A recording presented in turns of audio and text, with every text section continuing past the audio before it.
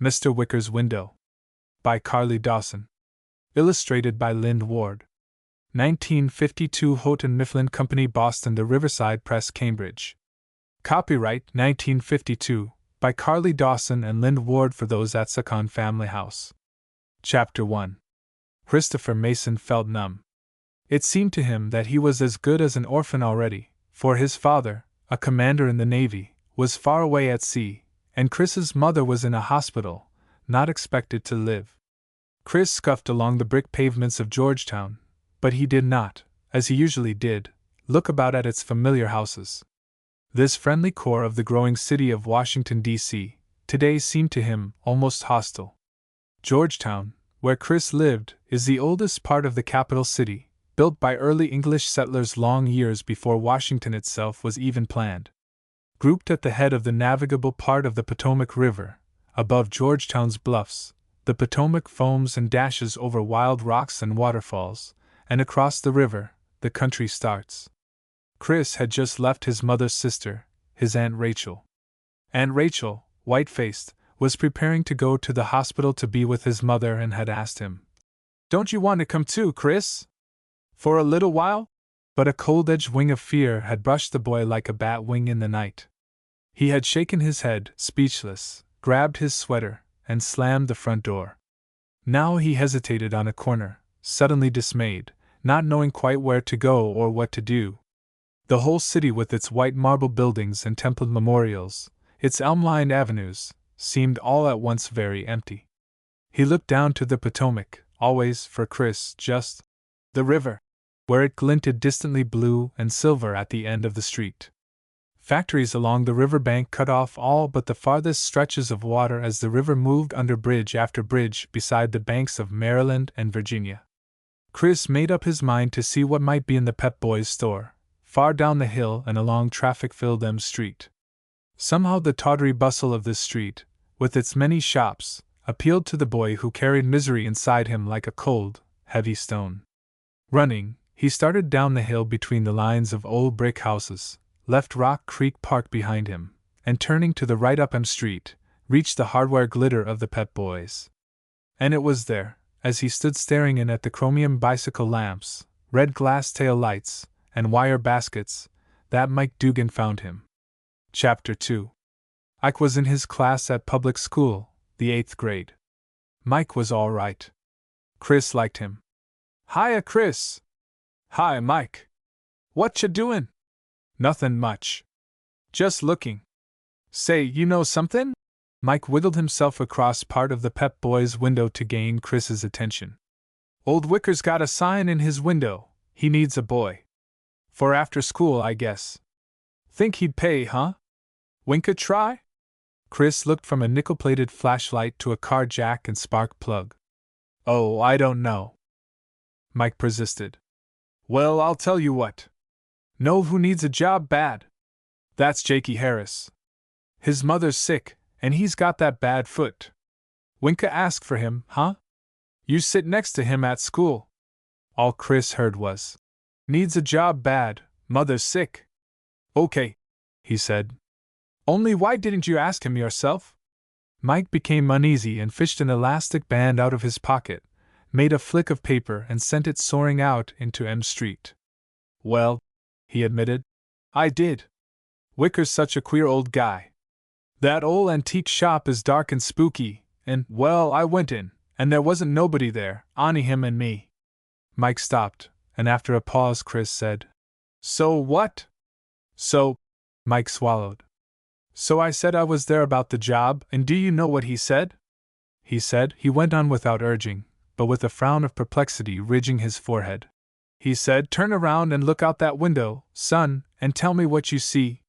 Mike stopped and looked at Chris with a comical expression. "Everybody knows what's outside his window," he burst out. "Of all the silly things! But I turned around and looked, like he told me to, and of course there was the traffic going by, and trucks, and cabs, and people crossin' the street, and the freeway overhead, and you know." "So what did he say?"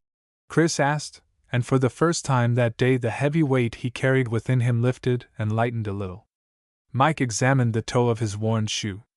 "Oh, he just smiled, that funny little crackly smile, and said, "I'm sorry, young man, you won't do." For a moment both boys stared into one another's eyes, each questioning, wondering, and neither being able to supply the answer. At last, Chris broke the silence. "Queerest thing I ever heard." "Gee! What I suppose?" Mike took heart, his experience believed and his bafflement shared. He spoke cheerfully. "It doesn't make sense, but old Wicker's so old he may be addled, don't you reckon? Who else would keep an antique store where nobody ever looks? All the other antique places are along Wisconsin Avenue where people go to shop." "You reckon Jakey really could use the job?" Chris asked, his courage ebbing as he pictured to himself the dark little shop with its bow window of small panes, and Mr. Wicker, so thin and wizened he seemed only bones and wrinkles. "Think he really needs it?" he pursued. But Mike was certain, or perhaps he needed a companion in this curious experiment. "You bet he does! He told me at noon today he wished he could find something that would help bring some money in. His mother's sick," he repeated, "and Jakey Don looks so good himself." "Well," Chris said, half agreeing. "I'll go with ya," Mike announced, as if that finished the argument, which, as a matter of fact, it did. Chris did not feel too happy about his mission and hung back a moment longer, looking in the Pep Boys' window at things he had already seen. He would have liked to get the job for Jakey, who needed it, but somehow the task of facing Mr. Wicker, especially now that the light was going and dusk edging into the streets, was not what Chris had intended for ending the afternoon. Although he had not been quite certain how he had meant to spend the rest of the remaining daylight, Mike's plan did not seem to fit his present mood. "Are you coming?" Mike challenged, with a hint of derision. "Yes," said Chris suddenly. "I'm coming. I'll ask for Jakey." Mike's expression changed at once to one of triumph, but Chris was only partly encouraged. The two boys walked to the corner of M Street and Wisconsin Avenue. Traffic roared up the first short block of Wisconsin from under the high steel freeway down to their left. Chris glanced down the slope of Wisconsin. Houses and shops thinned suddenly on both sides of the street. Far down at the very end, on his side, he could see the brick walls and slate roof of Mr. Wicker's house. Chris knew it well, for times without number he had pressed his nose to the square Georgian panes of Mr. Wicker's window to gaze at the strangely fascinating jumble of oddments that were displayed. Now, however, he felt in no mood to visit the curiosity shop and stood shifting his feet and looking aimlessly about. Mike, beside him, was becoming restive, and gave him a poke. "Bet you aren't going after all." Chris turned on him. "M2." Mike looked disdainful. "Ah, you're stalling." "Not any such a thing. I'm going now." "Okay, let's see you." Chris turned his back on Mike and started down the hill. After a step or two, not finding his friend beside him, he turned. Mike was standing on the corner. "Hi!" Chris called, indignant. "You said you were coming with me." "Well, I was." Mike held back. "But I just remembered. My mother told me to bring her some stuff from the Safeway. I'll run all the way and come back and meet you." "Ah, shucks!" Chris kicked at a non-existent pebble and scowled. But a chore was a chore, and was never worth discussion. "I'll meet ya in 15 or 20 minutes," Mike shouted. "It won't take me long." And throwing out his hands to signify that there was nothing he could do about it, he disappeared. Chris started off once more, passing the bleak little Victorian church perched on the hill above Mr. Wicker's house.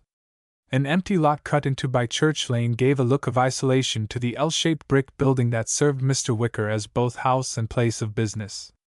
Chris paused to look below him. Even from where he stood, 50 feet above the house, the slope of the hill was sharp and the plan of the house below him could be plainly seen. It was built like an inverted L, the short wing faced towards the street and the traffic of Wisconsin Avenue. The longer wing, toward the back, had a back door that opened onto Water Street.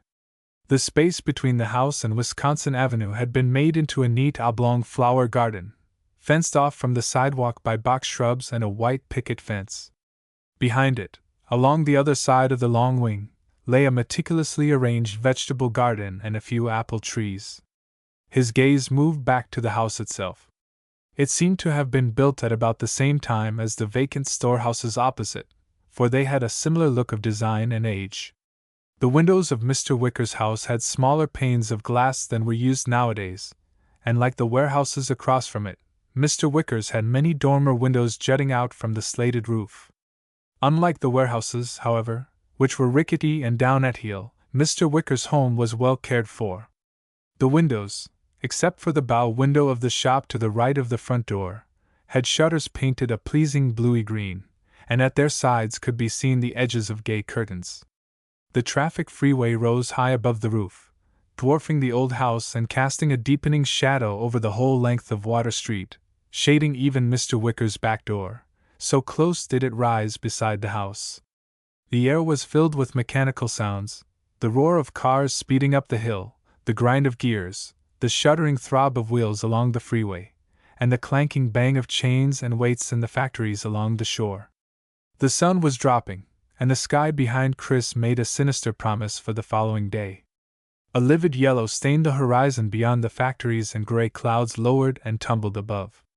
The air was growing chill, and Chris decided to finish his job. All at once he wondered how his mother was, and everything in him pinched and tightened itself. At the foot of the hill he reached the house. As he came to the bow front, the old familiar excitement that always seized Chris when he looked in Mr. Wicker's window touched him again, and he stopped to look at its well-memorized display. For as long as he had stopped to look into Mr. Wicker's window, which was as far back as he could remember, Chris had never known the objects to vary or be changed. There were three things that always caught his eye, amid the litter of dusty pieces. On the left, the coil of rope; in the center, the model of a sailing ship in a green glass bottle; and on the right, the wooden statue of a Negro boy in baggy trousers, Turkish jacket, and white turban. The figure was holding up a wooden bouquet, the yellow paint peeling from the carved flowers. The figure's mouth was open in an engaging toothy smile, and its right hand was on one hip, on the chipped red paint of the baggy trousers. The ship, so often contemplated by Chris that he knew every tiny thread and delicately jointed board, was a three-masted schooner, sleek of line, painted, at one time, a dazzling white. Now, with dust dulling the green sides of the bottle, its sails looked loose, its sides grimed. But the name still showed at the prow, and many a time Chris, safe at home in bed, had sailed imaginary voyages in the Mirabelle. It lay there snug and captured, as if at the bottom of a tropical sea, seen through the glass sides of the bottle, and Chris never tired of looking at it. But perhaps the coil of rope, so meaningless, so meaningful, held his imagination by an even stronger hold. Why a coil of rope in an antique shop? Who would want it? People bought rope in a hardware store. There was one farther along M Street near the old deserted Lido Theater. But here in an antique shop? Chris shook his head as he stared. He had never seen anyone go into Mr. Wicker's shop, now he thought of it. How then did he live, and what did he ever sell? A sudden car horn woke him from his dream. He looked up, seeing for the first time the small card hung at a level in the window. In a beautiful script such as Chris had never seen before, but very legible, the card read. Jakey Harris came back into Chris's thoughts. He looked over his shoulder at the darkening sky streaked luridly with citrus strokes, noticed the wheel and tackle high up at the loft door of the warehouse opposite, and put his hand on the doorknob. The last flicker of light scud across the steel sides of the freeway to pick out the lettering above the shop window. Chris opened the door and a bell jangled, very faintly, but with persistence, far away in some distant part of the house. Chapter 3. Last reverberations of sound hung in the air and jangled in Chris's head. Of the many times he had examined Mr. Wicker's window and pored over the rope, the ship and the Nubian boy, he had never gone into Mr. Wicker's shop. So now, alone until someone should answer the bell, he looked eagerly, if uneasily, around him. What with the one window and the lowering day outside, the long narrow shop was somber. The ceiling seemed close above Chris's head. Heavy hand-hewn beams crossed it from one side to the other. A few dusty pieces of furniture stood about, whether for sale or for use Chris could not determine, and almost lost in the black shadows at the far end were what appeared to be boxes and bales, piled one upon the other. The growing silence, now the bell had stopped, gripped Chris. A chill made itself felt in his feet and spread rapidly over his body so that he gave a convulsive shiver. He was about to turn and go out when, at the farthest end of the gloomy shop, a small primrose oblong of light seeped for a little way along the floor and a door opened. Fascinated, Chris stared, as into this distant pallor stepped the short and remarkably spidery figure of a man. Mr. Wicker's back being toward the source of light, Chris could not see his face. The figure paused, with a fragile hand scarcely bigger than that of a child's on the door handle, and then came forward. The silence, Chris noticed, was still unbroken as Mr. Wicker advanced toward him, and Chris shuddered again as he stood waiting and watching, but whether it was with cold or with fear, and the room was indeed very dank and unaired, it would have been hard to say. When Mr. Wicker had come within a few feet of Chris, the final vestiges of daylight from outside reached the extraordinary man facing the boy, and for the first time Chris was able to examine the old man who was more legend than fact throughout Georgetown. William Wicker's face in itself was not forbidding.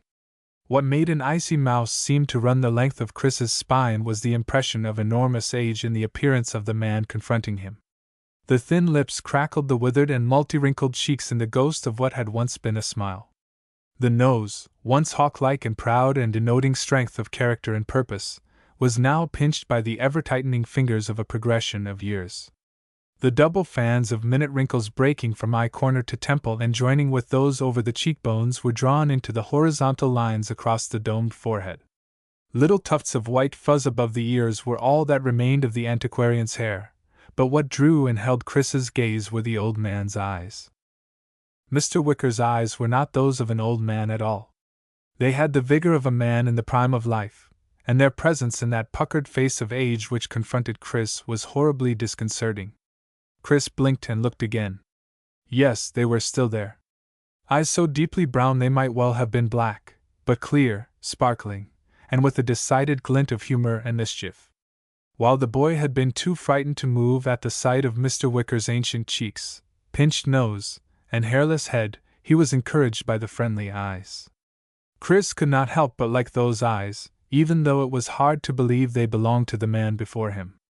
As though from a great distance Mr. Wicker's voice came to his ears, and this too, Chris found difficult to credit.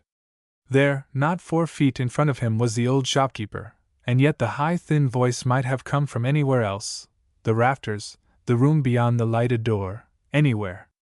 "Well, my boy! You wanted something?" Chris swallowed and his voice came back to him. "Yes, sir," he said. "I saw your sign, and I know a boy who needs the job."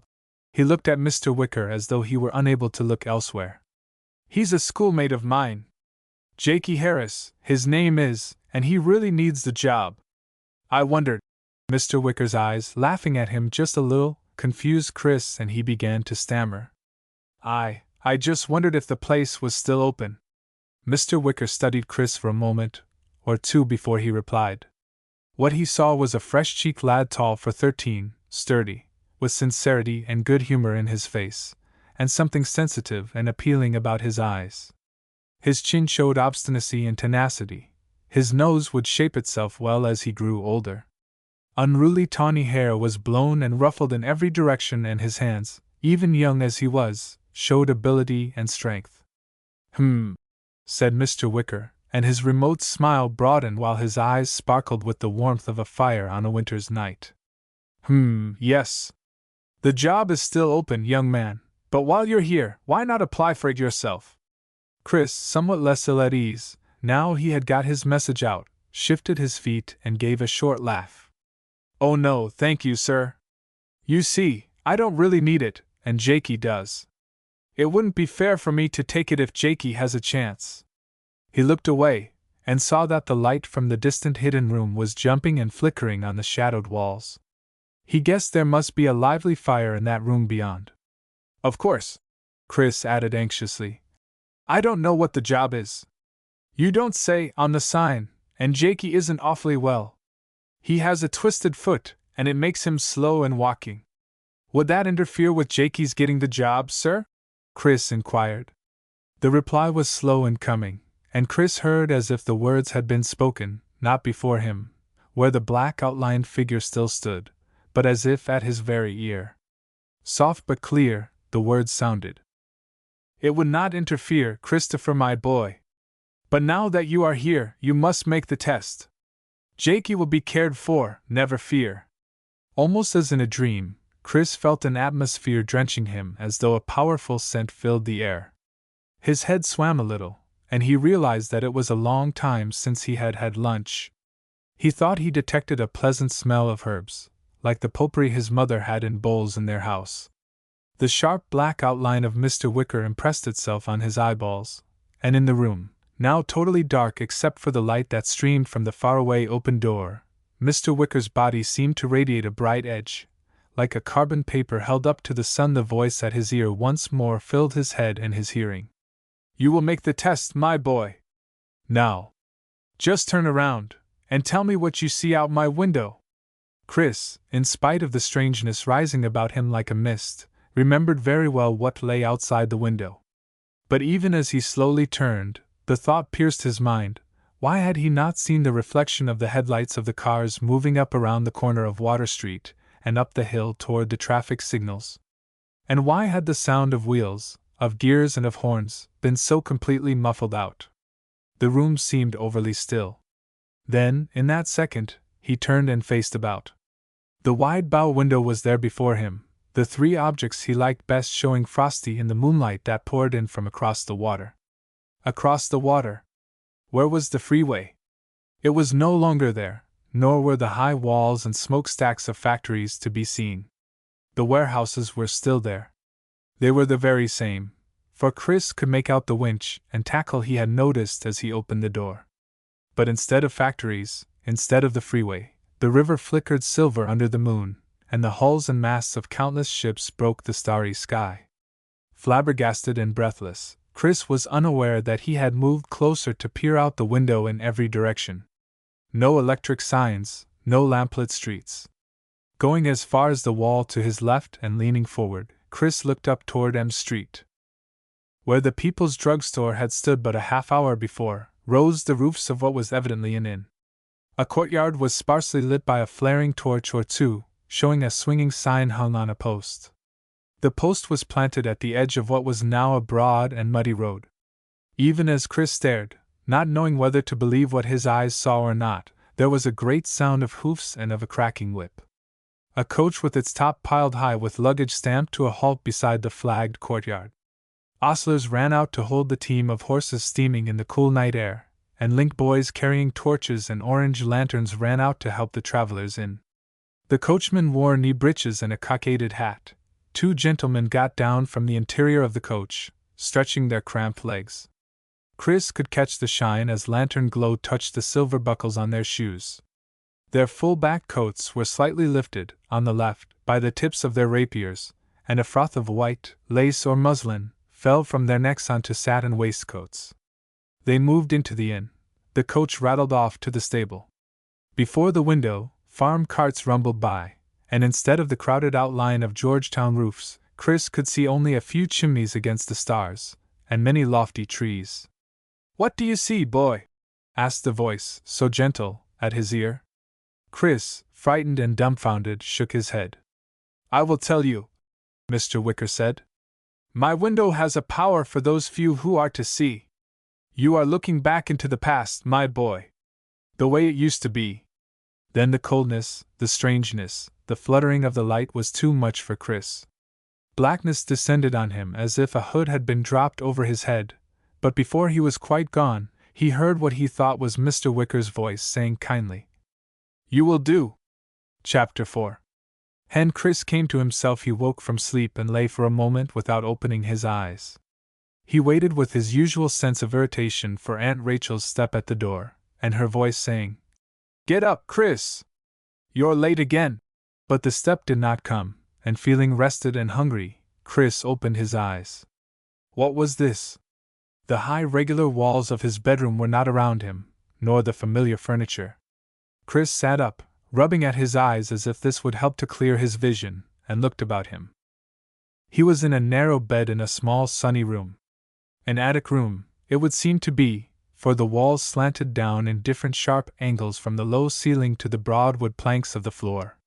2 dormer windows projected from the room beyond the roof, making 2 niches in the wall across from where Chris lay, and a third window in the wall above his head showed that the room, as well as being at the top of the house, was also at a corner of it. A door was just beyond the foot of the bed. A chest of drawers and a table with a blue and white porcelain wash bowl and pitcher stood along the farther side. Wooden pegs were placed at hand level here and there, and a rag rug in bright colors lay on the floor by the bed. The walls were white, and the sunlight poured in to dash itself upon the floor and splash up the walls in irresistible gaiety.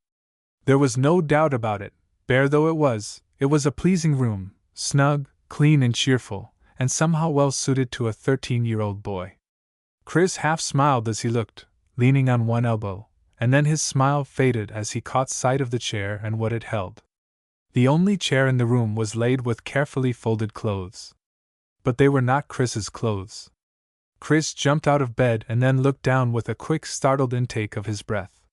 He was wearing a white nightshirt, something he had never even seen before and barely heard of. The sleeves were long and cuffed, and the nightshirt fell in linen lines to his feet. "Golly Moses!" Chris exclaimed, completely baffled. He returned to the examination of the clothes that were obviously laid out for him.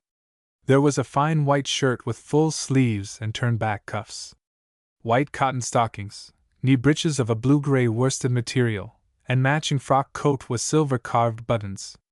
Below the chair, Chris saw, was a pair of black leather shoes with polished silver buckles. "Fancy dress, huh?"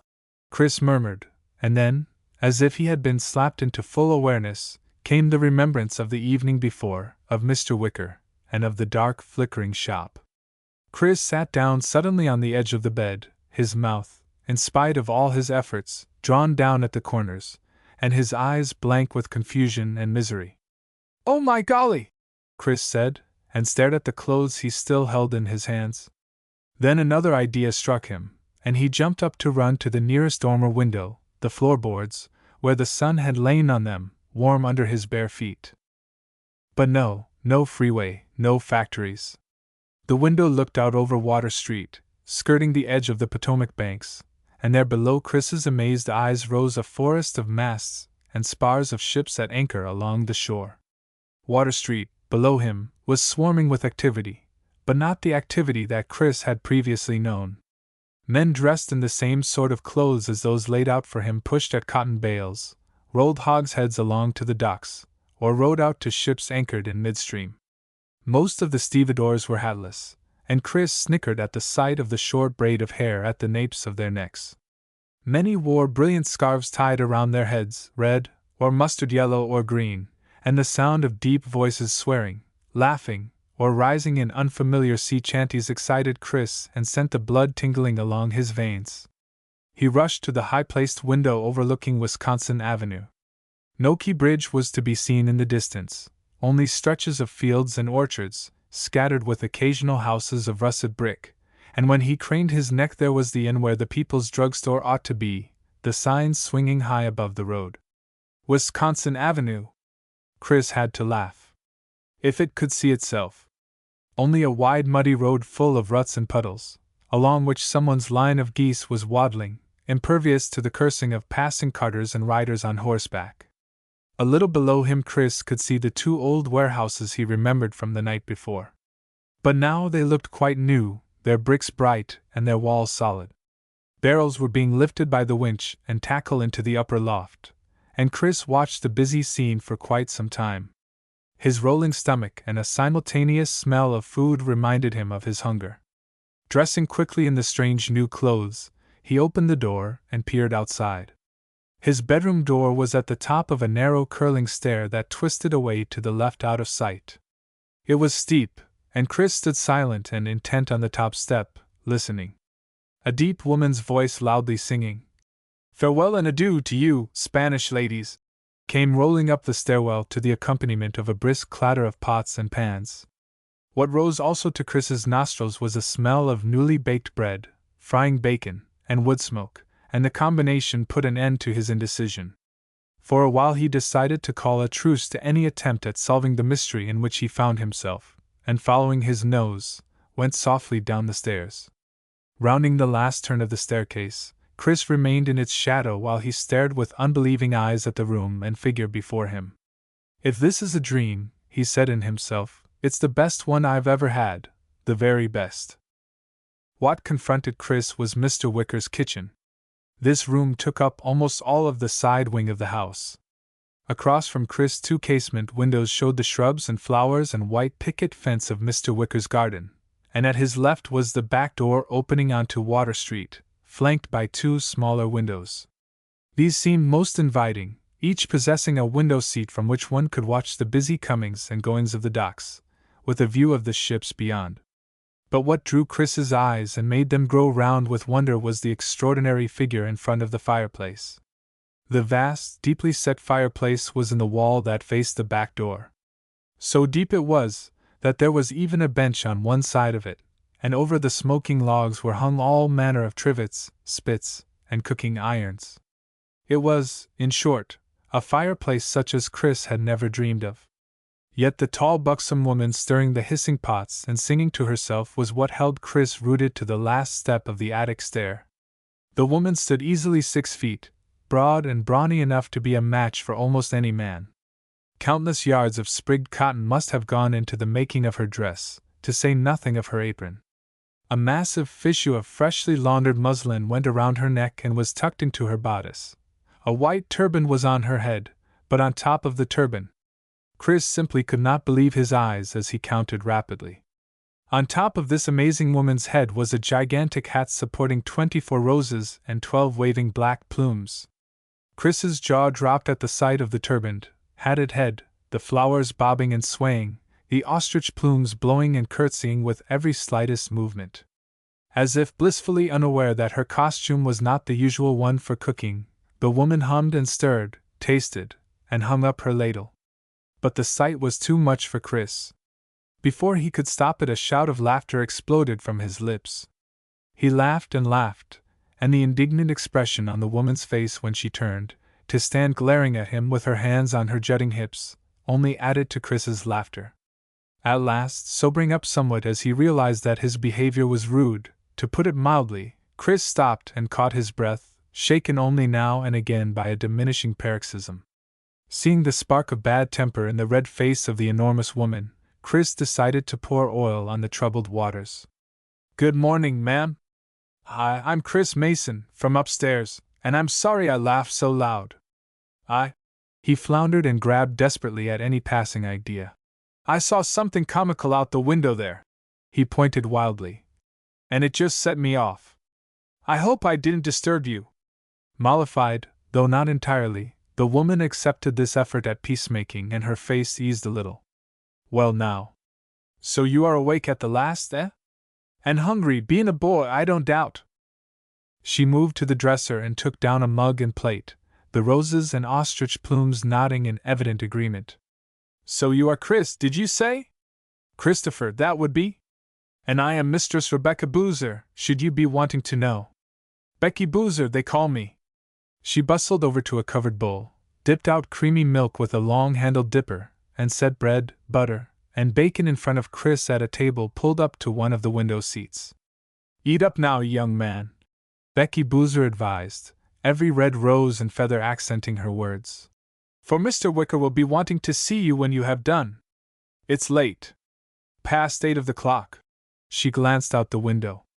"It might be just possible that Master Silly will be passing by before long for a mid-morning snack, and here I am gossiping with you instead of getting on with my work." Chris ate with a will, looking around as he chewed. The spotless brick floor and the starched curtains at the windows, the shining copper pans hung beside the huge fireplace, were proof of Becky Boozer's housekeeping. "Don't you have an icebox?" Chris asked, his mouth full. "What may that be?" Becky asked sharply.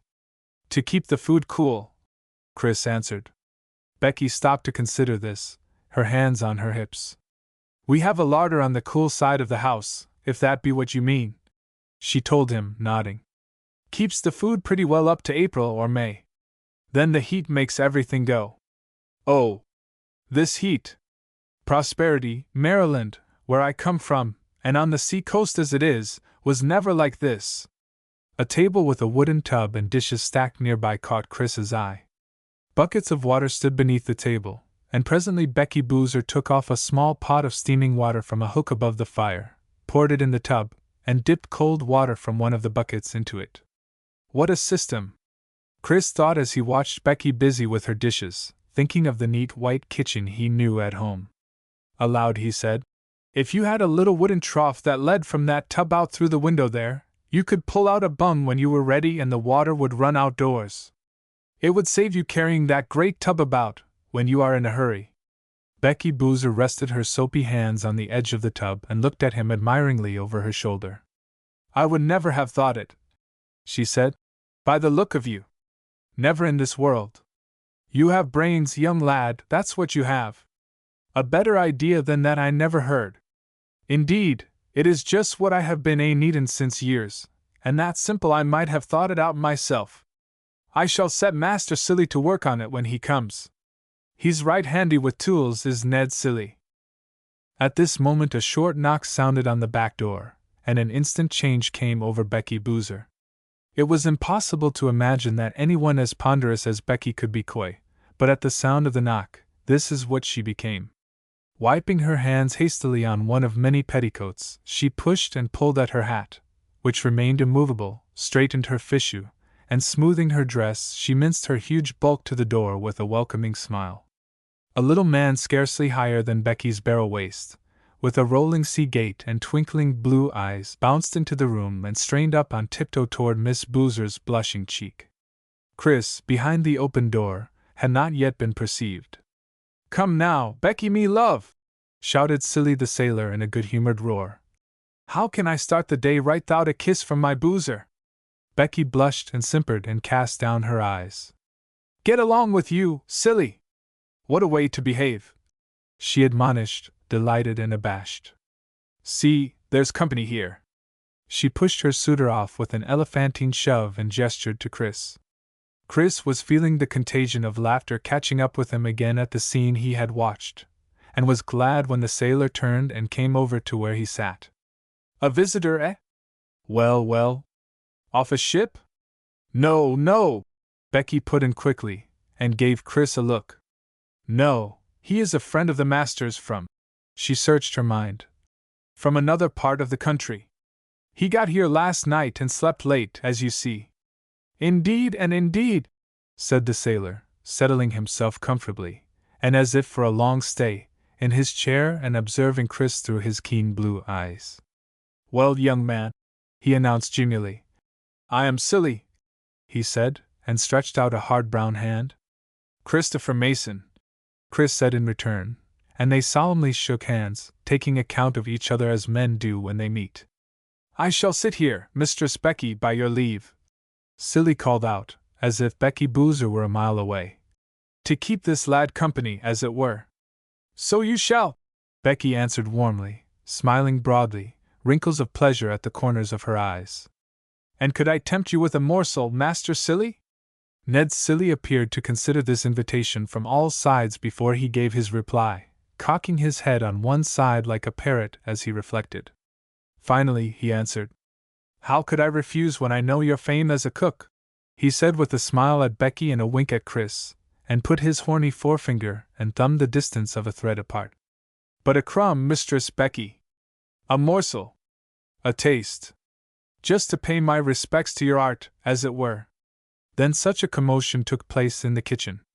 Chris watched flabbergasted, as Becky set before Silly a meat pie, a large cheese, fruit preserves, 2 kinds of bread, cakes and cookies, lattice tarts, and pickles in jars. And with a beaming smile Becky drew from a cask a jugful of ale which she set down on the table with a thud. "Just a morsel, Master Silly," she said, adding in a coaxing tone. "Try just a taste, to please me." Ned Silly, his eyes winking with anticipation and smacking his lips, attacked the meat pie and the cheese, tarts and pickles, with a will. "Here, try this," he urged Chris, heaping the boy's plate as lavishly as his own, and the two ate in silence and gusto while Becky stood by with roses and feathers bobbing. "You must keep your strength up, Ned Silly," she admonished, "for 'tis a hard life that you lead." she warned him. Ned paused long enough to swallow. Aye, that it is, he agreed, wagging his head, champing his jaws, and digging into the food. A hard life has a sailor, Ned said with an effort at sorrow, which failed signally, and he took a great draught of the ale. After a while Silly slowed, wiped his mouth with his hand and leaned back in his chair, rolling a dazed eye at the anxious face of the waiting Becky Boozer. Mistress Boozer, he announced, I am a new man. He heaved a sigh of repletion. You have saved me again. Ah, Mistress Becky, what a treasure you are!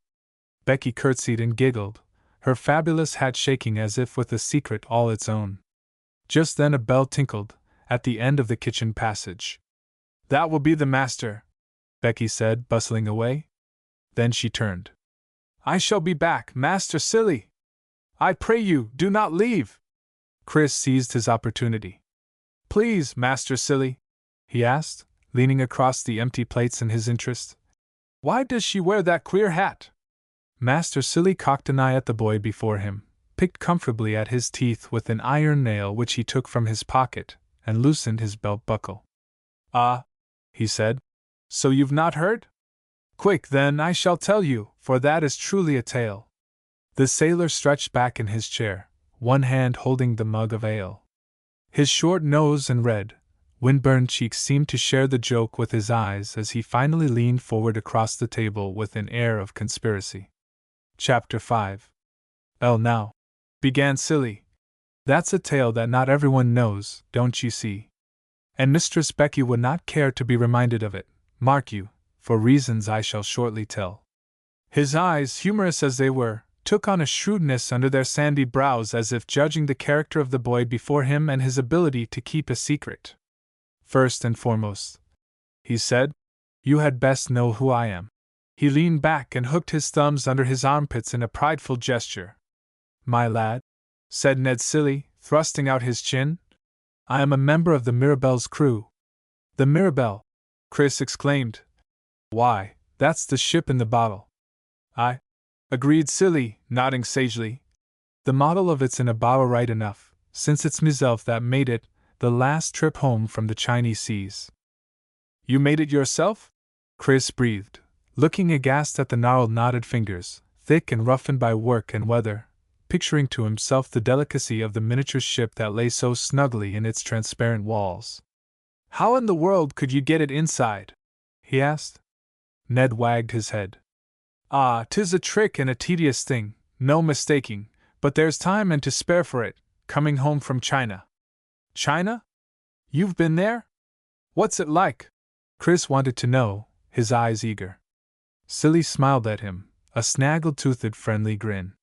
That's a tale for another time, my boy, for there's much telling there. You wanted the story of Becky's fine hat. Yes, Chris urged. Before she comes back.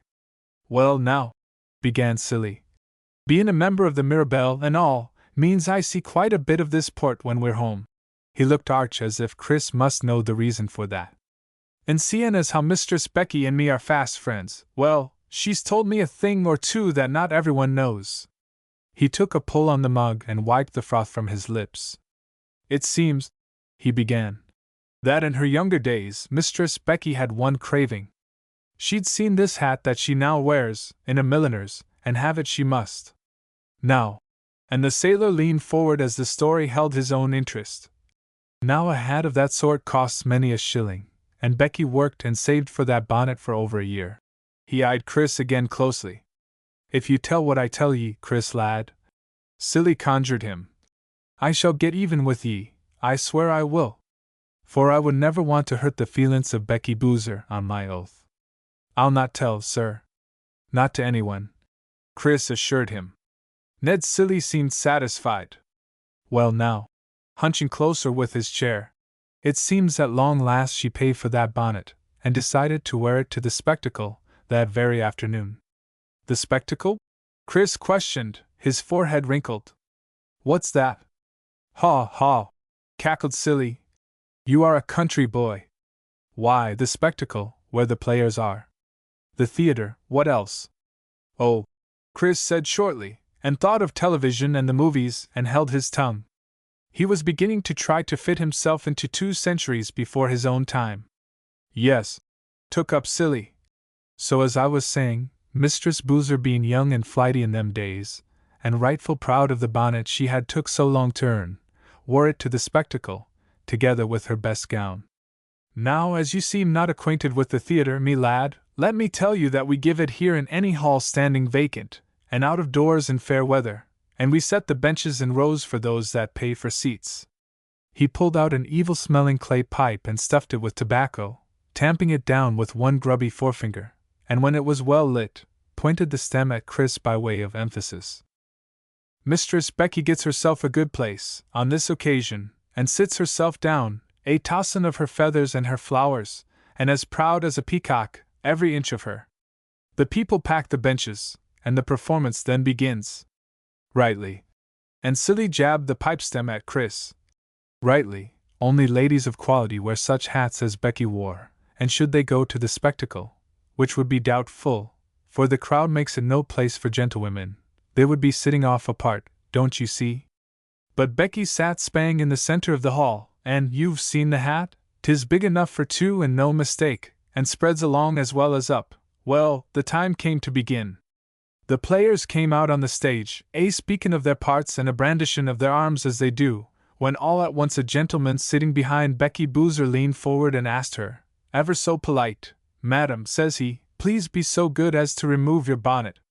Here Silly leaned forward, one hand on his stomach to facilitate a bow, aping as best he could the speech and manners of a gentleman. In a flash he resumed his own character and turned to Chris. "Well, did she take it off?" Ned demanded of Chris, frowning with concentration. 'Twas asked with rare politeness. Anyone would agree to that. He shook his head solemnly. "Why no, Master Christopher, that she did not. Our Becky had just paid the final pence upon that hat, and after a year, 7 months and 18 days, the hat was hers. She wanted all beholders to admire it.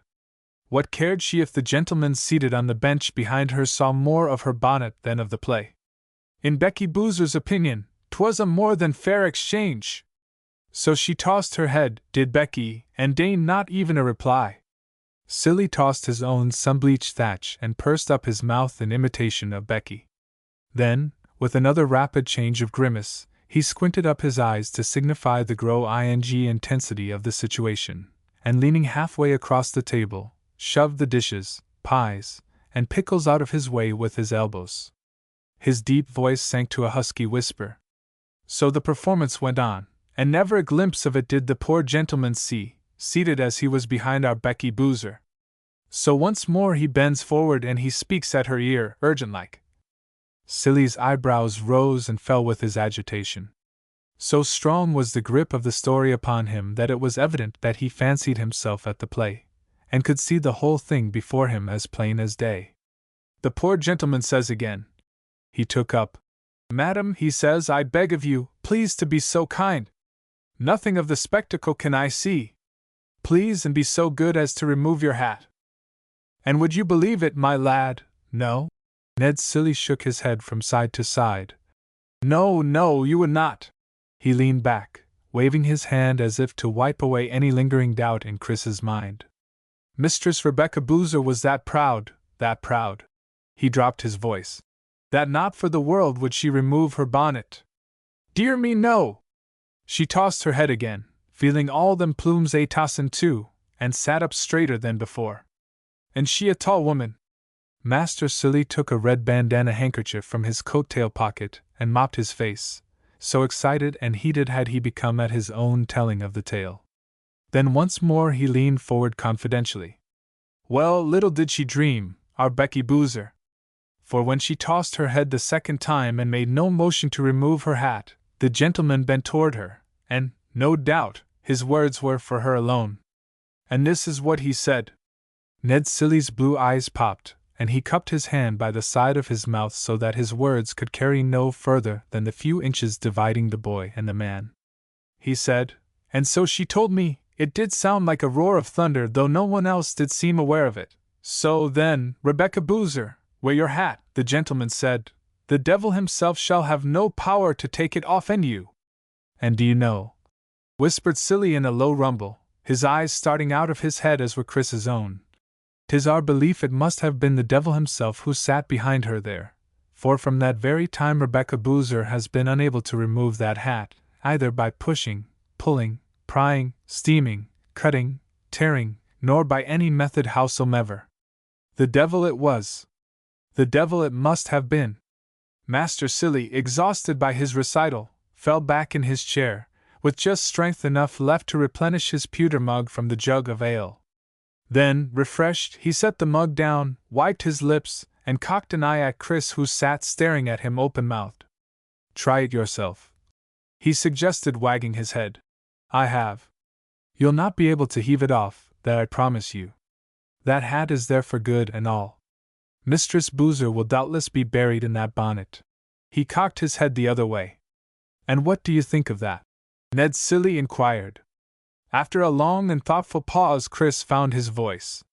"Master Silly," he said respectfully, does she sleep in it?"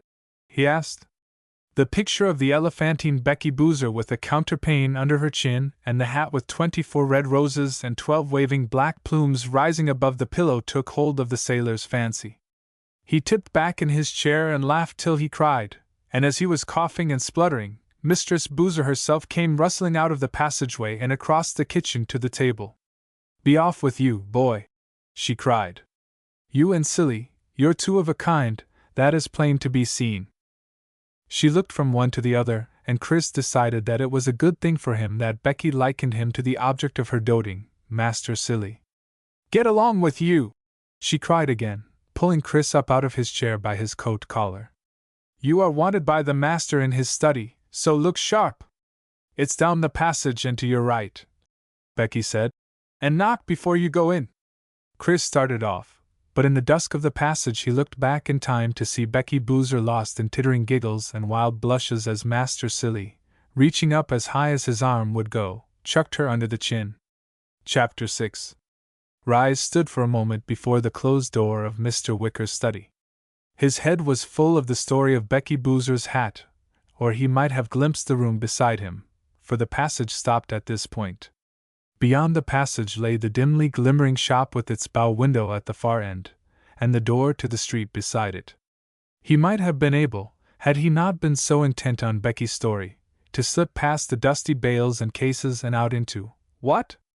But Chris's head was ringing with Ned Silly's tale, and with all the things, so different and so absorbing, that surrounded him. He put out his hand, knocked, and on hearing a low reply, stepped inside. The room Chris entered, his eyes round in order to take in every new sight, was a small study. It stretched across the back of the house.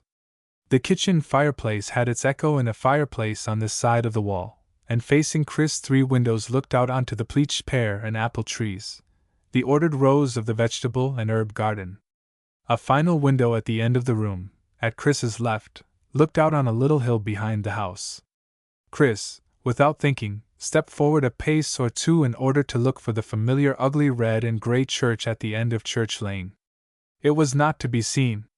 There was only a pasture hemmed by woods and fine trees with, in the distance Wareham Street should be, a roof or two. A thin voice, that came from nowhere and was everywhere, broke into Chris. "No, my boy. The church is not yet built. That will come in 70 years. In 1860, to be exact. Confusing, is it not?" Chris whipped about at the sound of the antiquarian's voice, but for a moment longer he could not see him, and looked toward the other end of the room with interest. Mr. Wicker's study was cozy and bright, well warmed by a cheerfully burning fire. The heavy curtains, drawn back now from the windows to let in the morning sun, were of a fine ruby damask. The furniture consisted, as far as Chris was concerned, of antiques. 2 wing chairs covered in red leather, tacked at the edges with brass-headed nails, looked invitingly comfortable. One had its back to Chris and the door, and the other was empty. Both were drawn close to the snapping logs. A grandfather clock stood in the corner between the fireplace and the first window, and gave out a steady deep talk. The carpet was a soft Indian rug of fine texture and many colors, red, blue, and gold predominating. Most surprisingly, A steep spiral staircase of polished wood came down into the room in the right-hand corner near where Chris stood, and Chris wondered for a moment if Mr. Wicker's voice had come from the top of the stair. Turning back, he saw that a desk, opposite him, stood between the two windows that faced the garden.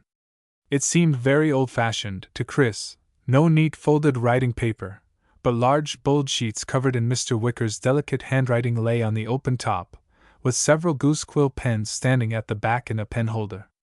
Chris noticed prints of sailing ships on the walls, and candlesticks holding candles and candle snuffers on the desk, table, and mantelpiece. A closed cupboard with carved doors stood at the far end of the room. Once again Chris turned back to look for Mr. Wicker, and to his astonishment, now saw him in the chair that he had thought empty a moment before.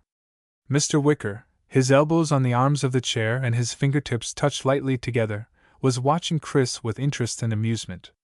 When the boy caught sight of him, Mr. Wicker nodded, smiling, and motioned Chris toward the other leather chair across from him. "Good morning, my boy," said the old man. "I trust you slept well?" Chris slowly let himself down into the offered chair. "Oh yes, thank you, sir," he replied. "I don't even know how I got to bed." Mr. Wicker made a sound that seemed to indicate that that did not matter. "And breakfast?" Mr. Wicker asked. "Becky fed you?" "Yes, sir." "And Mr. Silly, he fed me too." "Indeed?" Mr. Wicker's eyebrows went up in an inverted V above his bright dark eyes. "Ned Silly so early? Well, he is a loyal soul, is Silly. You shall know more of him." He fell silent, observing the boy sitting on the edge of the big chair. Mr. Wicker looked, as if casually, at the clothes Chris now wore, and which fitted him as though made to his measure. What he saw seemed to please the old man, for he nodded his bald head and his wrinkles multiplied themselves across his face in a way Chris took to be his smile. At last he spoke again, and his voice was strangely gentle and kind. So kind that the forlornness Chris had momentarily forgotten at the mystery of his position, the puzzlement and lost feeling that reclaimed him instantly should he allow himself to wonder at how he could get back again into his own life and time, was reawakened by the something he heard in Mr. Wicker's voice.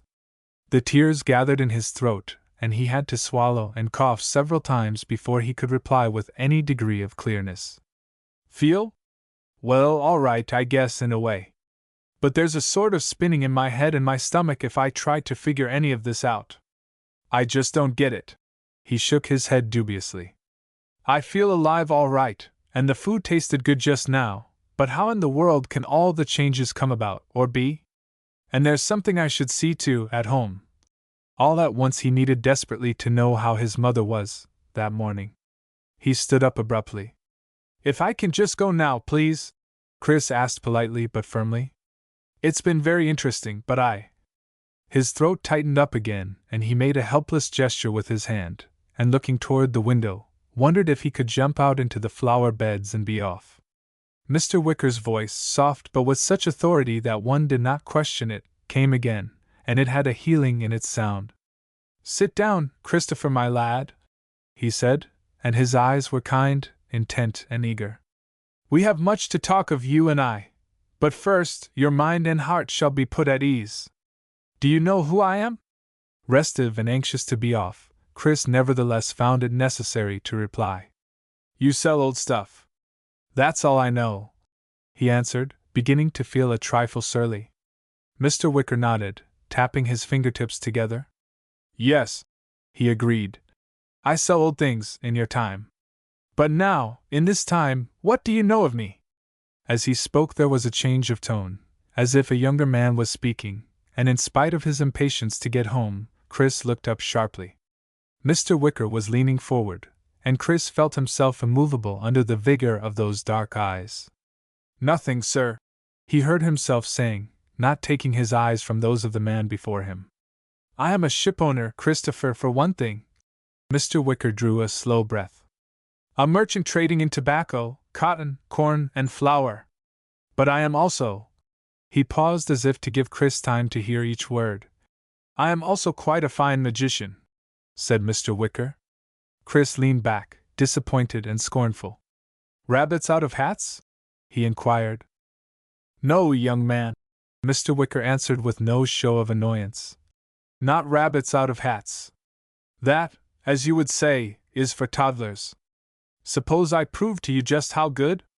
Go ahead, said Chris, whose only thought was still to get home, but who admitted to himself a faint stir of curiosity. Watch closely then, commanded Mr. Wicker. I have been in my 20th century shape so that you would recognize me. Now I shall regain my appearance of this time. Not a great change, I grant you, but there will be a difference. Watch me closely. Chris leaned forward in his chair. The room was well lit from three sides. Sunlight and firelight mingled to wash Mr. Wicker in their joined apricot glow. Added to this, the two chairs, Chris's and Mr. Wicker's, were not more than 4 feet apart. Chris hunched forward yet a little more to lessen this space and watch for any movement, however swift. He had seen magicians before, he told himself. But what he saw was so amazing that Chris's lips parted in astonishment, and his eyes stared unblinkingly. For the tiny figure of the old man before him, wizened with age and wrinkled past belief, before his eyes shook off not 10 or 20 years, but 150. It left him, while not a young man, middle-aged, a vigorous man of 40 years. The face was smoothed out and firm. Thick chestnut hair was caught back with a black ribbon bow. Dark eyebrows were level above the steady eyes. I don't believe it, Chris breathed. You looked almost like a mummy before. And now. Mr. Wicker rose from his chair, and now he stood 6 feet, no longer wizened, no longer feeble. Fascinating, is it not? He remarked, with a sardonic smile. A good trick, do you not agree?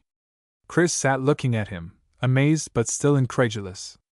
Well, yes, he admitted, but maybe with makeup or something.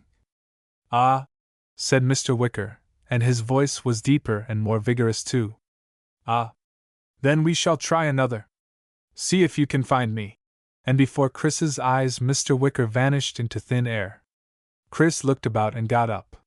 He looked under the chairs, under the table, behind the curtains, up the chimney, up the spiral staircase, out the windows, in short, everywhere and anywhere a man might hide, and in a great many places where it was impossible for him to be.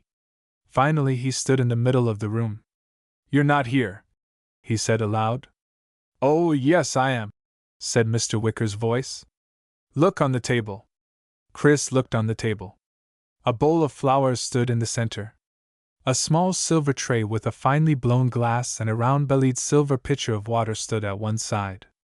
A few leather-bound books were all else to be seen, except, if one could count that, a bluebottle fly that buzzed, lit on the flowers, and buzzed again. It's not fair, Chris challenged aloud. You've got some trick hiding place. You're just not here. Yes, I am, came the voice.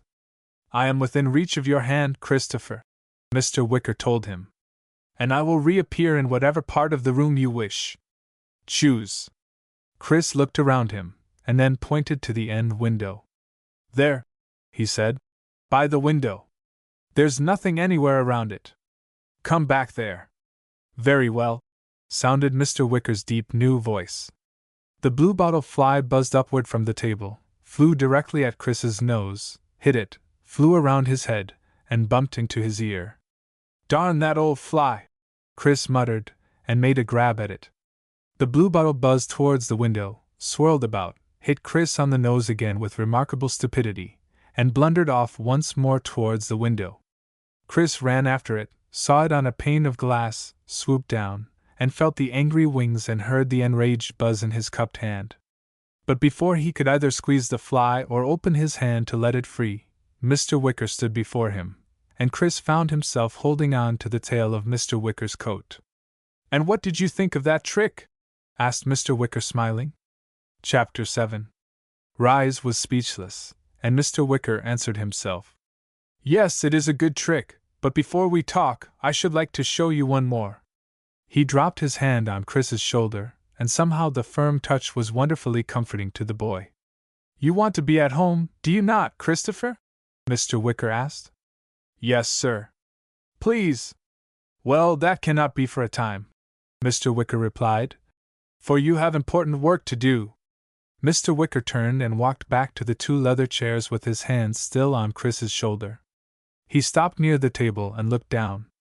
I know that all this. He waved a hand to take in not only the room but, Chris thought, the different time as well. All this seems impossible to understand.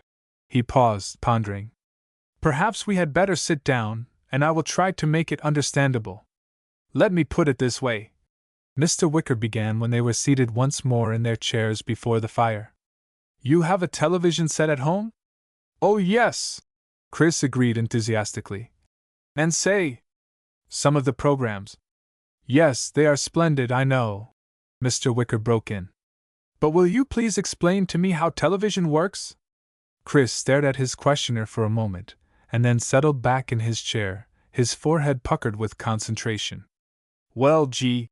He stopped. Well, he began again. I think it has to do with light rays passing through there's an electric impulse, see, I guess it's that sends out. He stopped altogether. Well, golly Moses, Mr. Wicker, he ended lamely. It seems to be pretty complicated to go into. Mr. Wicker smiled, a wide, engaging smile showing strong white teeth. It is, he agreed warmly, his eyes twinkling. Is it not? Very complicated. You probably would not be able to describe to me the details of how the radio or long-distance telephone work either, would you, young man? Chris had to grin back when he saw that Mr. Wicker was not laughing at him, but rather at the complexity of such mechanical things. No, sir, I guess not. We're just glad to be able to use them, I expect. Ah, said Mr. Wicker in a tone of immense satisfaction. Quite so. You are just glad to be able to use and enjoy them. Well then, my boy, the things I have just shown you, and what I am about to show you now, are parts of knowledge which are yet to be discovered and learned, in a time beyond your own. And the ability to move within time, Mr. Wicker stressed, leaning forward toward Chris. That faculty is also still in the future. In the meantime, it remains a rare gift. Mr. Wicker put out a lean, strong hand and tapped Chris's knee. You have it, Christopher. You were born with the ability to move backward into time that has passed. Whether or not you will ever master the gift of moving into the future, that, of course, Mr. Wicker shrugged, is impossible to tell. You may. But for my purposes, that you have been able to return this far is enough. He looked searchingly at Chris. Have you understood what I have been saying up to now? He asked.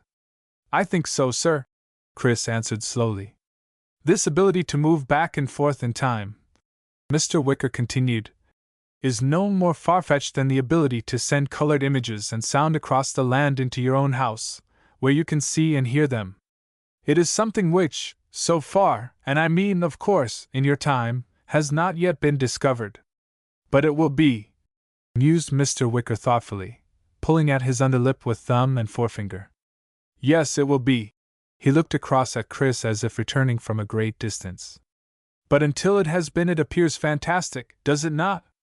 It certainly does, Chris replied with fervor. If it weren't happening to me, I wouldn't believe it. No, nodded Mr. Wicker. And I would not blame you. But now, he announced, rising and turning toward the table, you must have your mind set at rest regarding your mother. He motioned for Chris to join him. You will need to know only once, and they say. He smiled down at the boy beside him. They say that seeing is believing, so you shall see for yourself. Mr. Wicker picked up the round-bellied silver pitcher and set it in front of Chris. They say, too, Mr. Wicker said scornfully, that crystal balls are the things to look into. Perfect tommyrot. This will do equally well. Look and see. Chris bent to peer at the polished silver side of the pitcher. At first, it shone as no doubt it always did from Becky Boozer's powerful rubbing. Then, as he watched, the rounded side of the pitcher misted over, as if it had been filled with ice water. Next, the center of the misted portion cleared away, and as it cleared, a picture formed, welling up into his sight as if from within the pitcher through the silver of its sides. What Chris saw was a hospital room. On a white bed lay his mother, and beside her were his Aunt Rachel and a white-coated man Chris took to be a doctor. Then, as if inside his head, for he was not conscious of sound within the room which had grown deeply still. He heard voices and words, and saw the lips of the doctor and his Aunt Rachel move. The doctor said, "The turn has come. She will pull through, but she will need watchful care." "Oh, thank God! Thank God!" his Aunt Rachel cried, and covering her face with her hands, she burst into tears. The scene misted over once again, and when it cleared, the picture was merely a picture on a table in Mr. Wicker's room. Chris looked up at the man, who regarded him gravely. "Is that a trick too?" he asked. "Just to make me stay?" he demanded more loudly. "No, son," the man replied, and his eyes confirmed his words. "That is how it really is. My word of honor." And to Chris's great surprise, all at once he felt tears on his cheeks, while simultaneously a great lightness invaded him, and a wild wish to laugh. Mr. Wicker poured him a glass of water and held it out. "Drink this," he said. "All is well. You can be at peace. And now," he went on in a brisker tone, replacing the glass Chris had drained, "let us begin our talk." Chapter 8. Rise returned happily to his chair and curled up in it as if he were at home. Even Mr. Wicker's expression seemed to have changed, and as a matter of fact it had, for the relief and portion of content that showed now in the boy's face was reflected in some measure in that of the man. Before seating himself, Mr. Wicker rang a silver bell on the tray by the pitcher. In a moment Becky Boozer knocked on the door and stuck her gigantic hat through the opening. "You rang, sir?" she inquired, the feathers and roses bobbing as cheerily as live things around the sweeping brim. "I did, Becky. It occurred to me," said Mr. Wicker, looking sideways at Chris, "that some hot chocolate from Master Christopher and coffee for me would not be amiss at this hour of the morning. And," he added, seeing the interested spark in the boy's eyes, "some of your delicious little cakes, perhaps?" "Most certainly," beamed Becky. "Most certainly, sir. I have the chocolate hot, as it so happens, and some cakes new baked." She bustled off and in no time returned with a tray of china cups, matching flowered pots for coffee and for chocolate, a bowl of sugar, and a plate piled high with cakes. From one corner Becky pulled out a small table which she placed between the two chairs. The tray was safely settled, the fire given a poke and a fresh log before Mistress Boozer removed herself, in her starched dress and apron and her outrageous hat, from her master's study. "Now," said Mr. Wicker, pouring out the steaming drinks, "we shall refresh ourselves and you shall listen if you will." Chris took a sip of the hot chocolate and a bite of golden cake, deciding that he had never tasted better. This point decided on within himself, he gave his attention to the man across from him. "I told you," Mr. Wicker said, "that I was a shipowner and a merchant. That is true. But these are troubled times. A revolution has had the land in its grasp. Times are bad, and this vast land is now convulsed with the birth throes of democracy. Money is hard to come by, and much needed, for General Washington's troops were farmers called away from their harvesting or sowing. The period of healing, for them and for the land, will be long and costly." He paused to sip his coffee and then put the cup down. "Destruction is so fast, and to construct and build," Mr. Wicker said, staring at the fire, "that is what is slow." He turned to Chris. "Without financial help, without money for the beginning of this new land and this new government that is struggling to be born, this free place and this fine democratic experiment will fail. I know a way to save it, and you have been sent back into the past from our future, my future and yours, and that of the land, to help us and make it real. You will not disappoint me, Christopher?" Mr. Wicker turned burning eyes on Chris's face. "You will help your country get its start?" A wave of excitement such as he had never known surged over Chris, and he started to his feet, almost upsetting the table and making the cups rattle on their saucers. "Oh, yes, sir! You bet! If I can, I'll help." Mr. Wicker's face expressed his satisfaction. He rose too and held out his hand. "I knew you would," he said. "It had to be, for it could be no other way. But there is always doubt. Your hand, my boy, for we have work to do together." The two hands, large and small, were firm, one in the other, and Chris felt a new power coming to him from the man whose hand he grasped. "Listen closely," Mr. Wicker said, and Chris drew nearer. "There is a wondrous thing, unique in the world, and which, for the benefit of this growing country, we must obtain. Its possession will mean we can pay for many things: a new city here, tools, building materials. This wonderful object is the jewel tree belonging to the Princess of China." Chris waited, listening. "This jewel tree," Mr. Wicker went on, "is a tree that grows, that puts out leaves and flowers and bears fruit, but here is the wonder of it." And he bent his piercing eyes on Chris's intent face. "This growing tree is made of jewels, leaves and flowers and even seeded fruit. The leaves are emeralds, the flowers, diamonds and sapphires, the fruits, huge rubies seeded thick with pearls. Imagine such a treasure if you can!" He spread his arms wide and Chris's eyes were shining with excitement. "Imagine the possession of such a plant," Mr. Wicker went on. "Break off a branch of it, another grows. And flowers and fruit, much like your orange trees, bear both their fruit and flowers at the same time." They sat down again, the better to continue their conversation. "The taking of such a prize would be hard enough," Mr. Wicker continued, "for it is well guarded. But there is a greater hazard." He rose from his chair to walk about in his nervousness and eagerness at what lay ahead. Then he went on. "There is a man here, posing as a merchant. Claggett Chew. You will see him in the town when you walk there, which you shall do, presently. But he has some magic powers, and knows me well. Too well." Mr. Wicker shook his head and his eyes became slits of rage. "We have been enemies for long," said Mr. Wicker. "But he has yet to get the better of me." "Is he after the jewel tree too?" Chris wanted to know. "He is.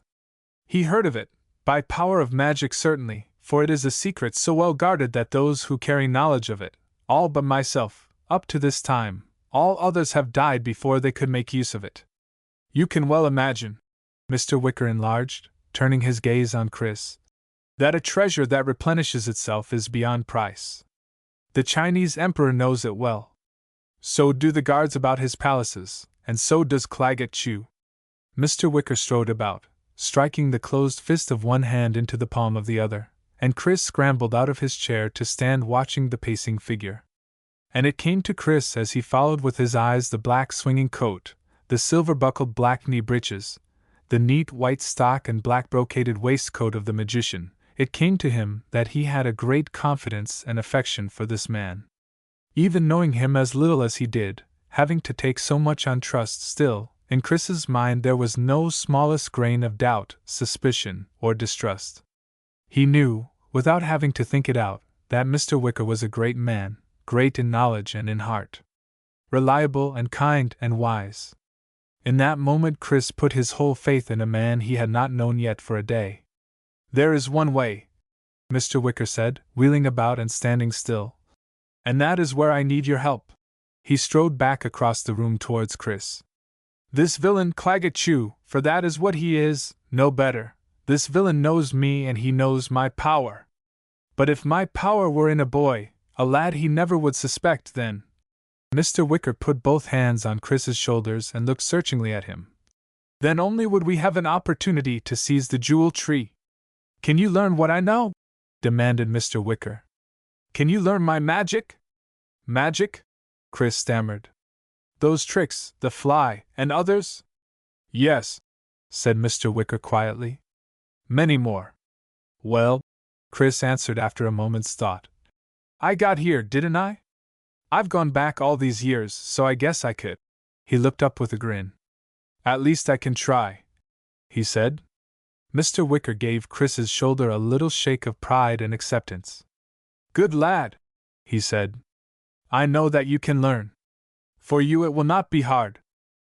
"There's just one thing," Chris said, with puzzlement in his voice. "You say, sir, seize the tree. That means just stealing it. Must we do that?"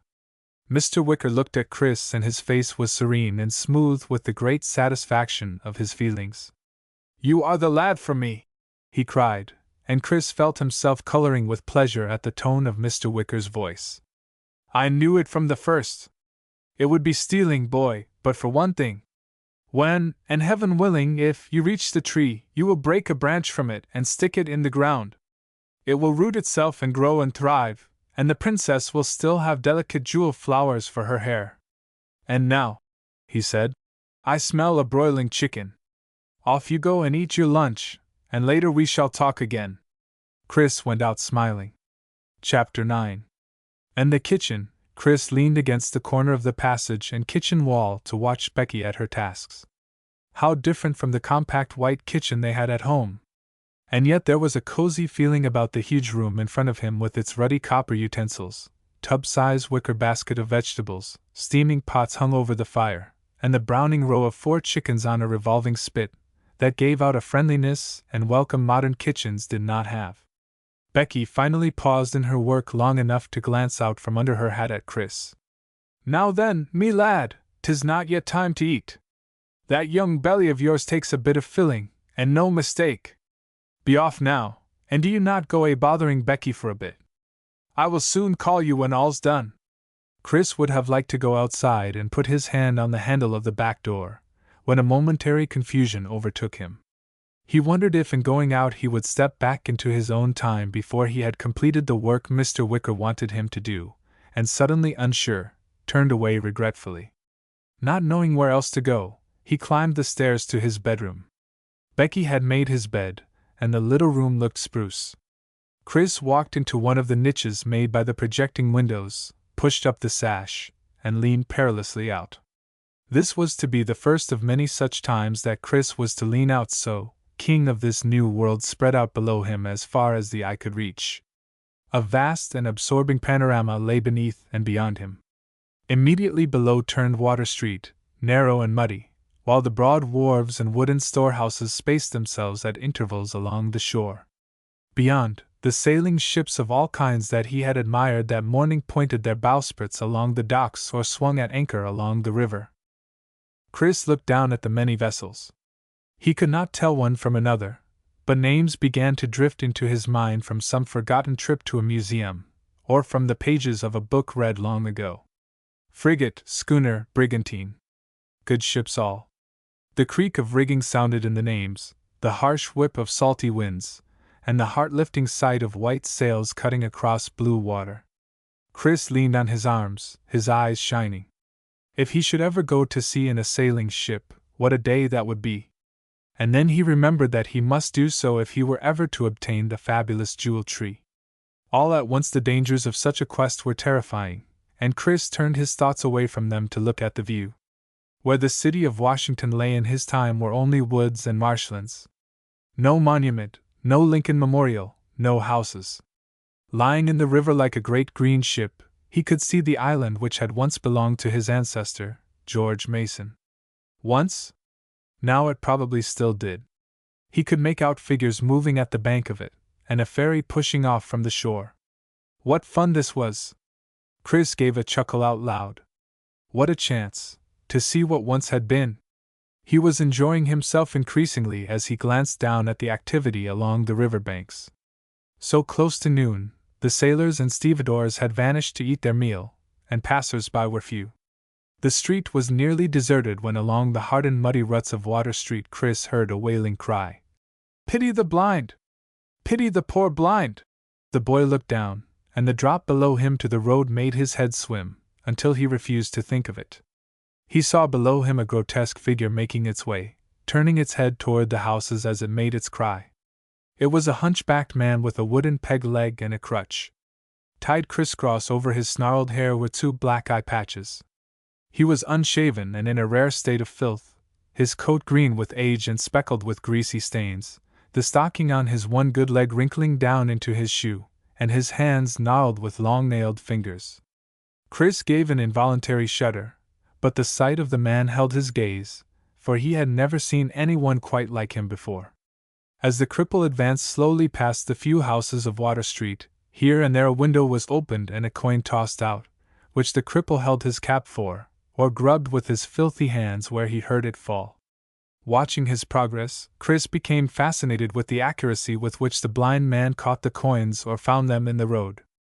After a passing gentleman on horseback had tossed a silver piece in his direction, The hunchback made off around the corner of the stables beyond Mr. Wicker's garden. The boy hung out even farther, and craned his neck to see what the blind man would do, for from his determined gait he seemed to have a purpose. Feeling along the side of the barn to guide himself, when he came to the back of it the cripple darted around, and then, to Chris's amazement, lifted the corner of one black eye patch and peered out from under it.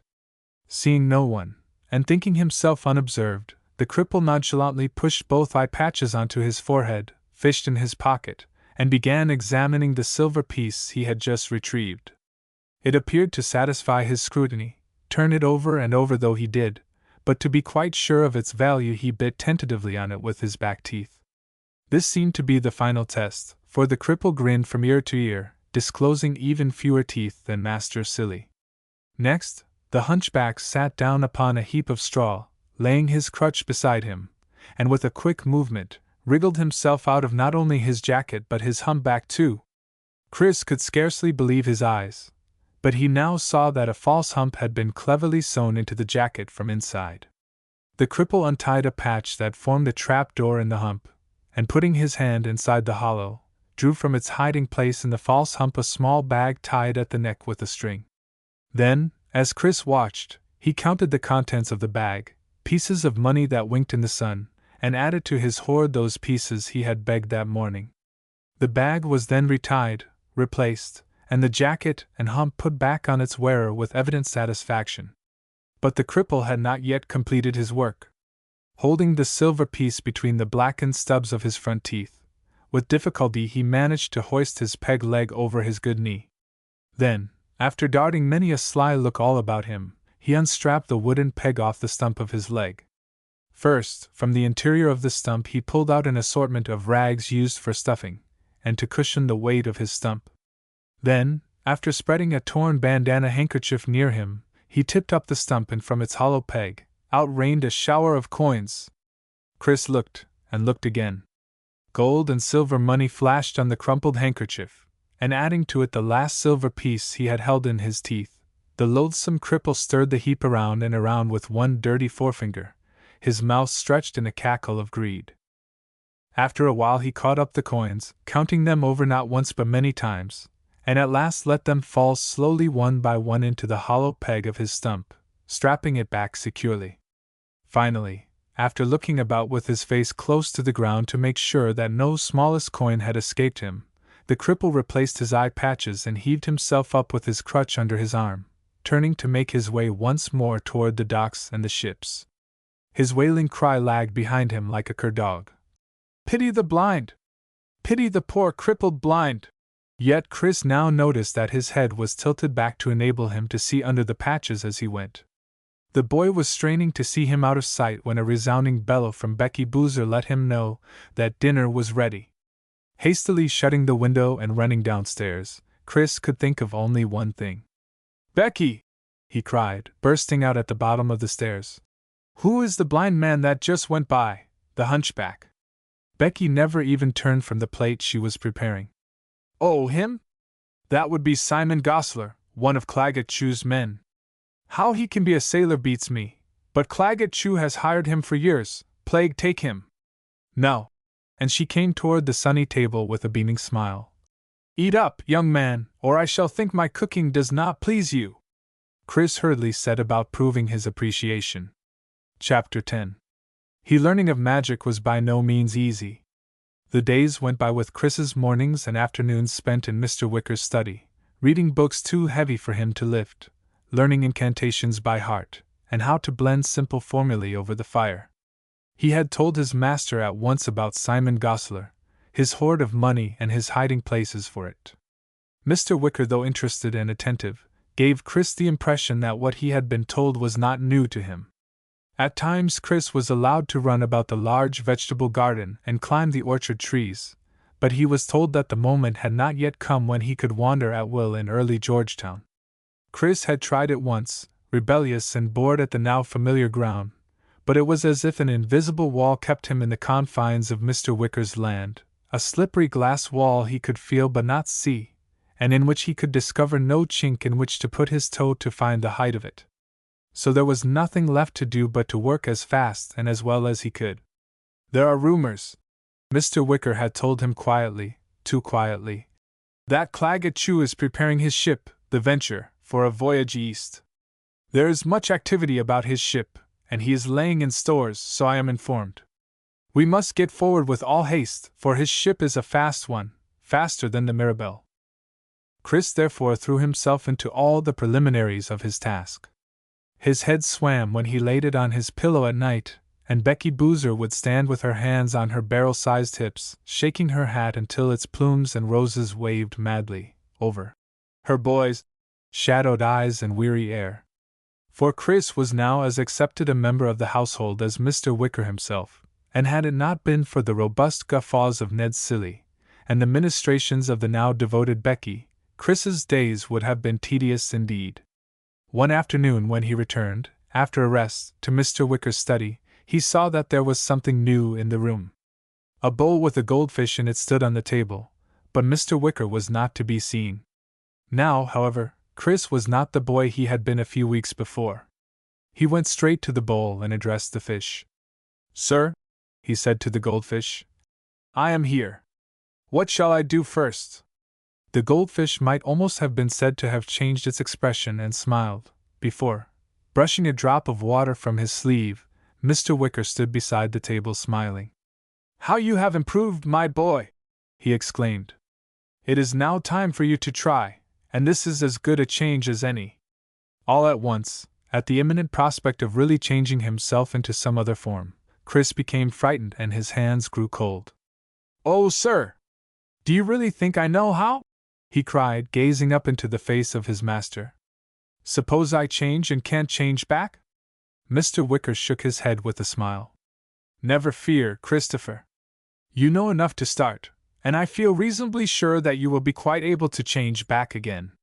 If you get stuck, I can help you. Come now," he said, putting out his hand to touch Chris's shoulder in a reassuring way. "Here you go. Remember Incantation 73, Book 1. Chris stared at the fishbowl, empty now. He remembered Incantation 73, Book 1, quite well, but his knees began to tremble, and he stood as if paralyzed. Mr. Wicker waited patiently beside him for a few moments for Chris to get up his courage. Then, as nothing happened, with a voice like a whip, Mr. Wicker said, "Start at once!" Chris was so startled at his usually gentle master's tone that without further thought or effort on his part, he began intoning to himself the words and sounds of Incantation 73, Book 1. As he went on, concentrating on becoming a goldfish in the bowl on the table, he became aware of a humming sensation in his head. This grew until it seemed that all his body was filled with this strange new vibration, tingling from his feet to the crown of his head. The sensation spread, faster and faster. His head swam and he felt faint and a little sick, but he persisted through the final words. Somewhere deep inside him there seemed a sudden lurch, and then a wonderfully cool, liquid sensation. He felt buoyant and rested and looked about, only to get a wavery, enlarged glimpse of Mr. Wicker, looking more like a reflection in a circus mirror than himself. With a light twist of his body, Chris floated over, to see that the room looked the same, and rolling back, could see that Mr. Wicker was peering in at him from above and smiling broadly. "Good Lord, I'm a fish!" Chris said, and he heard the words muffled as they came back to him through the water of his bowl. "Well, what do you know?" he thought, not without a feeling of pride, and commenced experimenting with his tail and fins with such enthusiasm and delight that some little time elapsed before Mr. Wicker's voice boomed close by. "Better come back now. Take it slowly, son." 74 Book 1 The Return. The same strange sensations flooded Chris as he made the change back to his own shape, but when he stood once more on his own 2 feet on the carpet in Mr. Wicker's study, he was pleased and happy despite his weakness. Mr. Wicker took hold of his arm and helped him to a chair, and taking a small vial from the cupboard at the end of the room, he dropped a pellet into it and handed it to Chris. "This will seem to smoke. Sniff the smoke and drink the liquid that remains," he said. Chris did as he was told, and his momentary weakness vanished, leaving him quieted and as strong as usual. "There now," Mr. Wicker said, rubbing his hands with immense satisfaction. "That was not so bad, was it? A peculiar feeling, But as you come to do it more often and more quickly, the change will come more rapidly, and in time you will be scarcely aware of the sensations at all. He looked at his pupil with pride. You will do famously, my boy. In another moment, when you have rested, we shall try another one. From that time, Chris became increasingly proficient, and as his ability grew he began to find magic a wonderful game, which he and Mr. Wicker played together. They played this new and unique form of hide-and-seek, each one taking a new shape, turn by turn, as a challenge to the other's powers of imagination and detection. Soon Chris could turn himself into a limited number of things, for even Mr. Wicker's magic had a limit: a singing bird in a cage, a part of the pattern in the brocaded curtains, or a section of the design in the Indian rug. The bluebottle fly or the goldfish became as easy as saying, "Eureka!" And on one occasion Chris turned himself into the chair on which Mr. Wicker was sitting, and then walked across the room on his 4 wooden legs carrying Mr. Wicker, who laughed more heartily than he had in years at this display on the part of his student. One day Chris wandered alone into the dusty shop. The time had nearly come when he could walk about in early Georgetown, and know that it would still be the Georgetown of the past, and not the one into which he had been born. This afternoon, a rainy one, he had tired of changing himself into and out of objects. Mr. Wicker was busy, and Becky Boozer had gone off to market accompanied by Ned Silly. Chris felt somewhat forlorn and lonely, as any boy might, and kicked an old piece of wood ahead of him into the darkness of the shop. Going up to the shop window, he stood with his hands thrust into his pockets, staring glumly first out the window and then, idly, at the 3 objects he had once loved to contemplate: the Mirabelle in her bottle, the coil of heavy rope, and the carved wooden figure of the Nubian boy. Without interest at first, Chris stared at the little Negro boy, so gaily dressed in full red trousers, gilded jacket, and white turban. The figure's shoes, carved in some Eastern style, had curved up pointing toes. Then all at once the idea came to Chris. If he was to be a magician, could he make this boy come to life? The prospect excited him wildly, for he had no companion with whom to laugh and share jokes. Grown people, however gay and kind, were never quite the same. The more he thought of it, the more Chris knew it had to be attempted. He squatted on his haunches, examining the carved wooden figure attentively, and felt convinced that, once alive, the boy would be an ideal and happy companion. But how did one change inanimate to animate? Chris got up and stole back to Mr. Wicker's door. He heard the magician going up the spiral staircase to his room above, and after changing himself to a mouse to slip under the door and see that the room was really empty, Chris resumed his proper shape and opened the doors of the cupboard at the far end of the room. On its top shelf was Book 3, a book a foot thick and bound in heavy brass studded with semi-precious stones in the form of signs and symbols. With difficulty, standing on tiptoe, Chris lifted it down, and placing it on the floor, turned over page after page. The afternoon, rainy before, increased in storm. Dusk came 2 hours before its time. Thunder snarled in the sky. At last Chris found it. There were the words, and there the charm. Certain elements were to be mixed and poured at the proper time. He hurried, memorizing as he closed the book, and hoisted it once more to its high shelf. Looking about, he found the ingredients that had been listed, and in an empty vial poured first 2 drops of this, and then 17 of that, and ran to heat it at the fire. Mr. Wicker began moving about upstairs. The floorboards creaked, and still Chris could not leave until the potion fumed and glowed. After what seemed an endless time, amid a growing grind of thunder, and in the almost darkened room, the phial in Chris's hand gave off an arching rosy glow. Chris, his cheeks hot from excitement and the fire, tiptoed out just as Mr. Wicker's step creaked on the topmost tread of the spiral stair. With infinite caution Chris closed the door silently behind him, and running lightly forward, reached the figure of the Negro boy. The words came out, interrupted by peals and cracks of thunder. The shop was black except for the paler crescent of the bow window giving onto the street.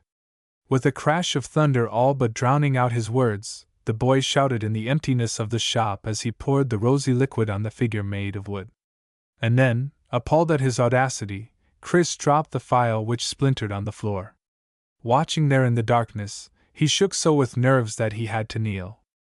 for in the blackness lit only by the lightning and its own eerie glow, the wood was changing as he watched. It was as if the stiffness melted. Under his eyes the wooden folds of cloth became rich silk, embroidery gleamed in its reality upon the coat, and oh! The face! The wooden grin loosened, the large eyes turned, the hand holding the hard bouquet of carved flowers moved, and let the bouquet fall. The feet of the boy twitched and shifted in their pointed shoes. Aghast, Chris remained frozen as the boy moved slowly, and a final boom of thunder seemed to split the sky apart. Outside, the rain poured down as if over some skyward dam. The boy looked down at Chris with a radiant smile and put out his hand. "I'll help you up," he said to the kneeling boy in front of him. "I am Amos." And as they turned, the light and the dark hands holding firm, the firelight was streaming from the distant door and Mr. Wicker waited. Chapter 11. Round that time on, Chris and Amos were inseparable, with the exception of those times when Chris studied alone with Mr. Wicker. Amos, during these hours, soon endeared himself to Becky Boozer, to whom he became invaluable, for he took over those chores Chris had undertaken as his share. These consisted of carrying water, peeling potatoes, or watching the roasting meat in case it should burn. For Chris had less and less time for such jobs, and Amos's laughter and willing happy nature soon made Becky spoil him as much as she did Chris. Another cot was put into Chris's room, and night after night they would hang out the two mansard windows, watching what went on below until it was too dark to see. Or else they would talk by the light of their candle until they fell asleep. Chris now knew how lonely he had been until he set Amos free from his wooden shroud, but, warned by Mr. Wicker, he did not tell his new friend that he came from another year, as yet unreached by the time they lived in. "It is enough for a while," cautioned Mr. Wicker. "That Amos get used to being limber and alive. That is change enough from a carved wooden figure. It would only confuse and trouble him to think you do not really belong where you are. So let him be happy. And I shall seal your lips with regard to the secret of the jewel tree, for that must be known to no one." And so saying, he rubbed a salve over Chris's lips. "Now tell me what you are to journey after," commanded Mr. Wicker. But when Chris attempted to talk of the jewel tree, the words would not pass his lips but remained in his mouth like a handful of marbles. "Good," said Mr. Wicker, rubbing his hands. "Not even to me. Excellent stuff, this," he added, turning the tiny case that contained the salve in his fingers. "I got it in India years ago, and this is the last of it. But I hardly imagine I shall need it again. Its use is somewhat drastic, but occasionally wise."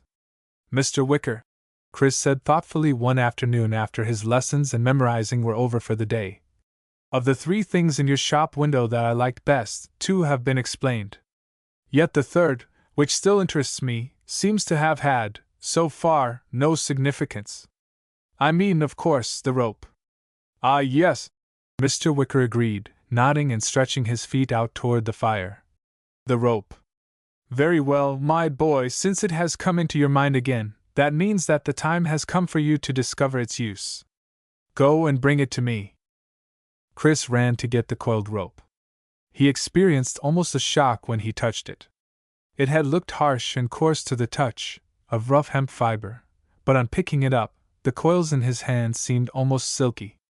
Certainly they were more than usually pliable. Returning to the study, the boy put the rope beside Mr. Wicker's chair. The magician did not move, his feet still stretched comfortably towards the flames. His dark, handsome face was dreamy and remote, and Chris wondered in what faraway place or time his teacher moved. The apprentice sat down cross-legged with his back to the fire, and presently Mr. Wicker took his gaze from the sparks and smoke to look thoughtfully at him. "You have heard of the Indian rope trick, Christopher?" "Yes and no, sir," Chris replied. "I'm not sure how it works." Mr. Wicker gave a chuckle. "Indeed? Well, let me tell you, my boy, no one else does either. The rope is made to go up in the air, so stiffly that the fakir, that is, the Eastern magician, can climb it. Some claim to have seen the fakirs climb up it, and vanish from sight, and the rope disappear after them." Mr. Wicker waved one hand as much as to say that those who had seen it could believe as they pleased. "A good enough trick in its way," condescended Mr. Wicker. But this rope is capable of so much more remarkable possibilities as to throw the Indian rope trick completely in the shade. With one of his quick gestures, Mr. Wicker reached down for the rope and was up and out of his chair, all in one movement. You shall learn, last of your lessons, a new way of using a lasso. Not lassoing. Mr. Wicker held up a finger to stress his point. That too you shall learn, but how to use this particular rope to make the most of its, shall we say, qualities. Mr. Wicker smiled his sardonic smile, though his eyes were snapping as brightly as the fire. Now, Christopher, he began, running the rope through his long, fine hands, just push that table and the chairs to the wall, there's a good lad, and we shall get the stiffness out of this rope. Chris cleared the room. And pull the curtains, my boy, added his master, for one never knows but that Amos or Becky Boozer might pass by at the crucial moment. What they do not know, murmured the magician, is best for them. When the room was satisfactorily arranged, and candles had been lit, Chris returned to stand by the fireplace beside his master, who was turning the rope lightly in his fingers. Now, Christopher, your attention, please, said the magician, and his tone was crisp and authoritative. Imagine that you are in need of a boat, and there is no boat. With several twists of his hands, the rope spun out into the middle air of the room. It moved and twisted like a live thing, and Mr. Wicker, Chris thought, seemed to be drawing the outline of a boat in the air with the moving line. Even as this thought flickered in his mind, the rope formed in midair the skeleton of a dinghy, and then, mysteriously, the rope added to itself until the bare struts and sides were filled in, and there, rocking lightly from the speed of its creation, a small rowboat hovered in the air, as if it were tied up to a dock. Go and feel of it, Christopher, Mr. Wicker urged. Climb in it if you like. I have left the two ends of the rope long enough to make oars, if necessary. Chris ran over and felt the sides of the boat. It was sound and secure, no doubt of that. He went all around it, pounding its sides, and at last heaved himself over to fall into its center. The boat never stirred, and stamp as he would, the rope bottom and gunwales resisted firmly. Gee! Mr. Wicker! Chris exclaimed. This is the best yet, except for Amos. Golly Moses! And as he sat down and took up the two loose ends of rope still remaining, he found that he held not rope ends but two oars. Even oars! Chris cried in delight. Mr. Wicker stood with his hands behind his back, the firelight outlining his black clothes and neat dark head. Yes, he said in a matter-of-fact voice. Quite so. Now climb out and I will show you some of the other shapes of which it is capable. A ladder, Mr. Wicker remarked as Chris rejoined him, is almost too simple. We can do that at any time. Grasping the end of one oar, with movements too fast for Chris's eyes to follow, in an instant the boat was a rope again, coiled over Mr. Wicker's arm. Now, said Mr. Wicker, and his eyes twinkled with mischief. The rope flew out again, but this time took a strange outline, the outline of an elephant. It will have to be a small elephant, murmured Mr. Wicker, his hands flying, because of the size of the room. The elephant, like the boat, took shape, the final ends of the rope hanging down at its trunk and tail.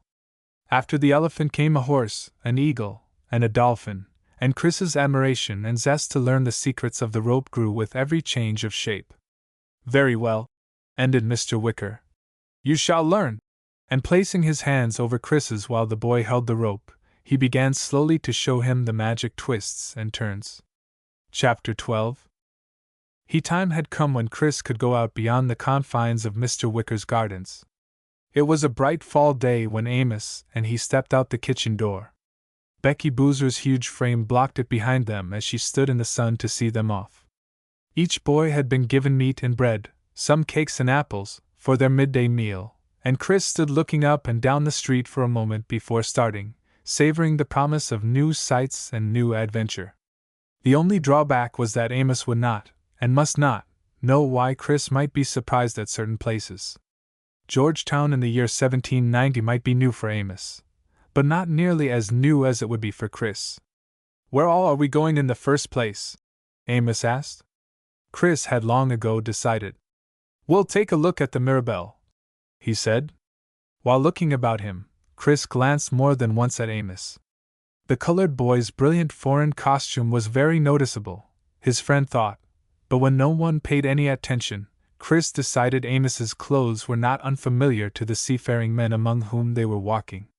A ship had just come in, the sailors browned and cheerful at being once more in their home port. Merchants in coats of fine but sober cloth were talking with the captain and mate, while they kept an eye on the cargo being laboriously unloaded by stevedores. For some time Chris and Amos stood watching the men carrying out bales or kegs on their shoulders. When one part of the cargo had been assembled on the dock, an auction was held forthwith to sell it off at once to the highest bidder. Listening and looking, Chris saw bolts of silk, hardware, china, wines and liquors, needles and pins, all manner of things auctioned and sold. The ship, American-owned, had come from England, and Chris overheard one man say to another, "See there, the thin man. That be Mr. Mason's agent. I heard he's here to buy the ballast bricks for his master's plantation on the island." Chris, not understanding, asked, "Ballast bricks? Please, sir, what's that?" The men, astounded to be interrupted by a boy, and looking down to see two, each with an apple in his hands, turned around, and after a moment's scrutiny answered, "Ballast bricks? Why, anyone knows that these are the bricks brought over in the hold, my lad, should there not be sufficient cargo, both to make ballast for the vessel and to sell once here. English bricks are cheaper than those we can make ourselves. Did you not know, young man," he said, frowning with disapproval, "that our bricks for building houses have all come from British kills?" "No, sir, thank you, sir," Chris said, and moved away, not in the least abashed. How I should have loved to have told him I didn't belong in this age anyway, and that in my time, we do make our own bricks. He chuckled to himself. Further on, a ship being painted a dazzling white caught their eyes. "The Mirabelle!" Chris cried, running forward, and sure enough, black and gold letters along her bow pronounced that indeed it was the Mirabelle. "I'd know those lines anywhere," Chris said to Amos, and the two boys stood gazing at Mr. Wicker's ship. The Mirabelle was a three-masted schooner of more than usually trim lines. Even at the dockside, the curve of her bow gave an instant vision of how the waves would curl back as she drove forward over the sea. At the waterline, a clear light green contrasted well with the white of her sides. Above decks, the size of the masts and neatly furled sails showed at a glance that the Mirabelle was hardy enough to weather many a storm, and also that her crew were able and well trained. Looking about, Chris soon spied Ned Cilley, on deck lounging against the side of the ship and smoking his pipe. Master Cilley's eyes lit up as he saw his friends, and hurrying down the gangplank, shook them by the hand as warmly as if he had not seen them for a month, instead of just the night before when he had shared with them what Becky termed a taste, a mere spoonful, of supper. Well, looky here," he exclaimed, delighted. "Chris and Amos, by me soul!" Ned Cilley beamed on them and leaned back on his heels for a better view. "Lookin' about, lads? That's the way. Is she not the finest ship that ever ye did rest your eyes on?" The boys were agreeing enthusiastically when a remarkable couple came into sight, pacing the decks of the Mirabelle. Soon the watchers were given a better look, for the two men came down the gangplank to examine cases that had been brought to the dock for loading, and Chris and Amos were hard put to it not to laugh out loud at the comical pair. The first man was so round and so short he appeared to have no legs at all. Below a tight round paunch, two small feet looking rather like mice went in and out as he walked. The roundness of his face was underlined by 3 folds of chin, but his small piercing blue eyes had a way of suddenly opening wide that made Chris feel the man was no fool. He constantly burbled with laughter and was in a high good humor, occasional remarks from his companion causing him now and again to chuckle with amusement. What the other man could be saying that was so entertaining Chris could not imagine, for he was the opposite of the fat, good-humored one. This second person was twice again as tall as the plump little fellow beside him, and was as dour and thin as the other was cheery and fat. He seemed in a state of perpetual depression, and no amount of chuckles on the part of the plump gentleman could cause even a passing smile over the long, sad face of the dour man. "Who in the world are they?" Chris asked of Cilley as they drew near. Cilley looked scandalized at Chris's impertinence in finding them in any way droll. Them? Why, bless me cap and buttons! That there's the captain of the Mirabelle no less, and his first mate. Captain Ezekiel Blizzard, he is, and Mr. Elisha Finney. Ned Silly told them, watching the earnest conversation of the pair with evident affection. Blizzard and Finney, that's them, he said. And a better captain and first mate is not come by in the whole land, I shall warrant you. He may look too plump for his own good, Master Silly went on, lowering his voice and bending down to be on a level with Chris and Amos. But believe me, there's no sounder captain afloat. They all know it hereabouts, for Ezekiel Blizzard knows the Chinese seas better than the sight of his own feet, make no mistake about it. As to Elisha Finney, he's glum, I don't deny, but faithful. That's true of the two of them. Whatever they can do for Mr. Wicker is law for Ezekiel Blizzard and Elisha Finney. They swear by Mr. Wicker, so they do, Ned said, wagging his head with the certainty of it. Mr. Finney's kind, too, Ned went on. Though he don't look it, bless me cap and boots. He's tender-hearted as a bird, under that gloom, is Finney. Could we go on board the ship? Chris asked, when the captain and Mr. Finney had moved off to the far end of the wharf. No, me lad, Silly answered gravely. 'Tis better not. Wait till the master do present you proper to the captain, for the Mirabelle is Captain Blizzard's castle, like. I would sooner you were asked aboard by him. Then, seeing Chris's crestfallen face, Silly clapped him so heartily on the back that the boy staggered forward a pace or two. Come now! Cheer up! Ned cried. Come meet some of the crew, he invited, and taking Chris and Amos's arms, drew them towards a group of seamen. Chris looked quickly around at the faces of the men, for these, he secretly knew, were to be his companions on a long sea journey soon to start. With a deep sense of relief he found that he liked them all. All, perhaps, but one. Then he gave his attention to Ned Silly, who with a flourish was making the introductions. Me lads, he cried. Here are two likely young UNS, living at the house of Mr. Wicker. Ye've heard me speak of them. Amos, here, on me right, and Chris, that's on me other side. He beamed at both and on the men confronting him. Now, boys, he roared, this good man here is Bowie. A short, muscular, bow-legged man with a friendly grin nodded his head at them and cut off a piece of black tobacco with his knife, stuffing it into his mouth, knife blade and all. Chris gave a shiver as the blade went in and came out, and Bowie champed contentedly on his chew. This here's Elbert Jones, Silly went on. And that one's Abner Cloud, and that one, pointed Ned. That one's Zachary Hay.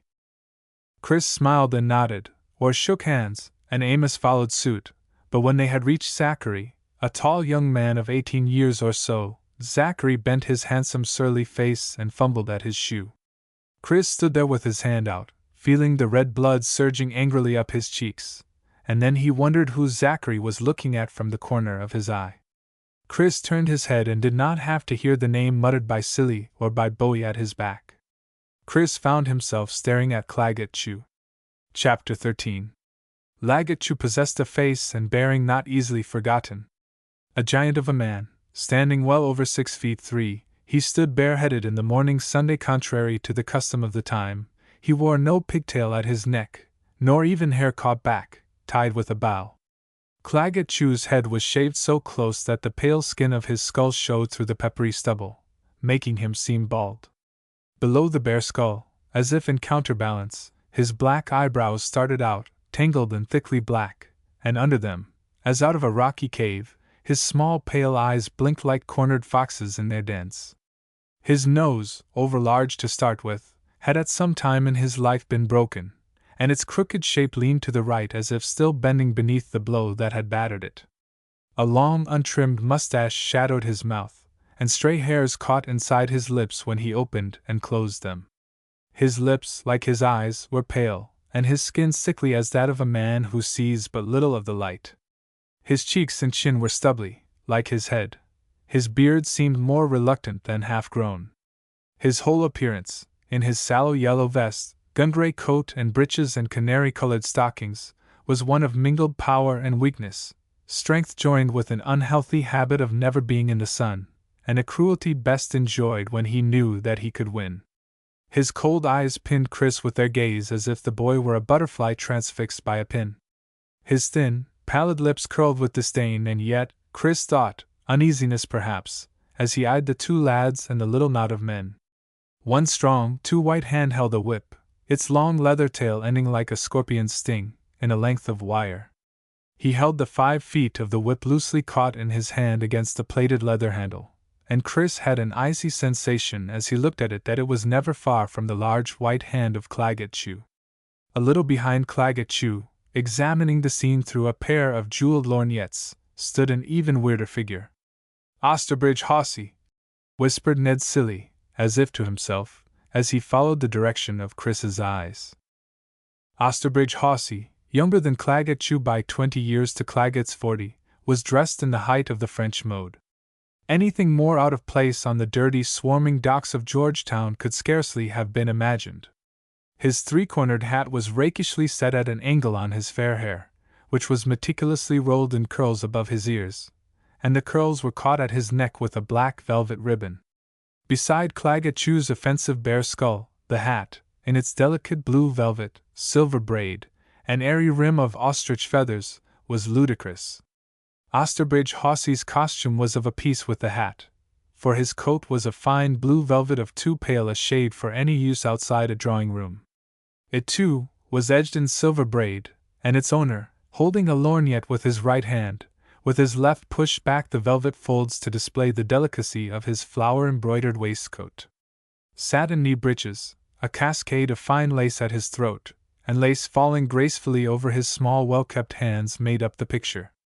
As Chris looked at him, fascinated and repelled, he noticed that the young man wore a patch in the shape of a crescent moon on his left cheek.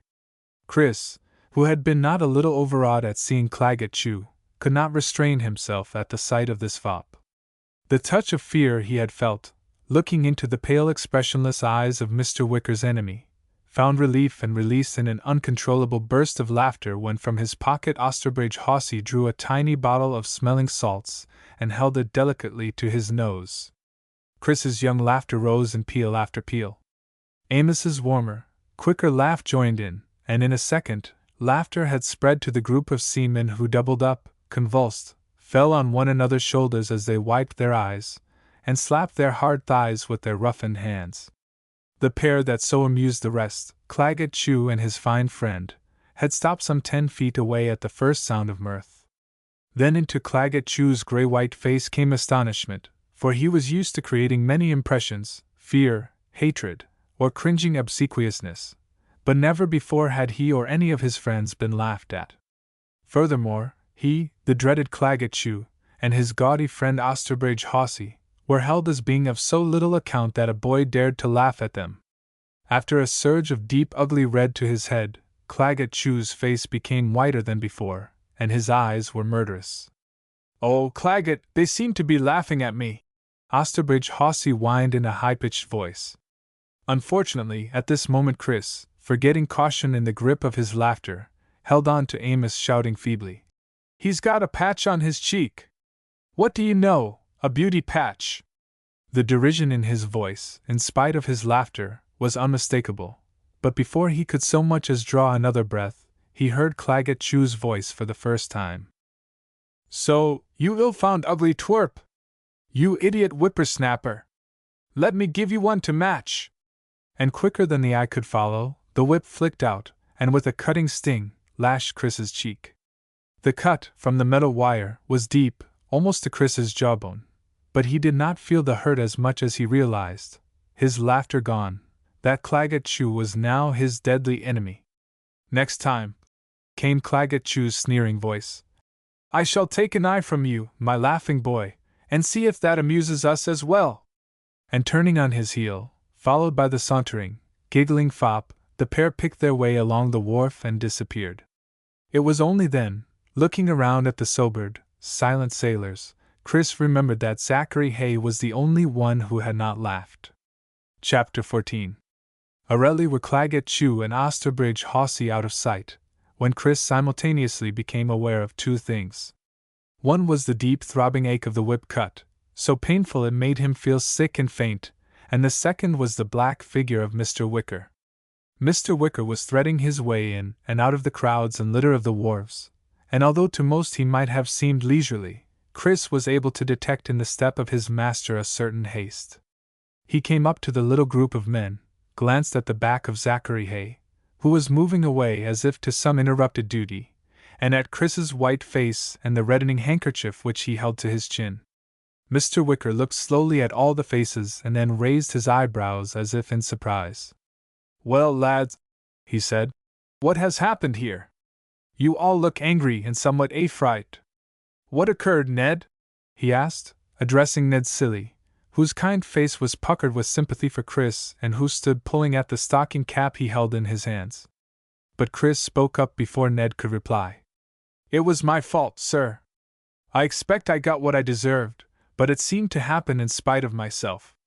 I laughed at Osterbridge Hawsey's beauty patch, and at him, all of him, really. We all did. Claggett Chew got mad, and I guess I wouldn't blame him. It was a dreadful thing to do, to laugh at someone to their face, and he lashed out with his whip and gave me a beauty patch." In spite of the pain, Chris managed a grin as he took the handkerchief from his chin to bear the deep, cruel cut. "But truly, sir," he ended, "I never saw anything like Osterbridge Hawsey before. He's a dilly." And before they knew it, they had all, including even the habitually grave Mr. Wicker, burst into another shout of laughter. Mr. Wicker soon stopped, however, and reached back into the pocket in the flap of his coat tails. When he drew out his hand, it held a small glass box. With unhurried gestures, Mr. Wicker's fine fingers took off the lid. "What a fortunate coincidence that I happened by just at this time," he said casually, "and that I have with me such an excellent ointment." Master and pupil looked at one another for a moment, and there was the hint of a wink in Mr. Wicker's right eye, and the vestige of an answer from Chris's left. "This will help to stop the bleeding, my boy," said Mr. Wicker, "and take away the pain. It hastens the cure," he went on, lightly applying the ointment to the wound. "In an hour you will scarcely know it happened," he concluded.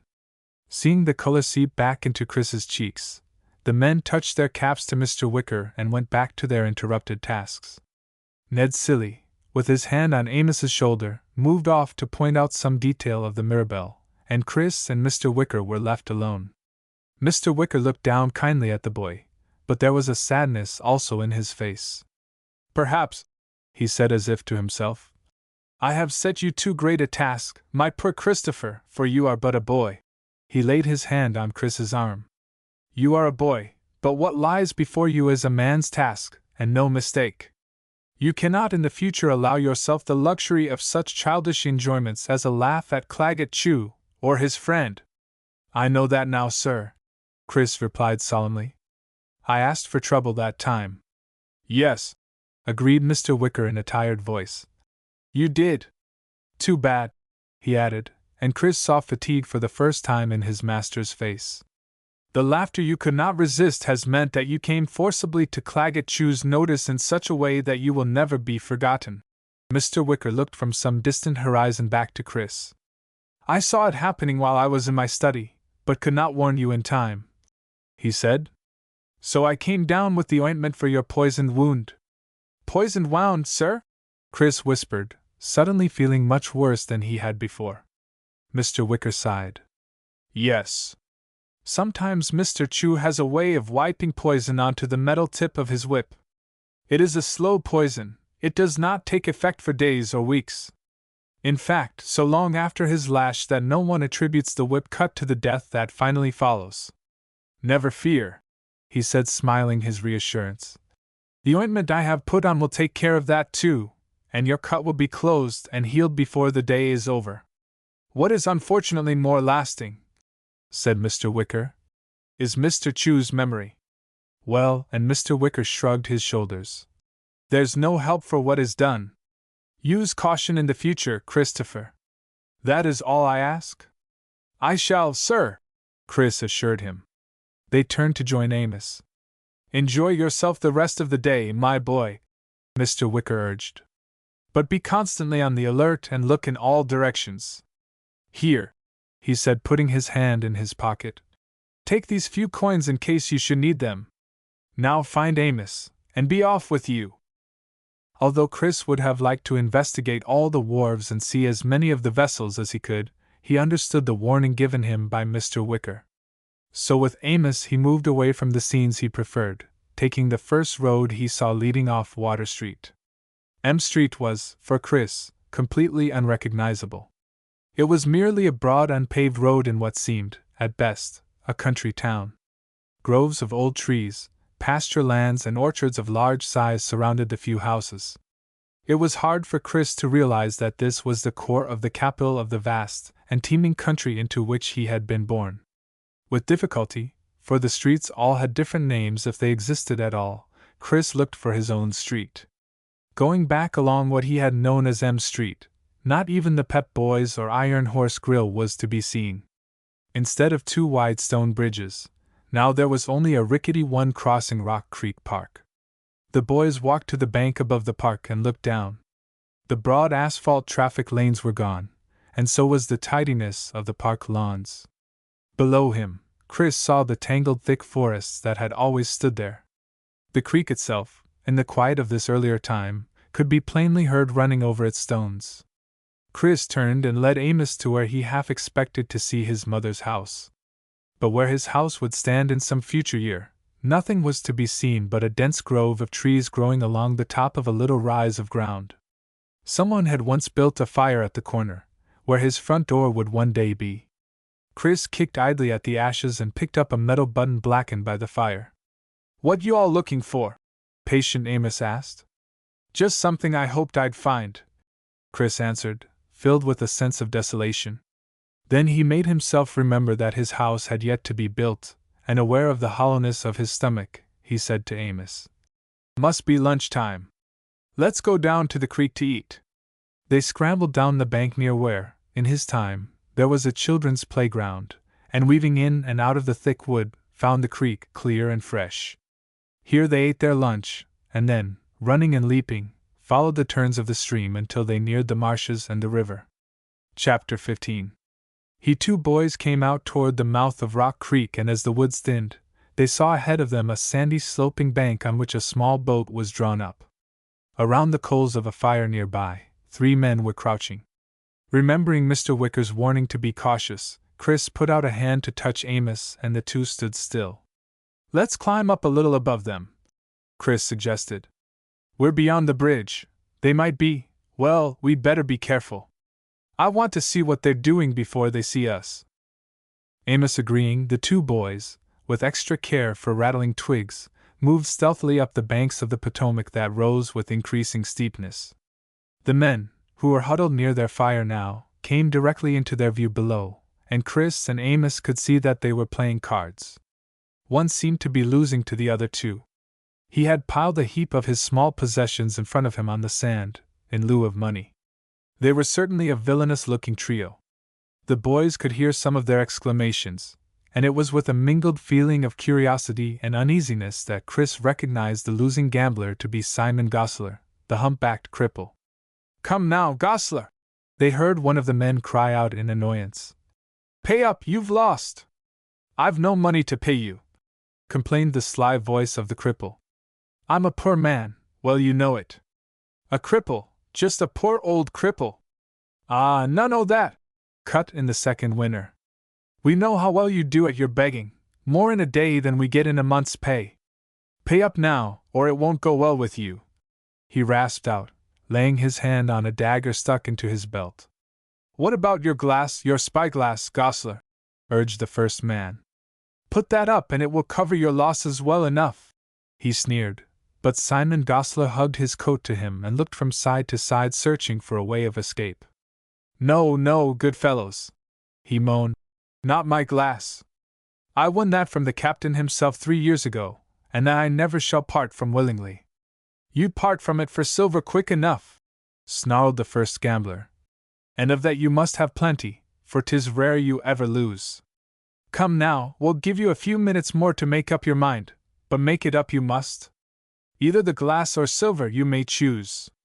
The 2 gamblers rose menacingly and moved away to put their boat into the stream. Simon Gosler was left mumbling and sniveling and fingering his coat pocket, in which he kept his glass. Chris, watching him, had a sudden inspiration and whispered to Amos. "Hide here behind those bushes and don't follow me. Don't move or show yourself. I'm going to have that glass."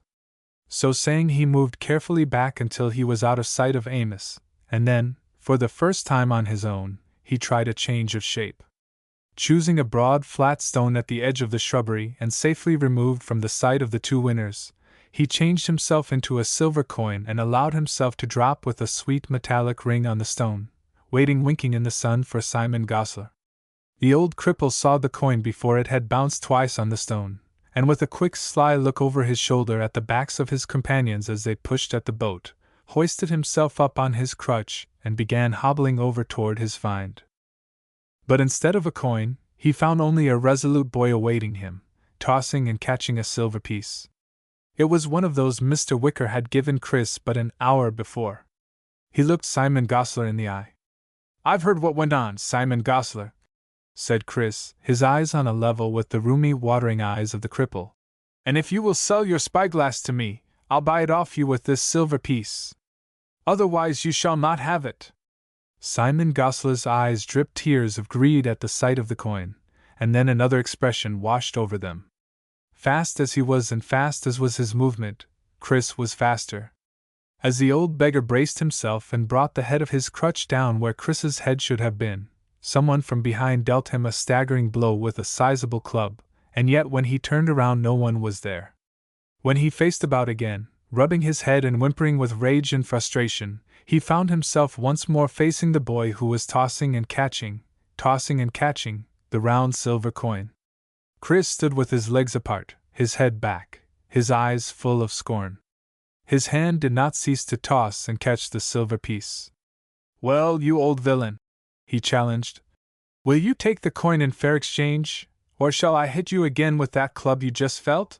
he asked. "It doesn't feel the same when you get it back as when you give it out, does it, you old faker? Hurry up, your friends will soon be coming back, and I don't think they intend to argue," he added. Gosler, still rubbing his head and muttering, finally spoke. "Very well, you nasty young man, I'll sell my glass. Give me the coin!" And he stretched out a dirty claw. "Oh no!" Chris shook his head decisively. "No indeed! You put the glass down between us, carefully, mind you, and back away. I'll throw you the coin when I've seen if the glass is worth the silver." Mumbling to himself, Simon Gosler did as he was told. He reached back in his coat pocket to draw out a small spyglass, which he laid down on the ground. He then backed away. Chris picked up and examined the glass, tested it, and then just as the two gamblers came back up the riverbank, tossed the silver piece to the beggar. Gosler caught it in midair with the dexterity of years of practice.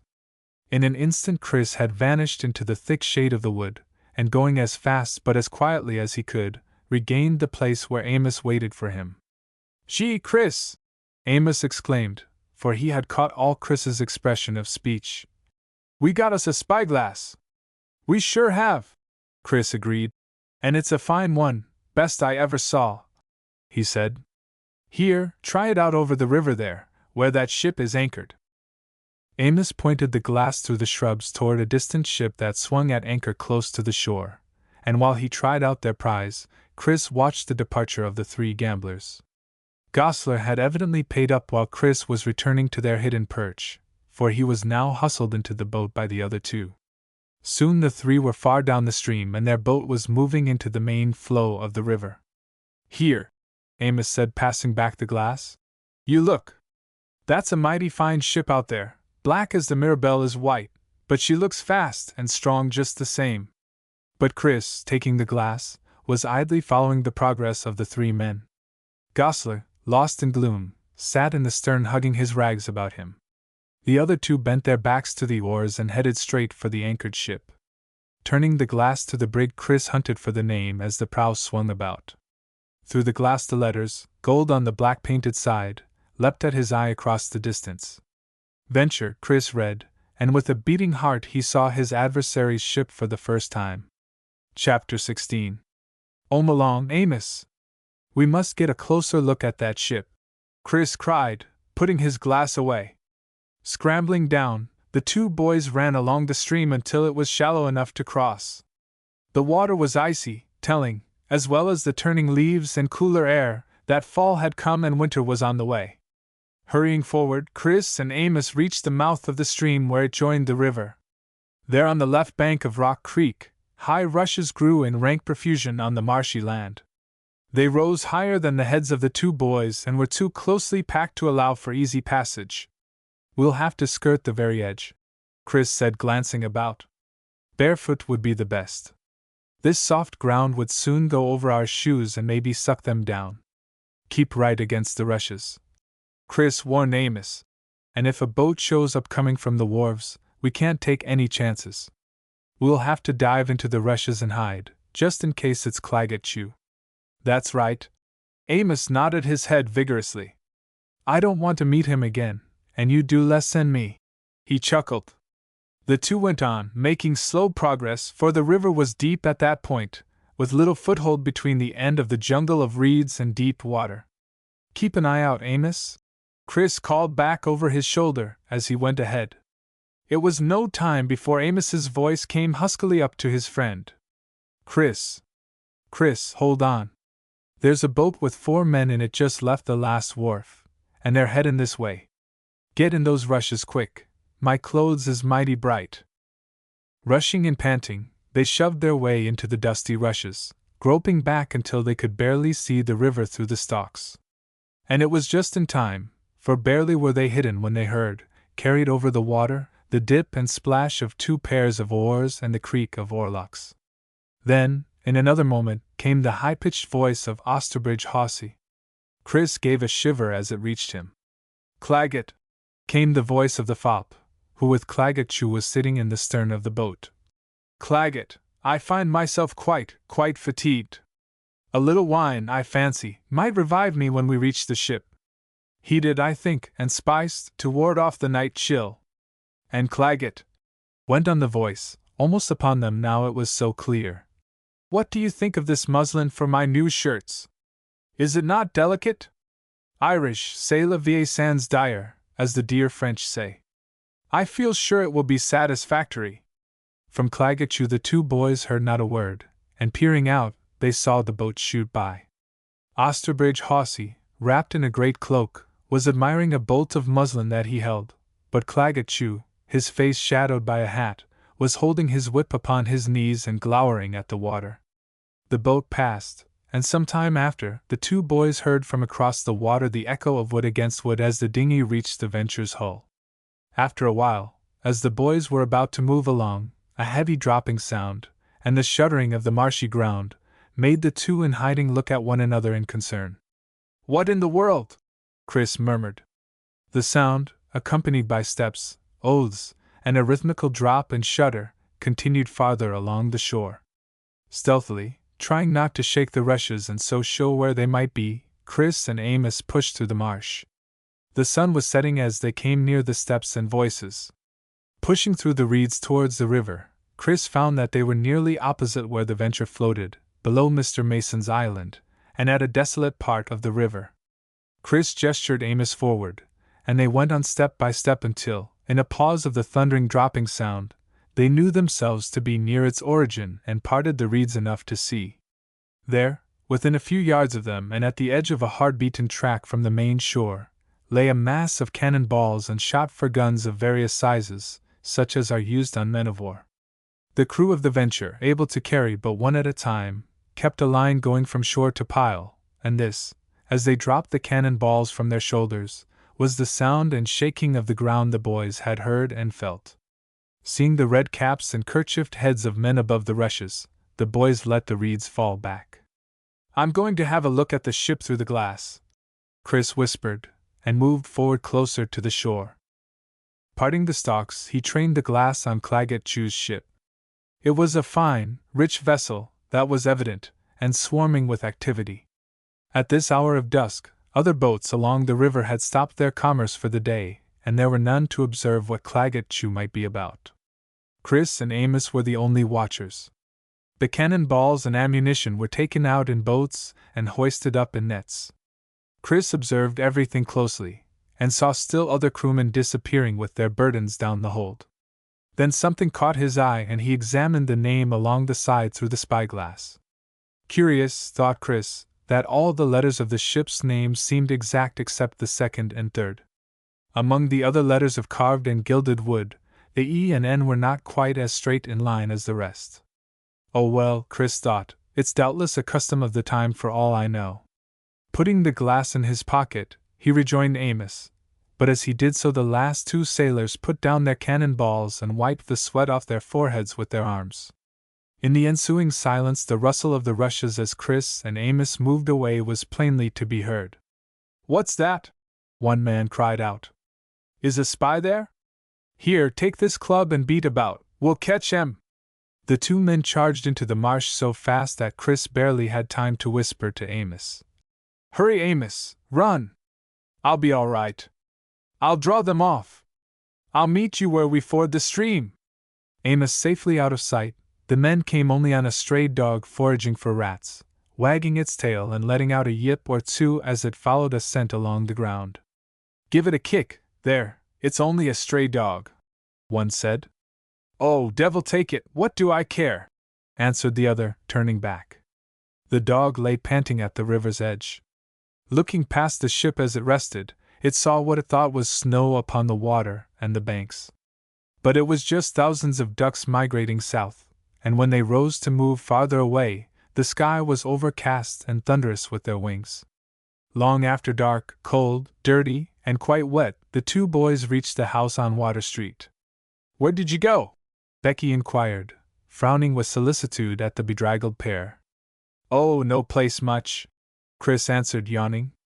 Chapter 17. The following morning, while Chris was telling Mr. Wicker of the ammunition being loaded on the Venture, Becky Boozer announced a visit from Captain Blizzard and Alicia Finney. "Show them in, Becky," Mr. Wicker told her. To Chris he said, "I wonder what brings them here so early? It must be a matter of some importance. Stay with me, Christopher. I shall present you to the captain." The extraordinary pair came in, and Chris was introduced to Captain Blizzard and Mr. Finney. The captain was all smiles except for his eyes. Chris noted that his eyes did not smile at all. Mr. Finney, true to form, cast down his eyes, sighed, and let the corners of his wide, thin lips droop almost to his chin. When a chair large enough and solid enough had been found for Captain Blizzard, and Becky had brought in a decanter of sherry and glasses to set before the visitors, Chris shut the study door and sat down on the floor where he could observe the three faces before him. Mr. Wicker spoke first. "Well, Captain, what brings you here so betimes? No trouble of any kind, I trust?" Captain Blizzard set down his glass of sherry and cleared his throat. "Now, sir, needs must I come with unpleasant news, and sorry I am to bring it. I have heard that the Venture plans to sail at any time, and you well know she is a fast-sailing ship." He folded his plump hands over his paunch and twiddled his thumbs with agitation. "Sir, it has been noised about that the Venture is headed for the West Indies." He paused and glanced at Mr. Finney, who nodded forlornly, his mouth drooping. "But 'tis not so." The captain looked with anxious eyes at Mr. Wicker. "Early this morning Ned Cilley brought me the information that the Venture is to sail to the China Seas." Mr. Wicker's face was grave but showed no surprise. "I knew some trouble was ahead," he said slowly, "but did not know what form it was to take." He paused. "News of sailings and destinations get about so rapidly, it is more than likely that someone overheard the destination of the Mirabelle and sold his knowledge to Captain Chu. Although," he added thoughtfully, "I think Claggett Chew guessed it." "Well," and Mr. Wicker looked alertly at the two men, "what advice do you give me?" Captain Blizzard wagged his head. "Nay, sir, 'tis for orders that I came to you. It is for you to say." "How soon can the Mirabelle put to sea?" Mr. Wicker asked, and Chris's heart skipped a beat. "At any time, sir," the captain at once replied. "We have nearly water enough, and quite sufficient stores. The men are all assembled." The captain fell silent, and no one spoke for several minutes. Mr. Wicker, leaning his chin on his folded hands, was lost in thought. "How move the tides?" he finally asked, raising his head. The captain, with surprising briskness for so large a man, pulled some folded charts from his pocket. Without a word, the three men rose and went over to the table, pushing aside the china bowl filled with flowers to spread the charts flat on the tabletop. Captain Blizzard leaned his knuckles on the boards. "The tide will be high at midnight, sir," he informed them. "See," he pointed a short forefinger at a spot on one chart. "Here is the sandbar that the tide covers for but a short time, and should there be other ships crowding the river near this point, we must slip through there then or not at all." Mr. Wicker examined the charts and nodded. "Very well," he said. "So must it be." And Chris felt that his heartbeat would stifle him, it pounded so fast and thickly in his throat. All at once, looking up at the thoughtful face of his master, Chris longed to be able to stay safe at home. The imminent journey, so far and perhaps so perilous, seemed suddenly too much for him. Mr. Wicker had taken the river charts and rolled them up, and now turned to the captain and first mate. "Captain Blizzard, and you, Mr. Finney," he said, "should water casks be seen going on board, the whole of Georgetown will know you mean to sail. I therefore ask you to so contrive it that the casks be hidden in bales or boxes so that they seem to be anything but what they are." He tapped the rolled charts thoughtfully on the palm of one hand. "Our only chance to steal a march on the Venture will be to sail at least a day before her." The two men listening nodded in agreement. "There is one other thing. Your orders for where you are to anchor, once near China, will be secret, and carried on the person of this boy." He laid one hand on Chris's shoulder. "He has a task of utmost secrecy to carry out and will require your help, encouragement, and silence." Captain Blizzard and Mr. Finney looked solemnly at Chris, who looked as solemnly back. "Not only that," Mr. Wicker went on, "but his presence on the ship must not be known until the Mirabelle is well to sea." He glanced down meditatively at Chris. "I shall arrange to bring him aboard somehow, and give you your sailing orders later." He strode over to the window looking out to his gardens and the trees where the apples showed their russet cheeks. "Leave me these charts for yet a little while, and I shall ponder on our plans," said Mr. Wicker. He turned. "See that the water casks are taken on at once, Captain, and hidden, and make a place for Christopher here." And at a beseeching look from Chris he added with a smile, "And Amos." No sooner were the captain and Mr. Finney gone than Chris spoke up in great excitement. "Mr. Wicker, sir, I have a plan. May we look at the river charts again?" Master and pupil spread out the charts once more, and Chris pointed eagerly. "Look, sir! Here is the sandbar, and here," he put his finger down, "the Venture. Or she was, yesterday. Now, sir, the sandbar being just below and ahead of the Venture, once the Mirabelle has slipped by, wouldn't it be too bad if something happened to make the Venture drift with the tide and run aground?"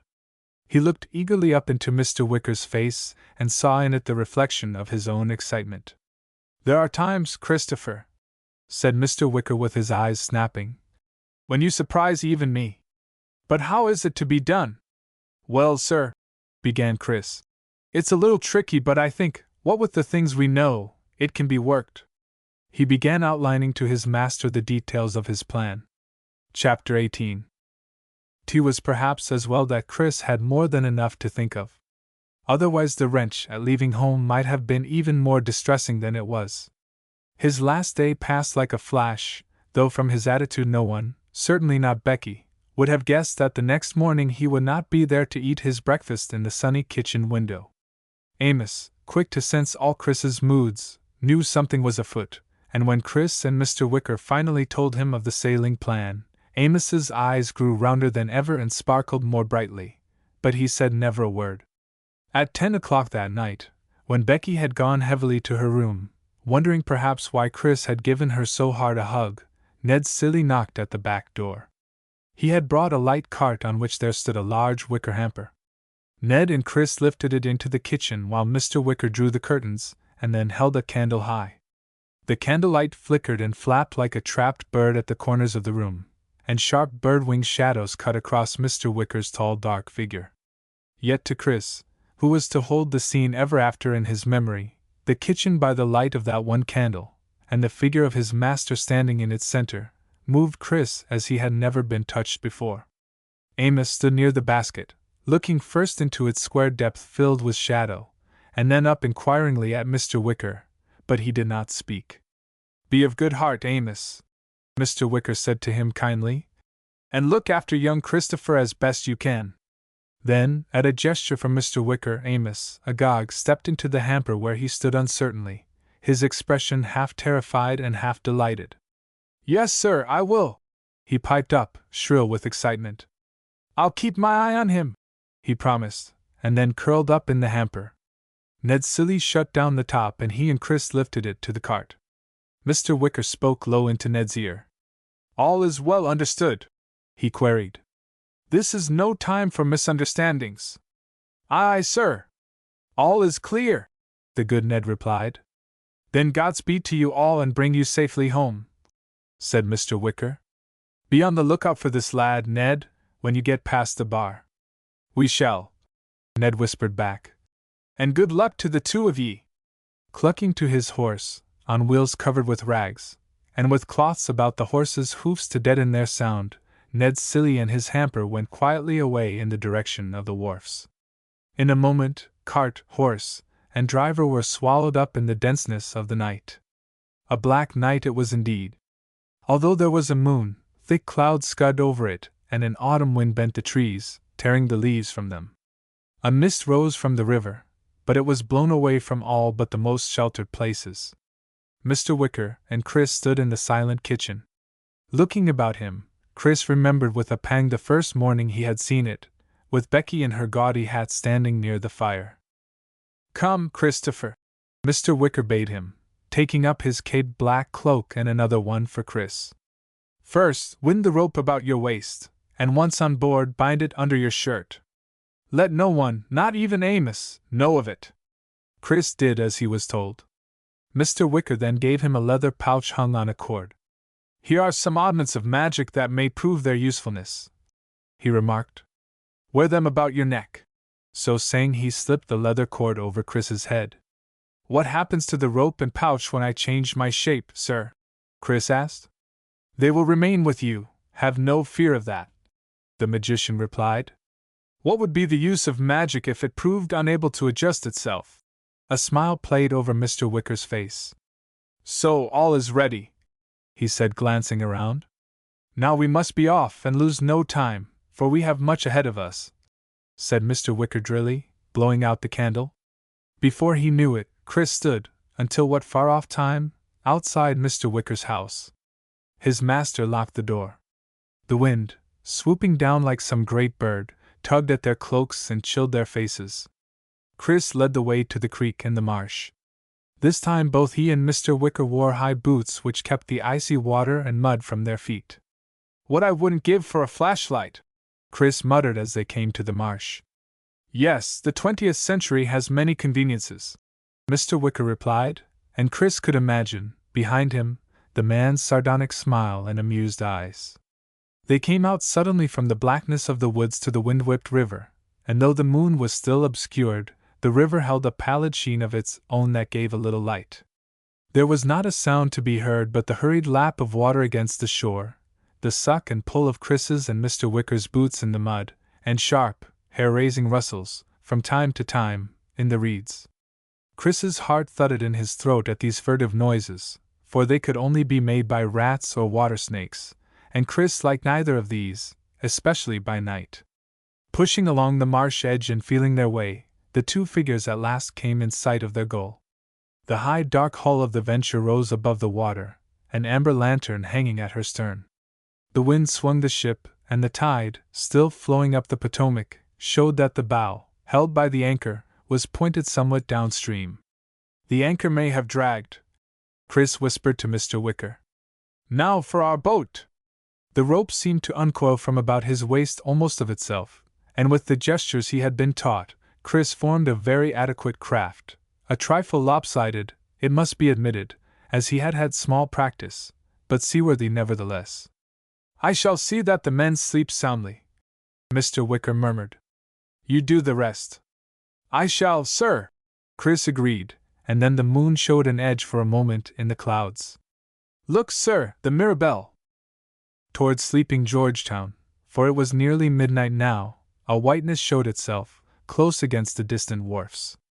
The Mirabelle was edging out, and Chris knew that Ned, Bowie, Abner Cloud, and others were pulling her by the ship's boats into the main flow of the river. Once turned, she would float noiselessly down the Potomac past the Venture, and once he was aboard, would hoist her sails and set her course to sea. "Then quick!" bade Mr. Wicker. "We took too long. It seems we are a trifle late." They stepped into the boat, each taking an oar, and with only a few strong pulls came alongside the silent Venture. They moored their boat to the anchor rope. Mr. Wicker touched Chris by way of wishing him luck, and disappeared. For half a second more Chris waited. No sound came from the ship, but a light showed in the captain's cabin. In a twinkling, a monkey with a pouch about its neck ran up the anchor rope and, pausing on the gunwale, sniffed at the pungent flower smell that it now knew meant sleep for all the sailors. Then it bounded toward the light. A window of the cabin on the lee side had been left open. Clinging to a piece of rigging before it sprang to the sill, the monkey's eyes caught what seemed to be a shadow darker than that of the mist or of the night, moving away from the sailor left at night watch. The man now lay slumped in sleep, and the same heady scent of spices and flowers that had overcome Chris when he had first entered Mr. Wicker's shop blew away on the gusty fall wind. The ship tugged and strained at her anchor, wind and turning tide making taut the line that held her close to shore. The Venture, her rigging and masts scarcely visible, so somber was the night, lay ominously silent, excepting for a murmur of voices from the cabin. Abruptly aware of the passing of time and the approaching white cloud on the water that was the Mirabelle, the monkey sprang to the side of the open window and peered inside. A smoking lamp hung low over a center table, dropping a dusky round glow on the larger circle beneath it. Claggett Chew was blearily studying a paper spread out before him, leaning his ugly bare skull on one hand.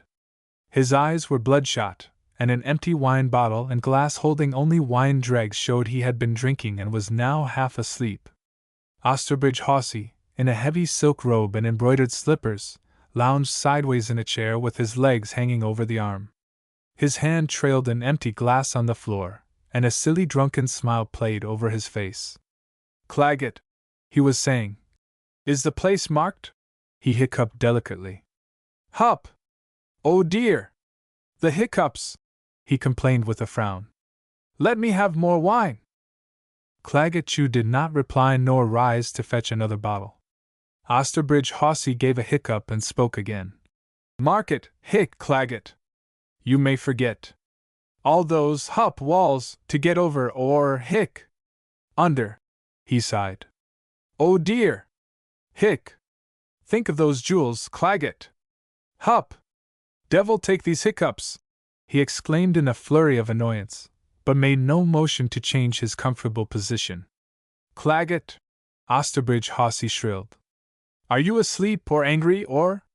Hic, put across where the tree is, I say! I want those hup jewels, Claggett, and so do you! Hic!" Befuddled, his perceptions hopelessly blurred by excessive wine, Claggett Chew made a mark on the map. "There!" he growled, his upper lip drawn back over his teeth. "Will that shut you up?" A moving shadow duskier than the shadows themselves came through the door and hovered over Osterbridge Hawsey. Claggett Chew suddenly started up. "I smell him!" he muttered thickly. "He's here! Hello? Night watchman!" he shouted drunkenly. As he got up, stumbling and thrashing about in the uncertainty of his movements, his chair crashed to the floor and the monkey made a leap, cuffing the lantern from its hook. The light was dashed out, and in the dark as he jumped, the monkey seized the creased, well-thumbed paper as he leaped back toward the pale square that was the window. Behind it Claggett Chew's oaths and exclamations became fainter as the spicy scent grew stronger, and at last his mutterings trailed off into snorts and finally snores. The monkey, clutching the paper to itself, sat on the window ledge stuffing it into the pouch about its neck, and a monkey's smile flitted across its face as it heard a final dreaming sound from Osterbridge Hawsey. Hic! Jewels! Hup! Came from Osterbridge Hawsey. Down the anchor rope scrambled the monkey with the agility and speed for which monkeys are famous. Mr. Wicker was already in the boat. "How shall it be, sir?" came the low voice of Chris. Shall I become a beaver and go down and gnaw the rope off at the anchor? No, said Mr. Wicker. It can be more easily done than that and nothing to trace it. Get in the boat. Here comes the Mirabelle. Taking his own shape once more, Chris saw the white ghost-like sides of the Mirabelle soundlessly passing downstream. Not a creak nor a splash of water came from her as she passed, but from the stern a tiny light, struck by a flint perhaps, blinked once, and twice, and then a third time. Now! Came Mr. Wicker's low voice. Let me have my hand upon that rope. He only seemed to hold the anchor rope a moment, and give it an easy pull. The tugging strain was suddenly gone, and the Venture veered away like a frightened waterfowl. Will she go where she should, sir? Chris wanted to know, leaning forward. That she will, Christopher, came the familiar voice in the dark. And we must get out of her way, for here she comes down at us. The wind and the tide and other forces will drive her solidly upon the bar. If I mistake not, it will be several days before they get her off. And on the night air Chris heard a faint short chuckle. Pull, boy, his master told him sharply. Here she comes. Chris grasped his oar and spun the boat only in time, for the downflowing tide and rising wind combined to drive the Venture forward at increasing speed. The tide being still high, the ship was carried well upon the sandbar before it grounded, lolling over to one side much like the sleeping sailors. Quick, lad! Now we must catch the Mirabelle, and you and I must part. Oh, sir! Chris cried, holding his oar above the water and turning his head toward the man beside him. Mr. Wicker clapped Chris on the shoulder, and a glint of moonlight showed him to be smiling. I shall miss you too, my lad, he said. Now let us send this boat over the river as fast as she can go. And bear in mind, keep your own shape at all times unless you can change it out of sight of prying eyes. They pulled at the oars. Oh yes, I nearly forgot. Among the effects placed in your sea chest you will find a conch shell. Hold it to your ear, Christopher, as children do to hear the sea. You will be able to hear my voice, if ever you should need to. Oh, like a walkie-talkie? Chris asked, pulling at his oar. Somewhat. And Chris knew his master smiled at him. What about getting you to shore, sir? Chris inquired, pulling in rhythm so that the rope boat flew down the black and silver river. Have you forgotten who I am, my boy? He was asked in return. No, sir, said Chris, feeling a little small. Then undo the dinghy and clamber up the side, for here we are, said Mr. Wicker, and the towering hull of the Mirabelle rose above them. Chris grasped a rope ladder that hung down beside them to the water's edge and turned for a last word. I'll do my best, sir, but I hope you'll stay with me, he cried. All that I can, Christopher, came the distant voice. Godspeed! And looking about, Chris made out, coasting on the air, a seagull, balancing upon its black-tipped wings. Swallowing a lump in his throat that proved bothersome, Chris jerked at one oar and deftly coiled the magic rope over his arm, holding to the ship's ladder with the other. A signal flashed, a lantern swung in an arc, and dim figures waiting in their places hauled on the lines. As Chris stepped to the deck over the side, the great white sails rose, spread, and bellied out from the three masts.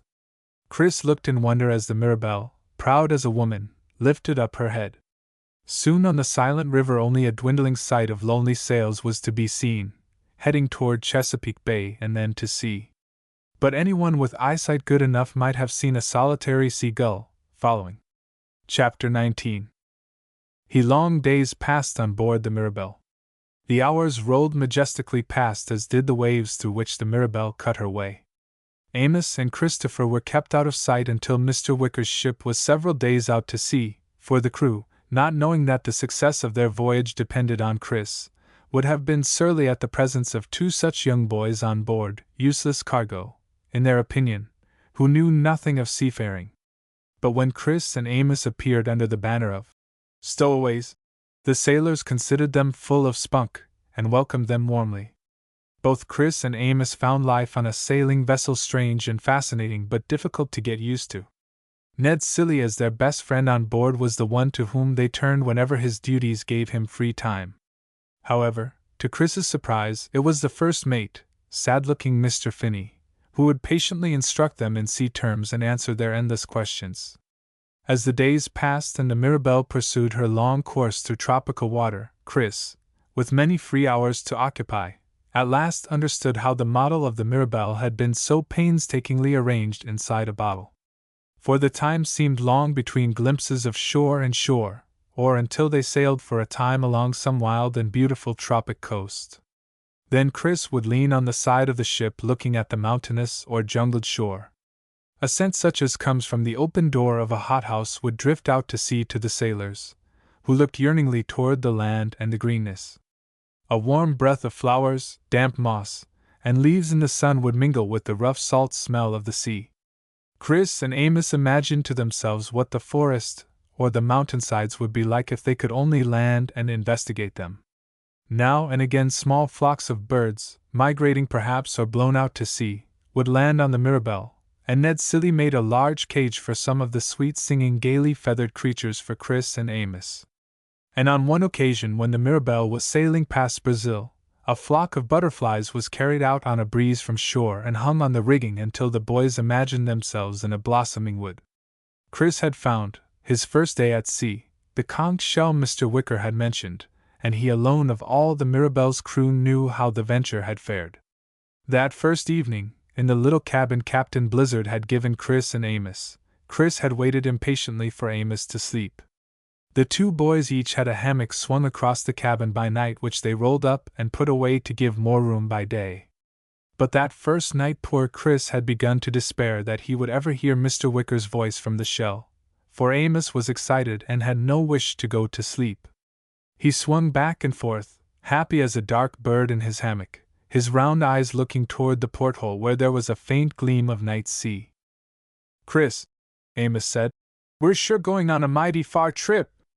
That Mr. Finney, he showed me on a map, but I never heard of any of the places we pass by. The Bahamas, he say to me, then the West Indies, Cuba, Barbados."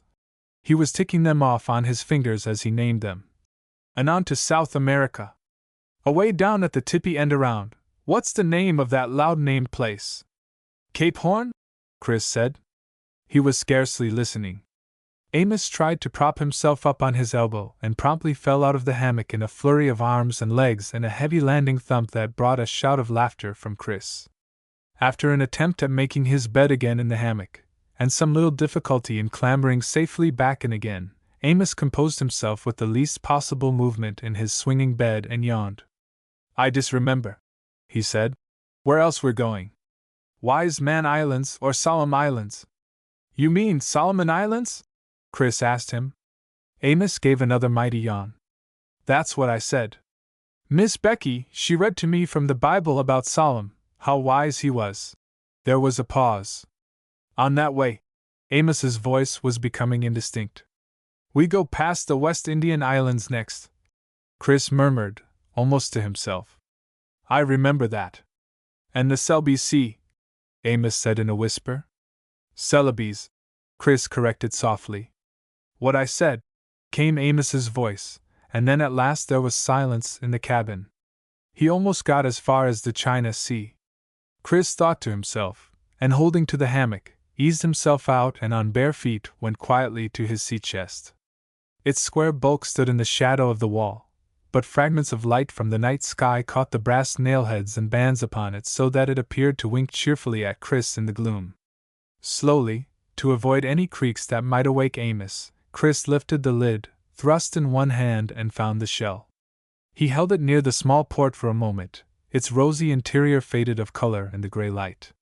Then he turned it in his hand and put it to his ear. At first he heard only the rushing sound of surf on a beach. Then the sea sound became fainter and a voice so familiar that it meant home to him came to Chris's ear as if from a long way off. "Christopher? Christopher, here I am," came Mr. Wicker's voice. "How are you? All going well, I hope? Please do me the favor to tell the captain not to put ashore at his usual place in Tahiti, but to go by night to a cove he will find 12 leagues farther along the coast. I will tell you what to do nearer that time. He will find ample fresh water near that cove, but the venture is up to mischief. You must escape it, and all on board the Mirabelle shall be witnesses to what Claggett Chew plans to do." The voice faded out and then returned. You would probably like to know how far behind the Venture is. She ran aground, most unfortunately and most surprisingly, and is 3 full days behind you. But she is a fast ship and will soon lessen the distance. Please to tell the captain so. He is the only one to know of my gifts, and that it is possible for me to communicate with you. Tell him not to stop for water or food until his stores are running low. You must not waste time. Have you heard me? Tap the edge of the shell 3 times for yes. Chris tapped 3 times, feeling much happier and all at once not quite so much alone. The voice came back to his ear. I am following your progress from this room in the manner you know. Practice your magic alone, or you will lose the knack. And now good night. Oh yes, Becky Boozer has been crying into her apron all day. Partly for Ned's silly but I fancy. Chris heard a chuckle from a well-remembered room. But I fancy, largely for 2 boys. Good night, Christopher. Sleep well. Chapter 20. As the Mirabelle sailed farther into tropical seas, Chris and Amos worked out a pattern for their days. Before sunup, while the air was still cool from the night, the 2 boys were awakened by Ned's Silly or Abner Cloud. They joined the sailors on deck to do their share of chores, mending rigging, patching sails, scrubbing decks, or polishing brass. When the sun rose, the boys breakfasted. The men of the Mirabelle then went on with their various tasks, but Amos went up to the captain's bridge where he listened to Mr. Finney and Captain Blizzard, and Chris went down to their cabin for an hour or more. Supposedly, Chris was studying lessons. This was only partially true, for instead of sums, he was practicing magic, in which he soon attained a high degree of proficiency. What he most enjoyed was turning himself into some small commonplace creature to plague his friends on board. A mouse, one day, a flea the next, a fly on the third. Quite naturally, no one suspected his ability to adopt such fantastic disguises. So little did they guess, he had 1 or 2 narrow escapes from being swatted or stamped on. It was Zachary Hay whom Chris wanted to watch, and as a flea or a fly he often rode about on Zachary's jacket listening and observing. But it was not until the Mirabelle had rounded Cape Horn one morning that Chris, in the disguise of a fly, rode unnoticed on Zachary's jacket when that sulky young man, after looking around to make sure the others were all at work, slipped down to the sailors' quarters below decks. There he dragged out his sea chest, and from under his belongings pulled out a second chest. Fitting a key to the lock, he lifted up the lid. Chris, perched on his shoulder, peered over to see the contents. They were disappointing, merely a gray powder carefully packed in a piece of tarpaulin. Wonder why it has to be kept so dry. Chris pondered, but Zachary was already refolding the tarpaulin and locking the lid. In the next moment, Zachary had uncovered a length of white coils. Then Chris understood. By golly! He exclaimed to himself, dynamite! Or gunpowder! And so much! What's it for? Zachary made no other disclosures of interest that day, but after that Chris spent all the time he could, both day and night, watching the young sailor. He was determined to discover if he could what Zachary intended to do with the gunpowder. It was hard for Chris not to be able to ask Mr. Wicker's advice and not to have his master's superior knowledge to lean on. Yet had he known it, it was just this lack which was making him quick-witted and more resourceful. One night a short time after Zachary's uncovering of the gunpowder, Chris noticed that Zachary remained on deck after the others had gone to bed, and continued to sit with his back to a stanchion dreamily gazing at the starry sky. Chris was in a fever for Amos to sleep, which his good friend soon did. Then a gray mouse scuttered along the wainscot of the ship's passageways until it reached a good vantage point from which to see the young sailor on deck. Chris had chosen well. A mouse is used to the dark. For several hours Zachary remained still and the mouse dozed, woke with a start, twitched its ears, and waited. Then, long after midnight when, alone of the entire ship's company, only the helmsman and night watch were awake, Zachary very slowly slid his way to the ladder leading to the hold. The mouse, scurrying forward, was able to follow by means of a dangling rope and a leap into pitch blackness at the rope's end. The poor mouse hit something and ricocheted off. It lay stunned for a moment, or two a few inches from Zachary's feet as the sailor stood at the foot of the ladder in the black, heavy air of the hold. Then Zachary lit a candle and he had brought in his pocket, and lifted it up above his head to give the maximum amount of radiance. The glow of the candle stub, like a yellow daisy in a cavern, spread petals of light for only a short distance. By its sputtering, the mouse looked up to the towering figure Zachary now made above it, and hearing the sharp squeakings and furtive scratches that signaled rats, the mouse thought it more prudent to adopt the shape of a fly. This Chris did, and on Zachary's shoulder the fly's many-faceted eyes could not only see everything, but see them several times over. Zachary then put the candle on the corner of a packing case, and from under his shirt pulled out the coils of the fuse Chris had seen a few days before. He took up the candle stub and began a long and patient search, measuring with the length of fuse, and hunting for a secure hiding place for the gunpowder.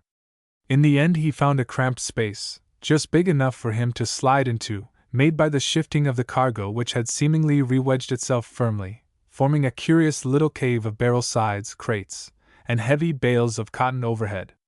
Dangerous, thought Chris, should anything rock the Mirabelle in such a way that the cargo shifted back suddenly to its original tight formation. The hold of the Mirabelle was large. The packing case cave was surrounded by hundreds of pounds of solid cargo. It gave Chris a trapped feeling that he did not like, and he was relieved when Zachary edged and squeezed himself out again into a freer part of the hold. Zachary measured with his fuse from the crate cave, where he evidently intended hiding the gunpowder, to the farthest point away from it, and nearest the ladder, for the treacherous young man wanted all the time he could get to escape from the doomed Mirabelle. Time to climb the ladder, reach the ship's side, and perhaps row away to a safe distance. The fuse proved to be rather shorter than Zachary Hay wished. His candle stub, set on a crate, was burning very low, and he had only a few more moments in which, that night at any rate, to decide where he would hide the lighting end of the fuse. Just before the candle went out, Zachary's fuse coil reached a group of molasses barrels, and here the young man decided that the fuse, when the time came, would be hidden and lit. He made a mark in white chalk behind one of the barrels and then hurriedly began coiling up the fuse as he turned toward the ladder. At that moment the candle end, drowned in a pool of its own melted tallow, guttered, blinked, and went out.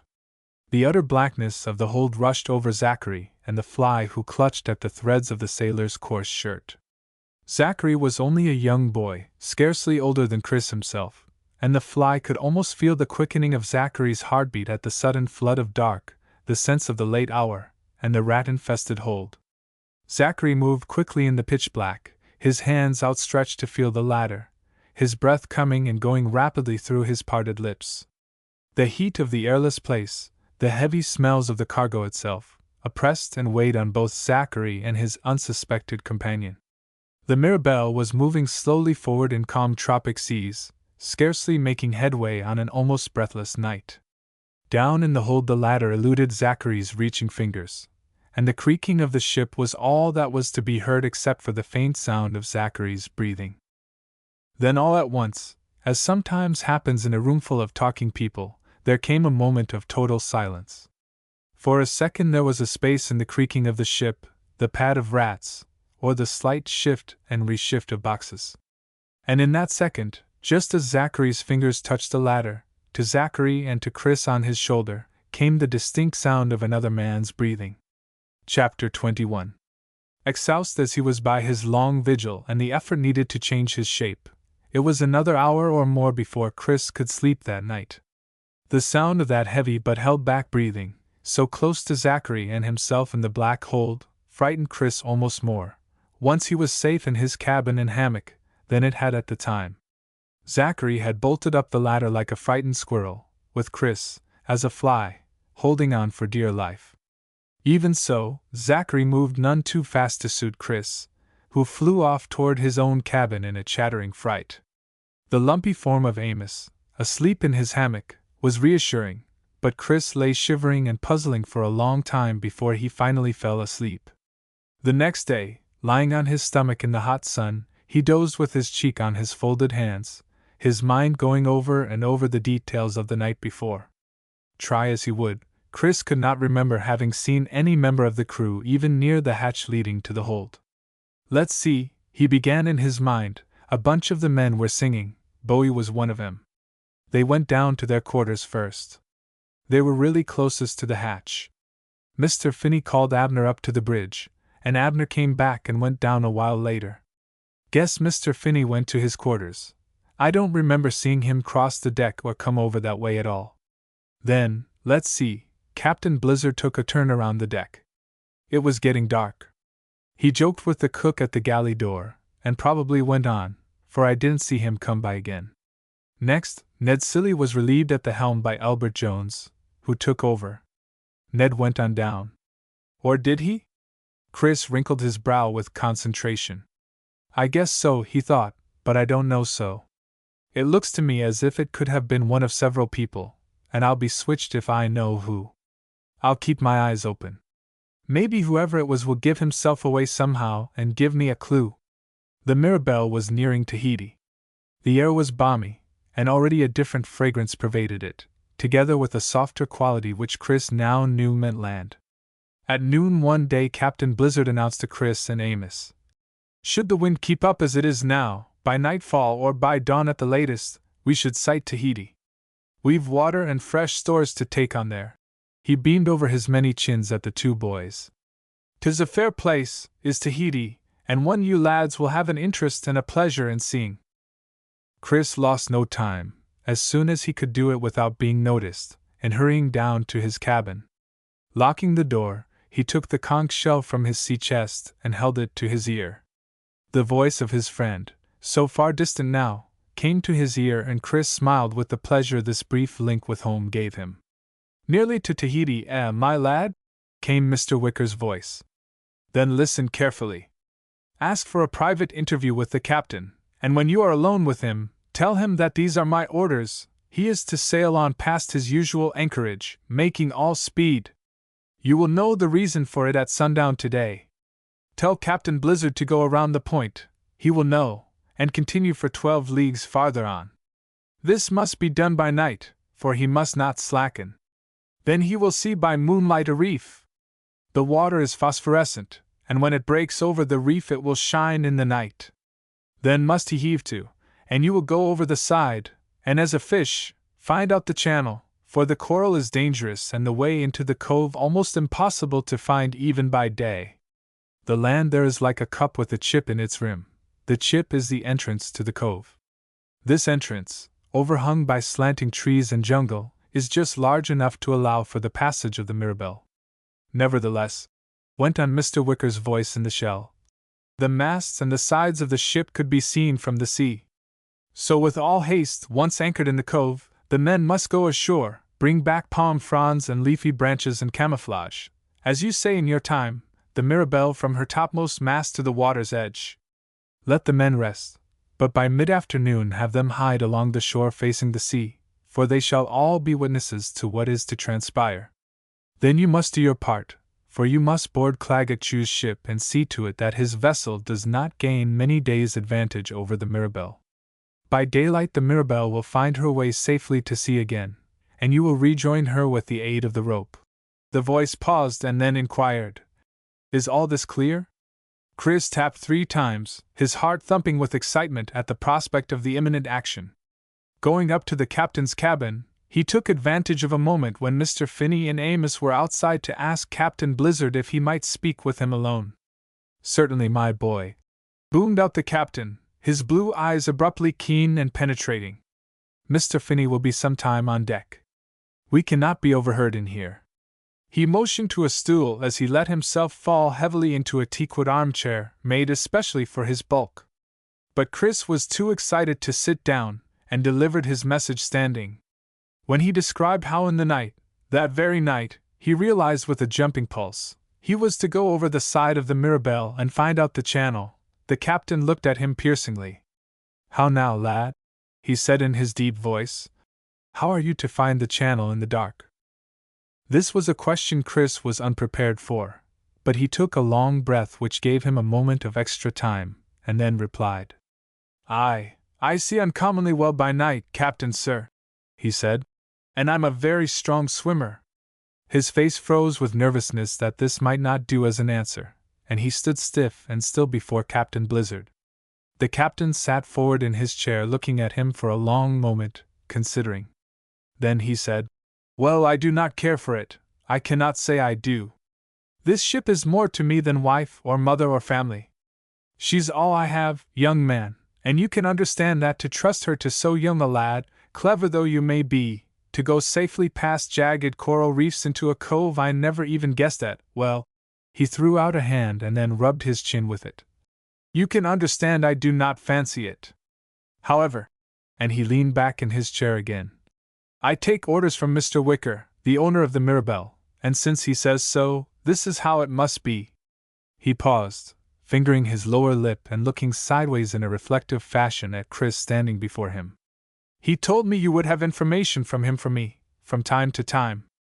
We shall say no more, but I trust you understand the responsibility you have? This ship, its cargo, and its men will be in your hands." Chris felt cold for a moment, chilled as he had never been before, but he spoke up firmly. "Yes, sir. I think I can do it safely, or I should not try, sir." Captain Blizzard's round pink face creased in his winning smile. "Aye. No doubt. Just bear it in mind at the time, my lad." "I shall, sir," Chris replied. He then went on to describe what else was to follow, the covering of the ship with leaves to make it blend with its surroundings. Camouflage was not a word the captain, or anyone else of his time, yet understood. "After we see, whatever we are to see," Chris ended, "I'll be absent for a while." "What can be said during that time, sir?" Chris thought to ask. Captain Blizzard pondered for some minutes, and Chris was grateful that he asked no questions. At last he answered. "I shall say you have a tropical fever, Christopher," he said. "I am somewhat skilled in medicaments. I have to be, as captain of a ship, and the crew know it. I shall say that you are in my own cabin so that I can care for you. I shall allow no one to enter it but myself. It will be a most contagious fever for a time," he added with his eyes twinkling. "I shall bring you food with my own hands. Nothing much, broth and gruel, and I dare say I can eat it myself if I cannot throw it out the porthole." He winked at Chris. "Have no fear on that score, Christopher." He looked steadily at the boy in front of him. "You have your part to carry out, I have mine." Not since he had left Mr. Wicker had Chris felt such confidence as he did in the words and actions of Captain Blizzard. He knew now that his absence, for as long as he had to be away, would be covered up and satisfactorily accounted for. Their conversation had taken some little while. As they went over for the last time all the details of what lay ahead of them in the next few hours, Chris, glancing out the windows of the captain's cabin, saw the splendors of a tropical sunset streaking the sky. "Oh, sir!" he cried. "Mr. Wicker said we know the reason why we must take shelter tomorrow at sundown today. And now it is sundown!" With quite surprising silence and agility for so large a man, Captain Blizzard was out of his chair and halfway to the door of his cabin before Chris had much more than finished speaking. Over his shoulder, continuing with rapid quiet steps to the bridge of the Mirabelle, he said, "Run down to your cabin and fetch up that good spyglass of yours, my boy. We shall have a good look, for as you know, night falls in a few moments after sundown in these waters." Racing to his cabin and back, even in those few seconds Chris could see a change in the sky. The brilliance of the colors, their extravagant and awe-inspiring cloud effects, had taken on an intensity of light which meant they were at their peak. Standing beside Captain Blizzard on the bridge, Mr. Finney and Amos just beyond, Chris and the captain looked through Chris's powerful spyglass at the wide stretch of the horizon. All around lay only the sea and the dazzling sky. Not even a porpoise or flying fish broke the surface of the water, which was placid save for the long swells over which the Mirabelle dipped her white sails. The color ebbed from the sky as if drained from some celestial bowl, and in the place of the scarlets and turquoise, the clear yellows and the plums, came a deep blue that was the forerunner of a fine clear night. Chris turned slowly, his glass to his eyes, searching the edge of what was now their world, and especially the line where the sea and sky meet. All at once, as if a white dagger had stabbed the rim of the ocean, white sails grew upward against the encroaching night, and Chris found what he had been looking for. "There, sir!" he cried, pointing to the distance, and the captain and Mr. Finney swung their glasses to where his finger led, far astern of the Mirabelle. Captain Blizzard's round cheerful face hardened as he looked, and Mr. Finney's lugubrious countenance seemed positively despairing, while Amos hopped on one foot crying, "Leave me look through your glass, Chris! What do you see? What is it you all see?" It was Captain Blizzard who answered him. "We see the Venture, Amos, Claggett Chew's ship, coming up fast astern. Let us all pray that the wind holds." Chapter 22. He, Captain, turning quickly, bellowed for all hands to come on deck. When they were assembled below him, he spoke. "Men, you have followed me for many a voyage, and I have always brought you safely home. Is it not so?" A good-humored and enthusiastic roar of assent came from the sailors. Captain Blizzard began again. "What lies ahead of us in the next few hours will not make good sense to many of you.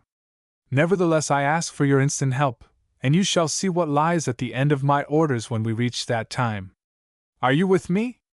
"Aye," cried the sailors, their faces close together below their captain, and upturned to see him and catch every word. All but Zachary Hay, Chris noticed. Zachary remained sullen and apart, his arms folded on his chest, taking no part in the enthusiasm of his companions. "Well and good," roared Captain Blizzard. "I thank you. Now crowd on all the sail she will take, boys, for the Venture follows hard upon us."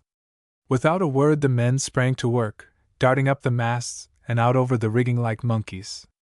Every bit of sail the Mirabelle possessed bellied out on the night breeze, and Chris could feel the ship leap under his feet as the additional canvas caught the wind and the graceful ship surged forward. Night fell before the men had finished, and Chris and the captain could no longer see the sails of Claggett Chew's Venture. The captain turned to Chris. "It would be my advice, lad, to go below and sleep for a bit. You too, Amos.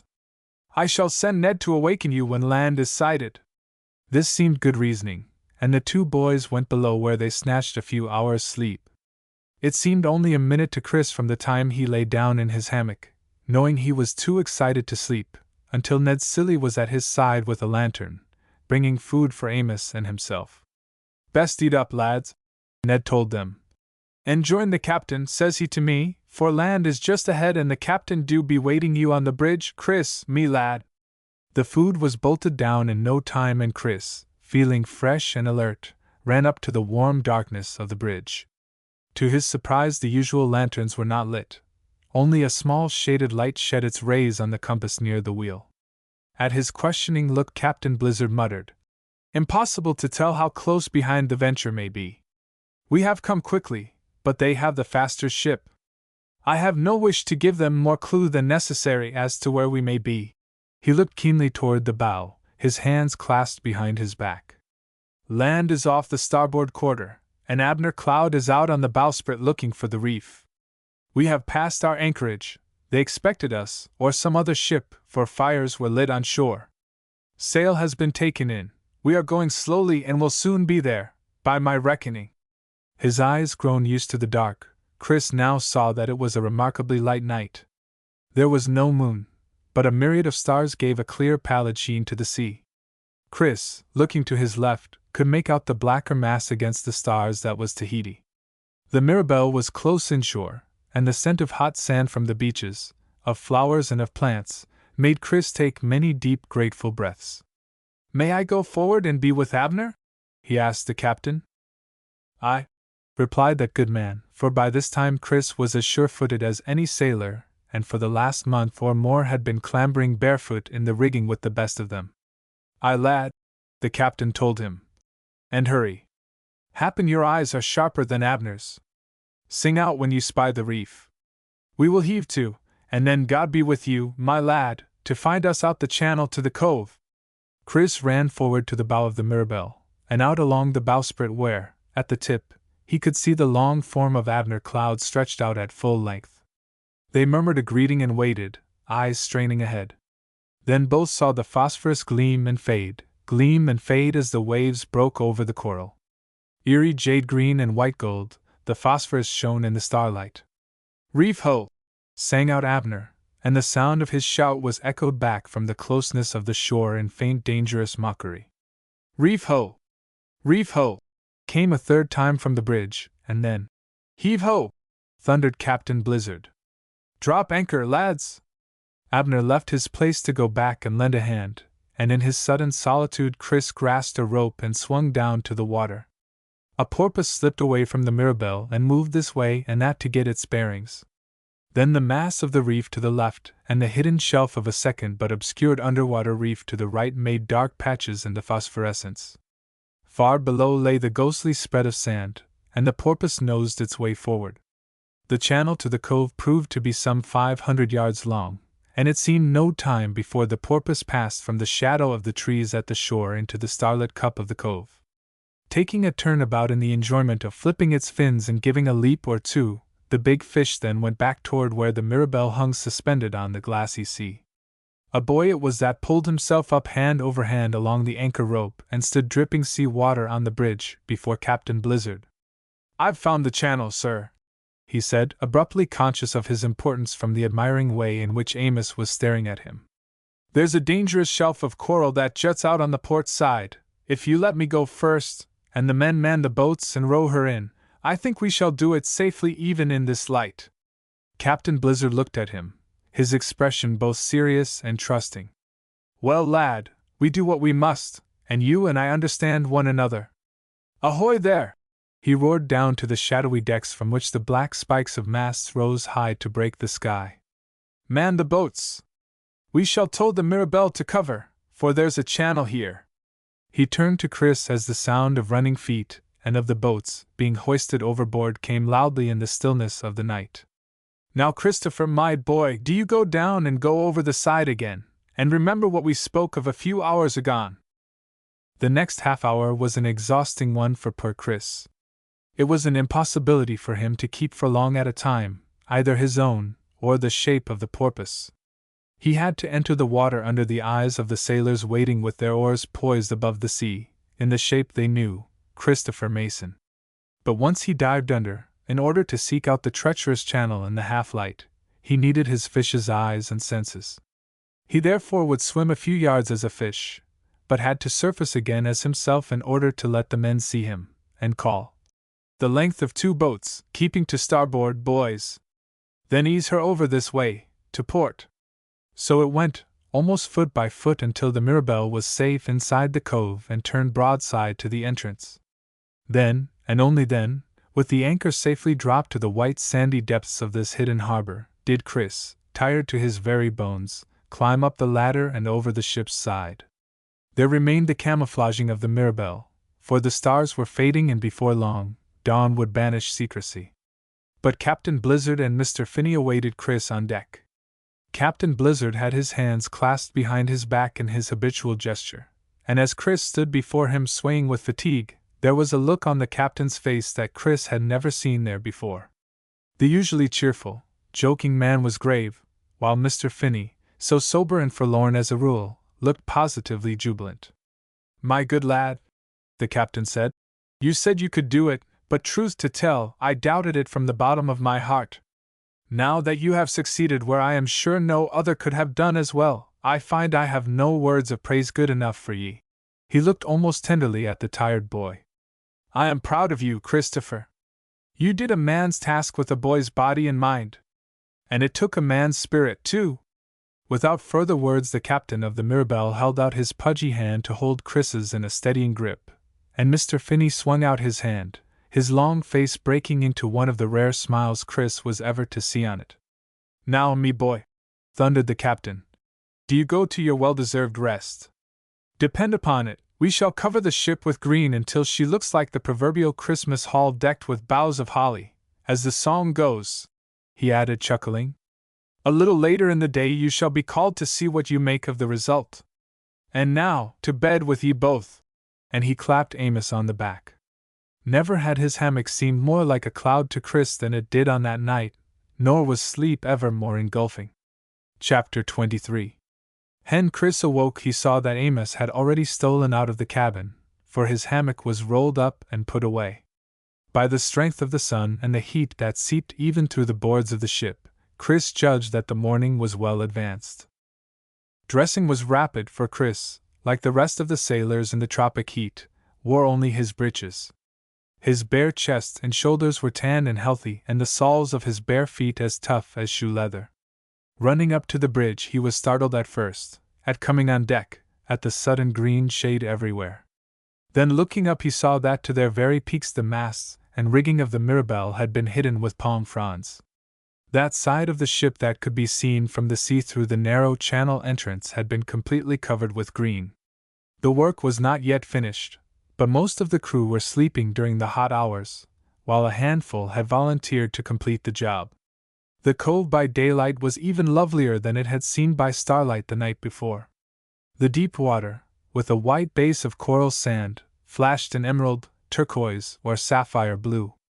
Its clarity and sparkling colors put the jewel tree into Chris's head, and he had a moment's throb of fright when he realized that it was this very night that he must board the Venture to impede her progress toward the Chinese prize. He put these thoughts from his mind until the time came, and decided to tackle what was most pressing.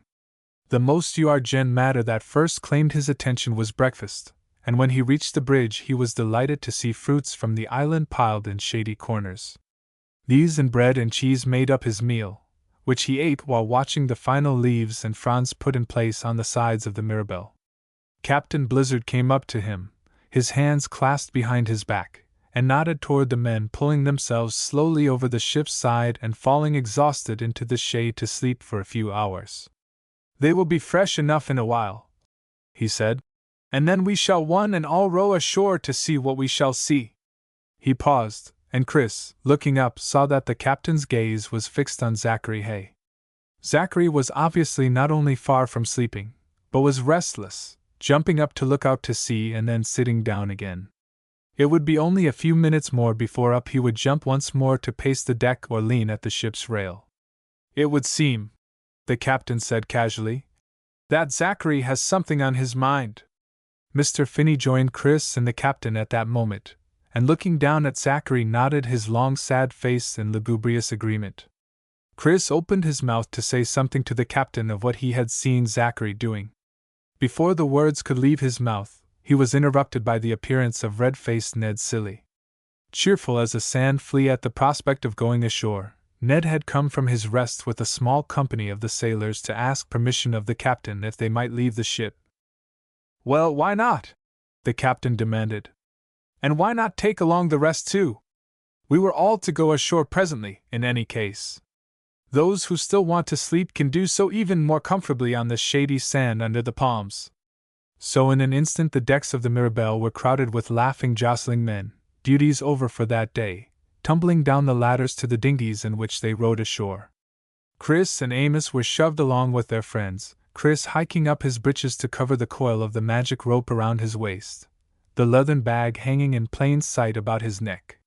The sailors had often teased him about it, saying that he kept his riches there, but they made no attempt to snatch it from him.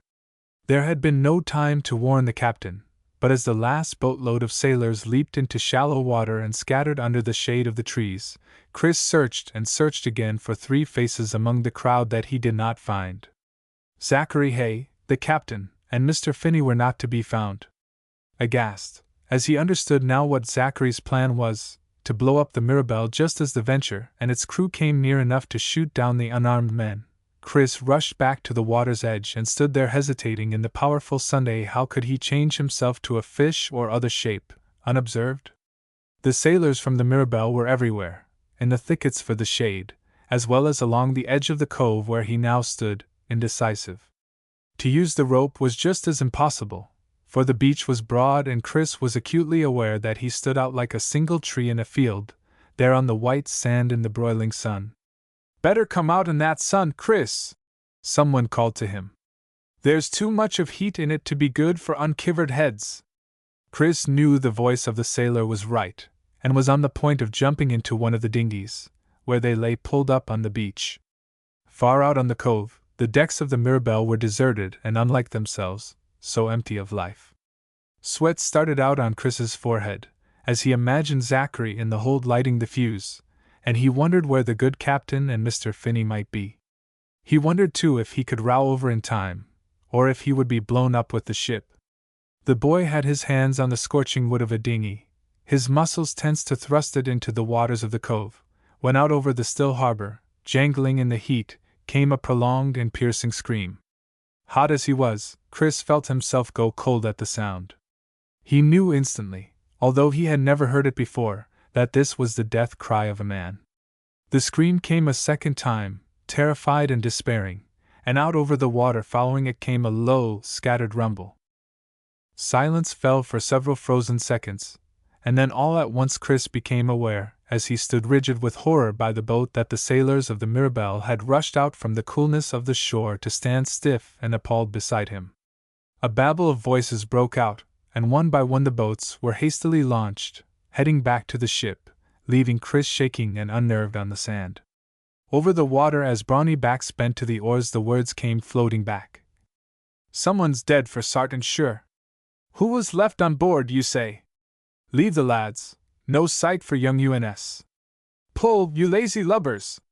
The captain and Mr. Finney beaned among us."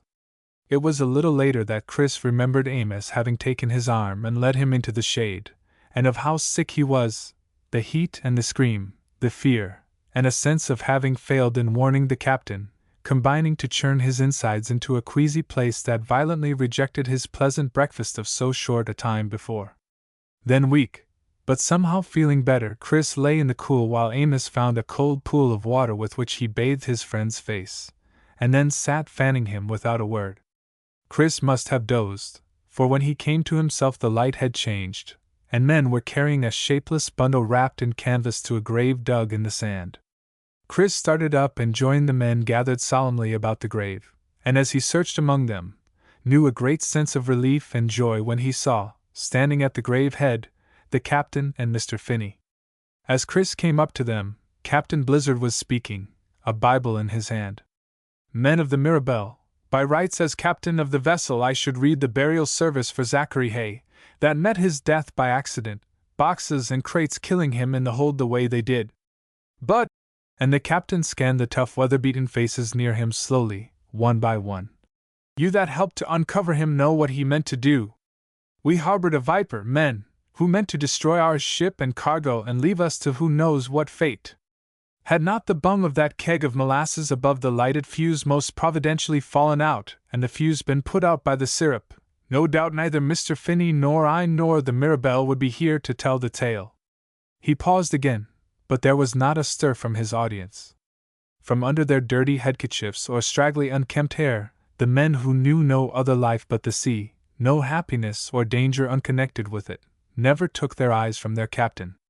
"So, men," Captain Blizzard resumed, "the gunpowder that was meant to be the end of our fine ship is now safe and out of harm's way, and the traitor who intended this infamous deed has been dealt with by fate and killed in a tomb of his own finding.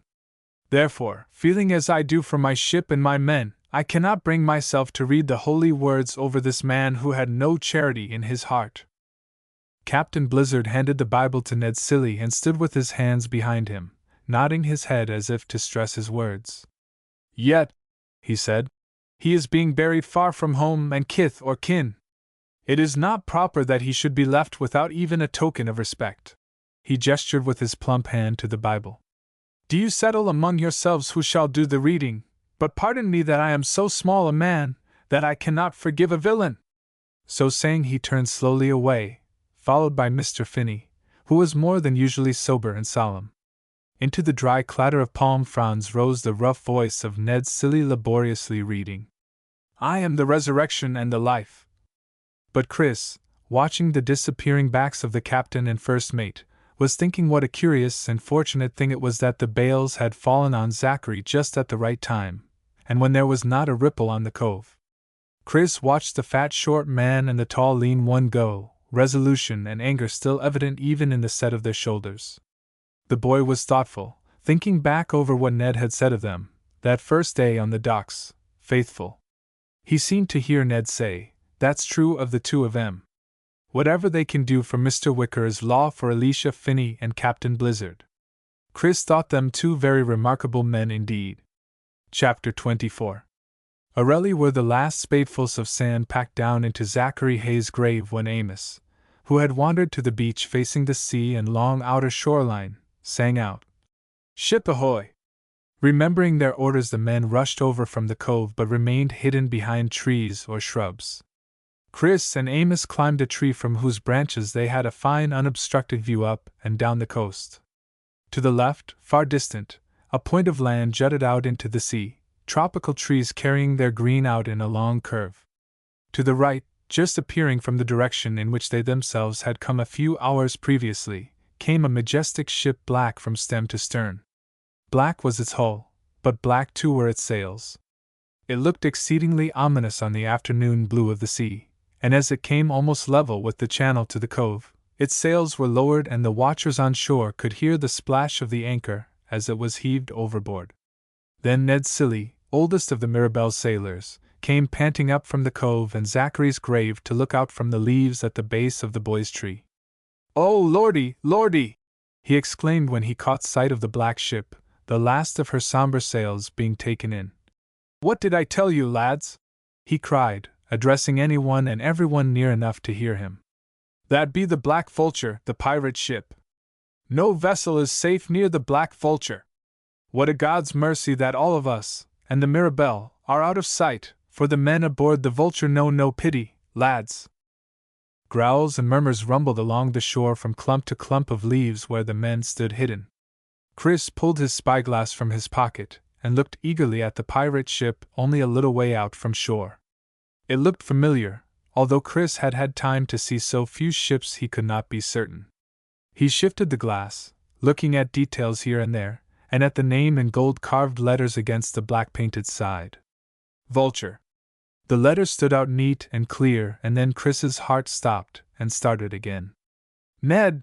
he called down softly, for sound carries far and clearly over water, as every sailor knows. "Ned, don't most ships just paint the name on the side?" "Aye, lad, that they do," Ned replied in a puzzled tone, looking up through the leaves at the two boys. "Then isn't it unusual to have letters carved of wood and gilded on the side of a ship?"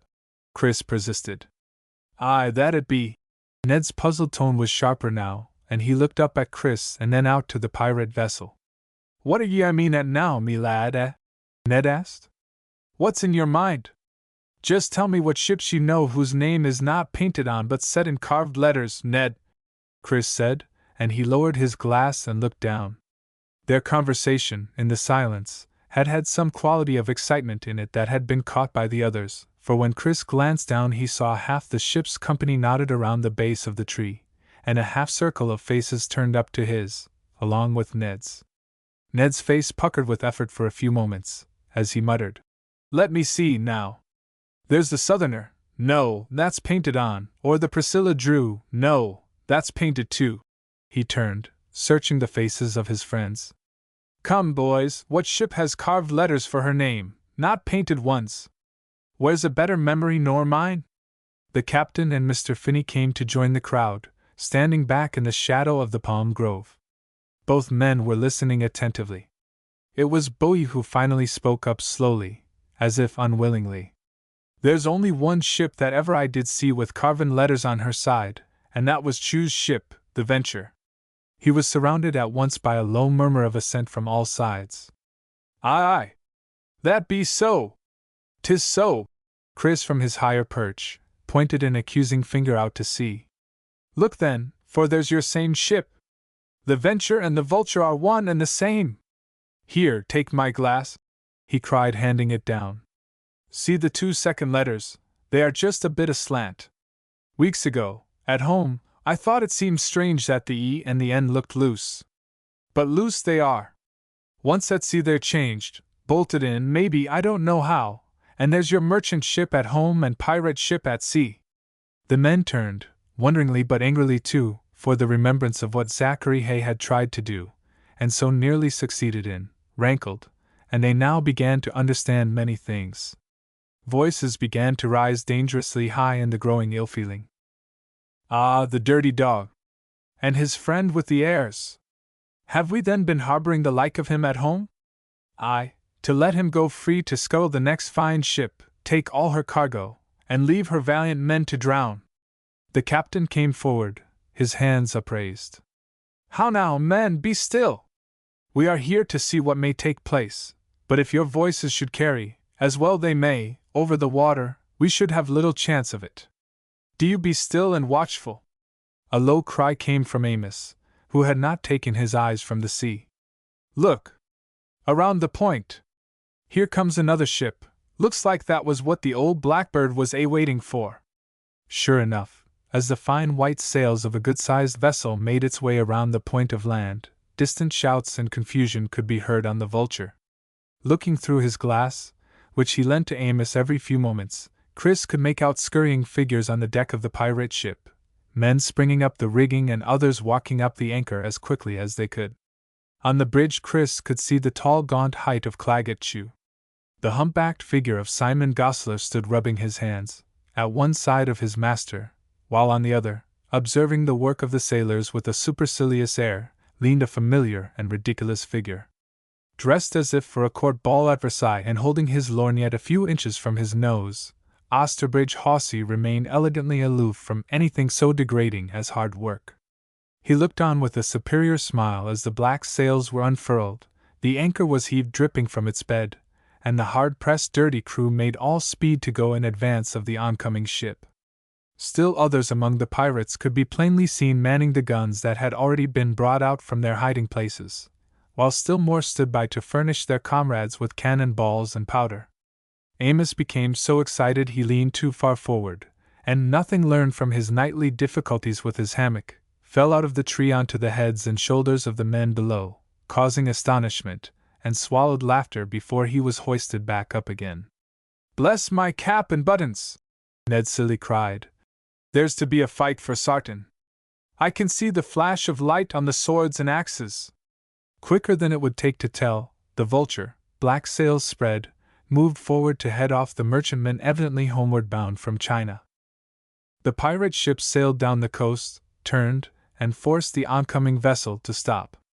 Then, as well as the watchers could guess, a parley ensued, but if the pirates thought the prey would be an easy one they were mistaken, for the merchantmen came forward suddenly, all sails set, in an effort to ram the Vulture. But the rich cargo vessel was hopelessly at a disadvantage.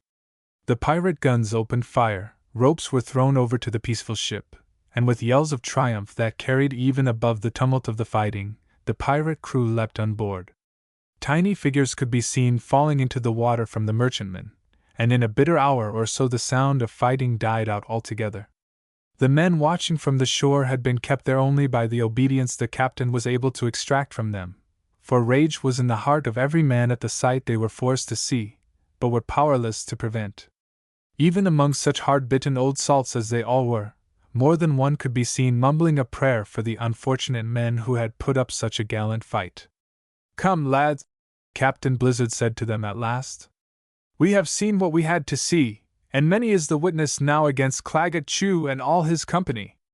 Aye, that we are. We'll bear witness to such villainy, they should all hang for it," the voices cried. "Then let us go back to our own ship, for the dreaded Vulture is not yet gone, and unarmed as we too are, what chance have we against cannon balls and armed men?" The men turned about and trooped back to the dinghies, while Captain Blizzard stayed behind a moment to speak to Chris. "My boy," he said, his hand on Chris's shoulder, as in front of them in the late afternoon light the men of the Mirabelle made their way back to the ship. "'Tis my advice you had best return with us now, or you might be missed by one or another of the men, and they have much time to think. You shall do what has been set for you to do. We shall stay here another day to take on water and fresh fruits." He looked smilingly down at Chris, but his eyes were concerned. "It will not be a moment too soon for me until I see you safe and sound on board again, my lad," he said, "for I like you well and would have no smallest harm come to you." Together they went down to the beach and the waiting dinghy. Chris dared not look at the sky above them, for he knew night was darkening it, and with the night he must leave. Chapter 25. As soon as the night was dark enough, Chris loudly complained of not feeling well, of being hot and dizzy, and in no time Captain Blizzard had, as loudly, told him he was to go to bed on a cot in the captain's cabin. Captain Blizzard closed the door behind him, and in Amos's and Ned Cilley's hearing, told Mr. Finney that he was much afraid that Chris had a touch of the sun and was coming down with a tropical fever. Chris remained alone in the cabin from that time. Soon, in the cool of the night, the sailors of the Mirabelle set out in dinghies to a cascade of fresh water that emptied itself into the cove at its farther end, taking with them casks and barrels to replenish the ship's water supply. Their deep voices swept back over the water to where Chris stood by the open port of the captain's cabin. He was forcing himself toward the moment when he must board the Vulture.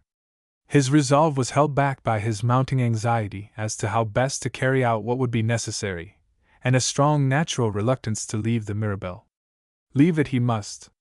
He stood pondering on what shape to assume, and when he heard the cry of a belated night bird, and saw it coast by on silent wings to vanish in the night, he decided to take that shape. It took all his courage and determination, but this was the first step toward what he had trained for so long to do, and he knew he must do it, and at once. The boy looked a last time around the cabin, then spoke the magic formula in his mind, and with a sudden enjoyment in the sense of flight, he soared away from the ship out over the cove. The bird swept twice around the Mirabelle, rising higher as it went. Below, the few lights of the ship had been carefully hooded away from the sea, and the bird, spiraling lightly on air currents, drifted out from land. The black bulk of the Vulture was easy to find in the clearness of the night. She was riding at anchor close inshore farther down the coast, and final boatfuls of men were returning from the merchantmen carrying the last of the spoils. Sweeping by toward the beach, Chris saw that most of the bandit crew were already drunk, shouting and carousing around fires where they roasted wild creatures they had earlier killed. He noticed that a few Tahitians stood apart at the joining of the palm forests and the sand, watching the coarse faces of the drunken men. The Tahitians, fitting so well into the beauty of their island, gold of skin and crowned with flowers, carrying themselves with dignity, were as far removed as could be imagined from the idea of pagan men.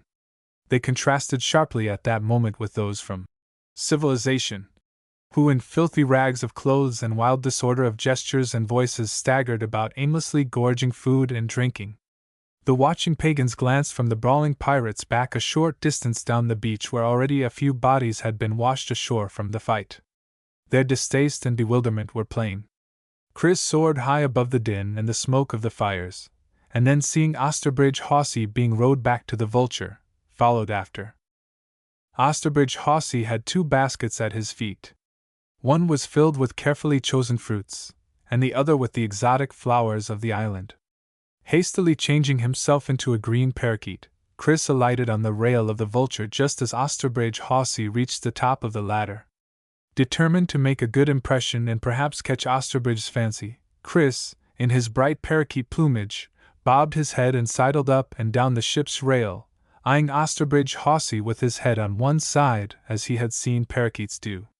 The maneuver succeeded, for Osterbridge, with a little cry of pleasure, declared himself enchanted. "I must have that little bird!" he exclaimed, and carefully taking off his fashionable hat, even more out of place in the tropics than it had been on the Georgetown docks, he slapped it quickly over the parakeet, which allowed itself to be captured. This, Osterbridge Hawsey's own prize, made him crow with delight. Clambering as gracefully as possible over the battle-scarred side of the Vulture, he took the parakeet gently out from under his tricorn. "A parakeet, as I live!" he shrilled, sounding very like a parakeet himself. "My soul, what a prize!" he rattled on, entirely to himself as it turned out, for the sailors were not at all interested in a pet. Exhausted from the battle or drunk from captured wine, and all despising the fastidious ways of Osterbridge Hawsey, they paid not the slightest attention. They obeyed occasional orders from him, for they knew they would be whipped by Claggett Chew if they did not, and so hauled up the baskets of fruits and flowers, dumped them unceremoniously in the captain's cabin, and left as quickly as they could to rejoin their shipmates on shore. Holding the parakeet firmly, Osterbridge Hawsey tied a long silk cord to its right leg, fastening the other end to the arm of his chair so that he could closely observe his new pet. Chris did not disappoint him. As the parakeet, he played the clown for all he was worth. He strutted up and down, and bobbed his head whenever Osterbridge Hawsey spoke, so that it appeared that the brightly feathered bird was in constant agreement with his captor. Or he would cock his head to one side as if weighing one of Osterbridge's remarks, in a truly comical manner. Looking about meanwhile with his black beady eyes, Chris saw that Claggett Chew was lying in a bunk against one wall, nursing his left leg which had been given a sword thrust in the fight. He was obviously in pain and perhaps feverish, and Osterbridge Hawsey's childish talk irritated and bored him so that he turned his face to the wall. Light from the swinging lamp that Chris remembered from many weeks before threw black hollows into Claggett Chew's eye sockets and deeply lined face. Now and again he could be heard grinding his teeth at the pain of his wound, but Osterbridge Hawsey, throwing his fine coat and plumed hat to one side, light-heartedly amused himself by trying to tempt his new pet with some fruit. "Claggett!" he cried, as if Claggett Chew could possibly be interested in a parakeet at that point. "Do look at what I captured! This is my very own spoils of war!"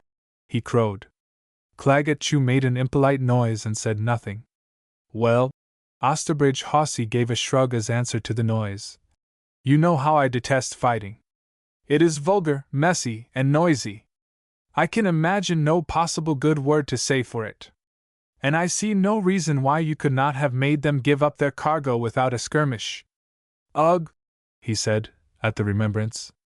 "Now, a good gentlemanly fight with a rapier is quite another thing," he went on. He smirked and made a face at the parakeet, who did its best to smirk back. "That is a graceful and fine art. Refined, and not at all degrading to one's character."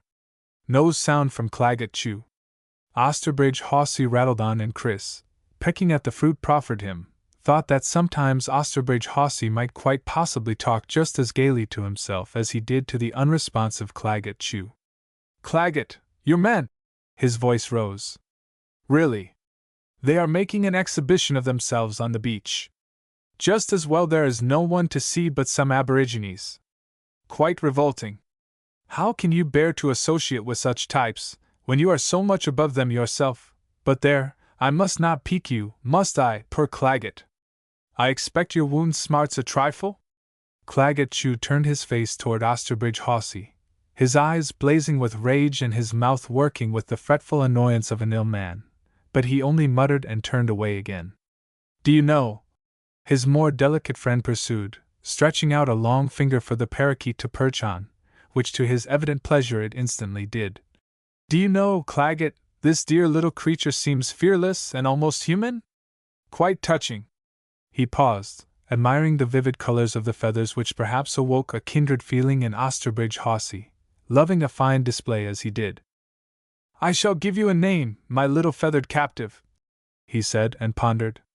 "I wonder what would be suitable. Something French, undoubtedly."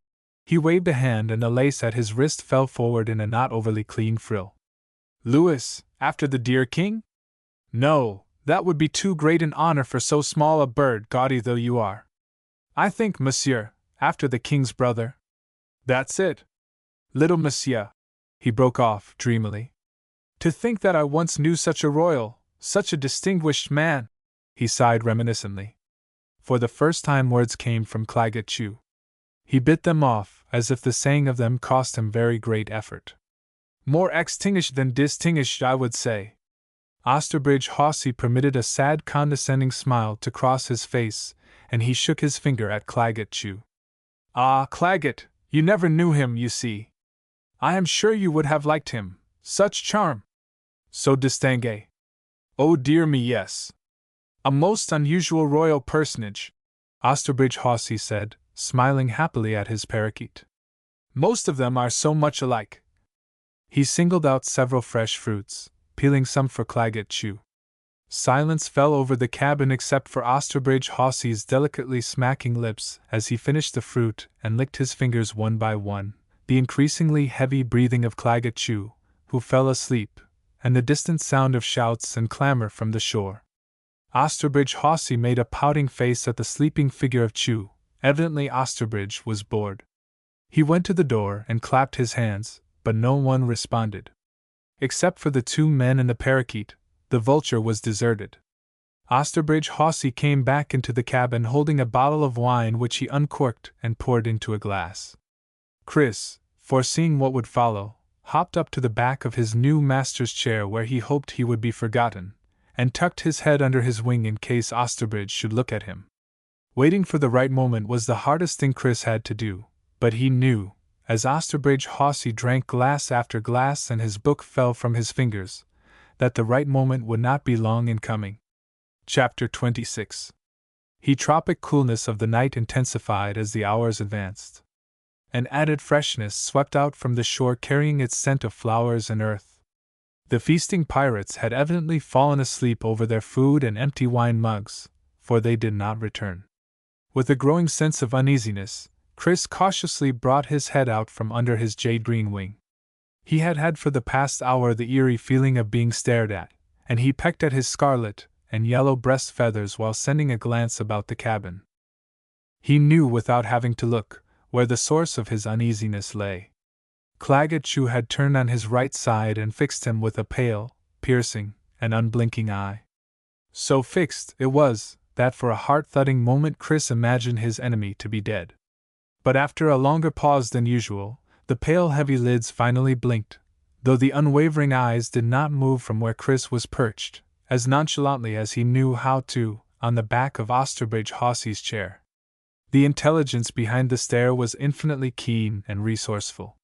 Chris, preening himself in a difficult effort to appear what he was not, knew that if Claggett Chew had not already guessed his disguise, he was certainly more than suspicious. Hastily, and with increasing starts of fear that sent the blood spurting through his veins, Chris cast about in his mind as to how he could distract Claggett Chew. As a parakeet, he was chained by the tough silk cord that bound his bird's foot. He glanced down. Osterbridge Hawsey's now sleeping head lolled like a child's to one side.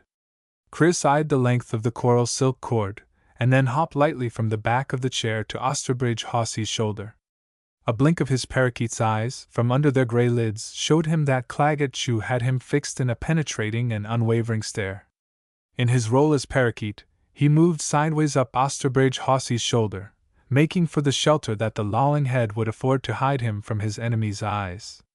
As he moved step by step, the parakeet made small, low, raucous noises, not loud enough to awaken Osterbridge Hawsey, but enough, he hoped, to make him seem a natural creature to the man who watched him so intently.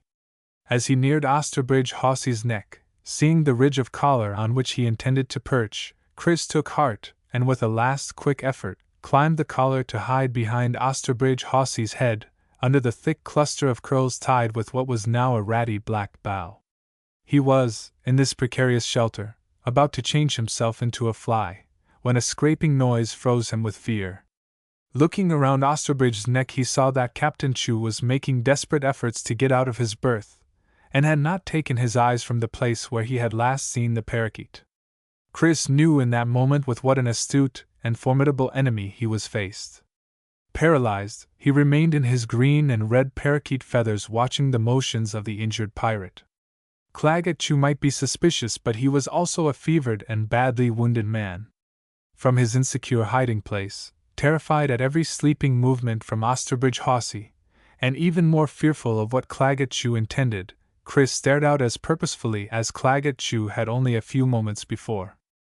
The ashen-faced man across the room in the glare of the hanging lamp heaved and pushed at the sides of the bunk, his eyes brilliant with high fever, the sweat of illness and strain glistening over his bare head and colorless face. He ground his teeth at the sudden, almost intolerable flashes of pain that gripped him when he moved his leg. Still he persevered, grasped at a corner of the bunk and pushed himself upright. If it was possible for his white face to become paler, some last vestige of color seemed to leave it. Claggett Chew threw up an arm to catch on something to steady himself, swayed and closed his sunken eyes. His arm caught the lamp, which, rocking, threw jet shadows as jagged as its light was harsh. Claggett Chew's prominent broken nose, and the deeply grooved lines running down from it to the thin lips under his mustache, changed the cruelty of his face into a brutal mask. To Chris, he scarcely looked human. He was a picture of all that was heartless and evil. But holding to the edge of his bunk, weakened and ill though he was, the power of his will still ruled his body. He doesn't know when he's licked, Chris thought, and not knowing, he isn't. Then, trying to hoist himself upright, Claggett Chew began beckoning and appealing to Osterbridge Hawsey, and Chris shook at the momentary possibility that some noise or word would awaken his sleeping hiding place. "Osterbridge! Osterbridge!" Claggett Chew cried hoarsely. "Wake up! Hear me! Fire take your eyes!" he muttered in his rage. "Can you not rouse? Osterbridge! Osterbridge!" But after a slight shift in position, Osterbridge Hawsey slept on. Claggett Chew, his face livid with pain, blood weaving down his chin where he had bitten his lip in an attempt to stifle his groans, managed to push himself up and totter to a chair against which he leaned weakly, calling out again. "Plague your bones! Osterbridge! You sot! Help me, you sleazy fashionable!" He started across the few feet of floor separating him from his friend, and stooped though he was to adjust his height to the low-ceilinged cabin.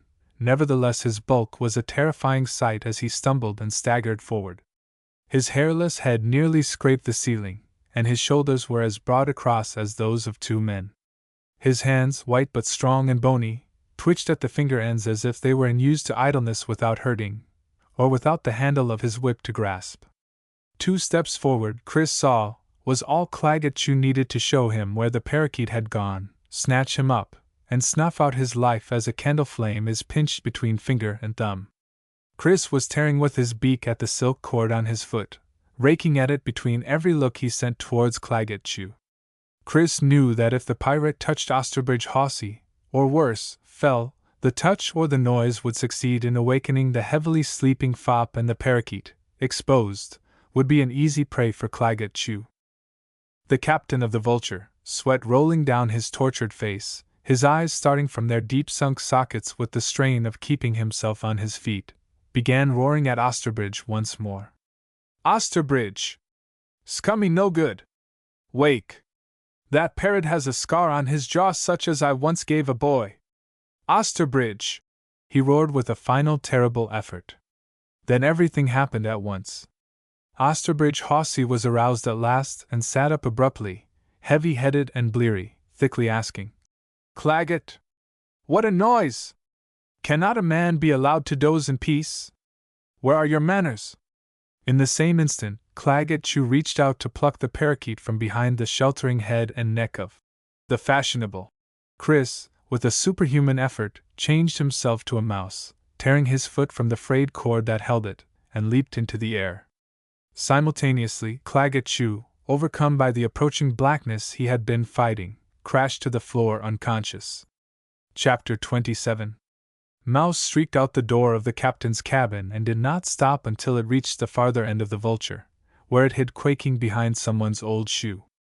The little creature, quieting down at last and feeling its heart regain a more familiar rhythm, sniffed distastefully at the shoe. It was plain to see, it thought, that the Vulture was an untidy, ill-cared-for ship. Old shoes were never left lying about on the Mirabelle. The thought of the Mirabelle brought Chris's mission on the pirate ship into sharper focus. He glanced up at the sky. There was little time left in which to work safely, for Claggett Chew's sharp eyes had noticed the infinitesimal scar on his cheek and his astute brain had put 2 and 2 together.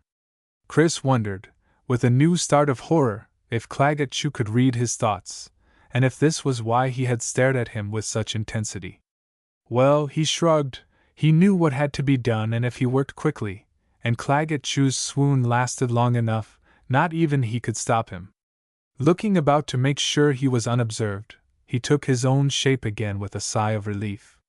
It was almost like holding one's breath for long periods of time, to be in the shape of a bird or a mouse, but to be himself, he knew, held even greater dangers. For the first time he opened the leather bag at his neck and felt inside. The first thing his fingers closed on he pulled out. He turned the object in his palm toward the starlight to see what it might be. It was a folding knife in a case of tortoise shell inlaid with strange signs in silver and mother of pearl. Chris opened it.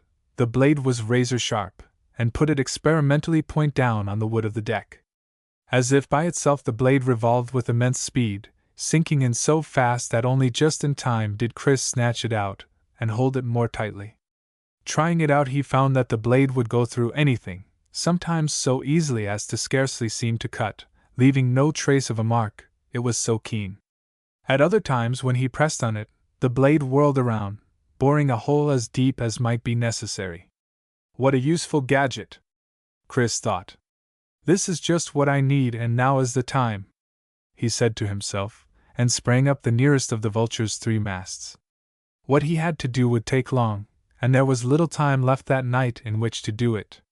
For he intended slitting the lines of the rigging here and there, not so deeply that they would give way at once and be soon repaired, but so that with the first hard blow the lines would break. Growing daylight should have warned him long before he was done, for Chris wished also to slit the sails, very slightly, when they had been unfurled and the Vulture was under way. The sound of voices broke his absorption in his task. Looking down from the top of the mainmast where he clung, Chris saw a boatload of returning sailors and realized with a start that it was nearly sunup. In a moment a rat ran down the mast to disappear into the foul-smelling hold of the pirate vessel. How long must he wait in the hold? Chris wondered. Although he might be in the shape of a rat, it was only his outward form that had changed. He could not eat grain or refuse that was not suitable for a human, and he did not relish having to hold his own in a fight with a true rat, there in the darkness. He contemplated boring a hole in the hull of the Vulture but decided to wait until the ship was under sail. He bitterly regretted not having brought food with him, feeling hungry after his exertions about the ship. There was nothing else for it but to hide as safely as he could in his own shape.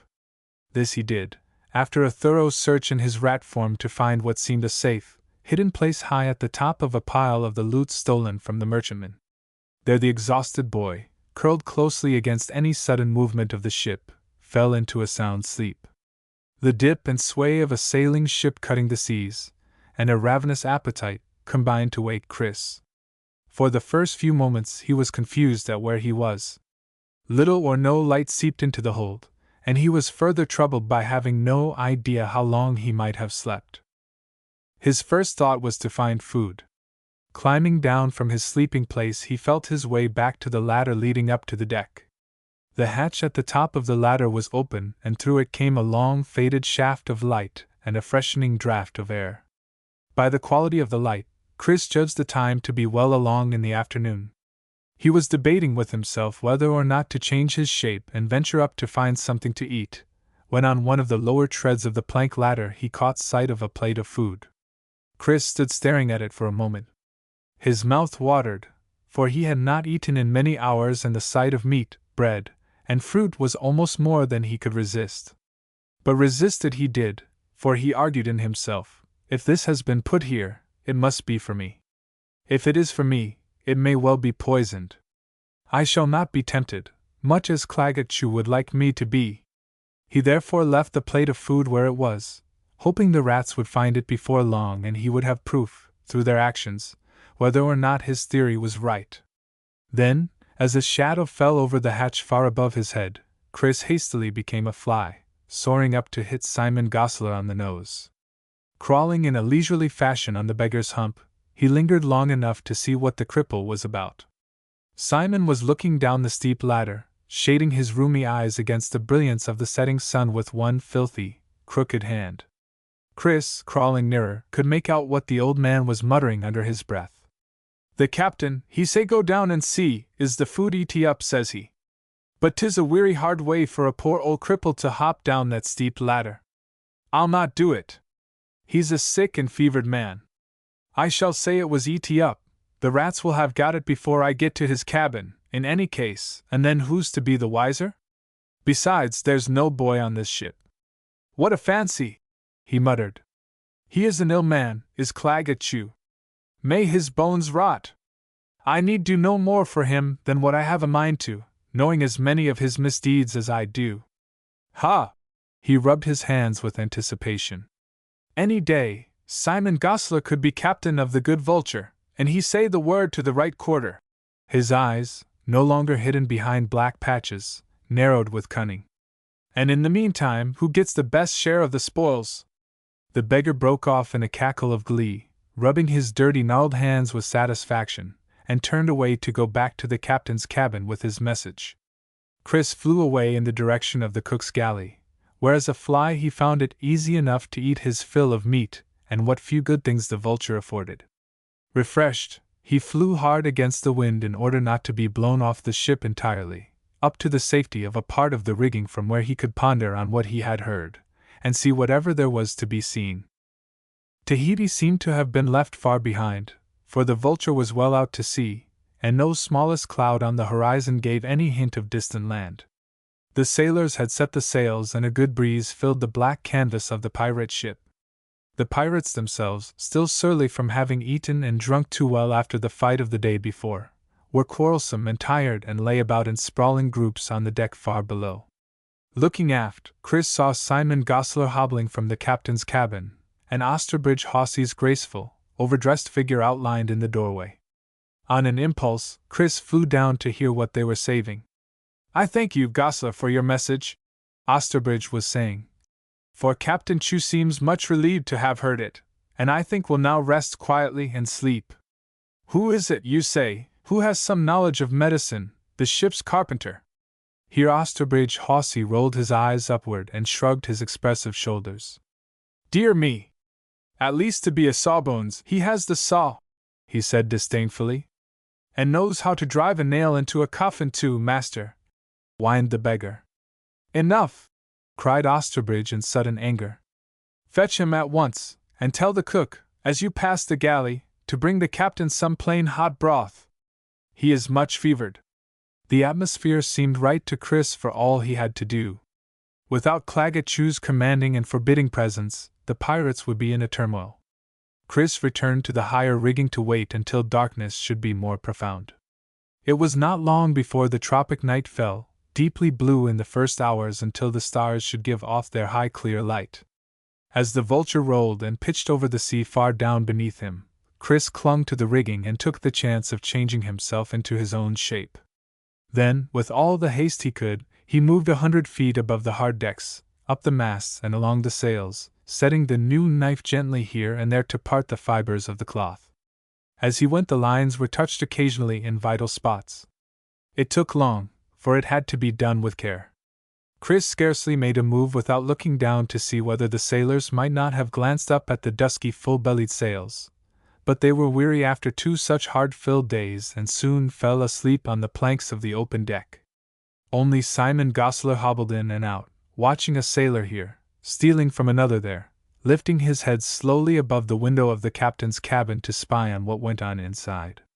Like a dark malevolent spirit, Simon Gosler, crippled in thought and body, moved restlessly about the pirate ship.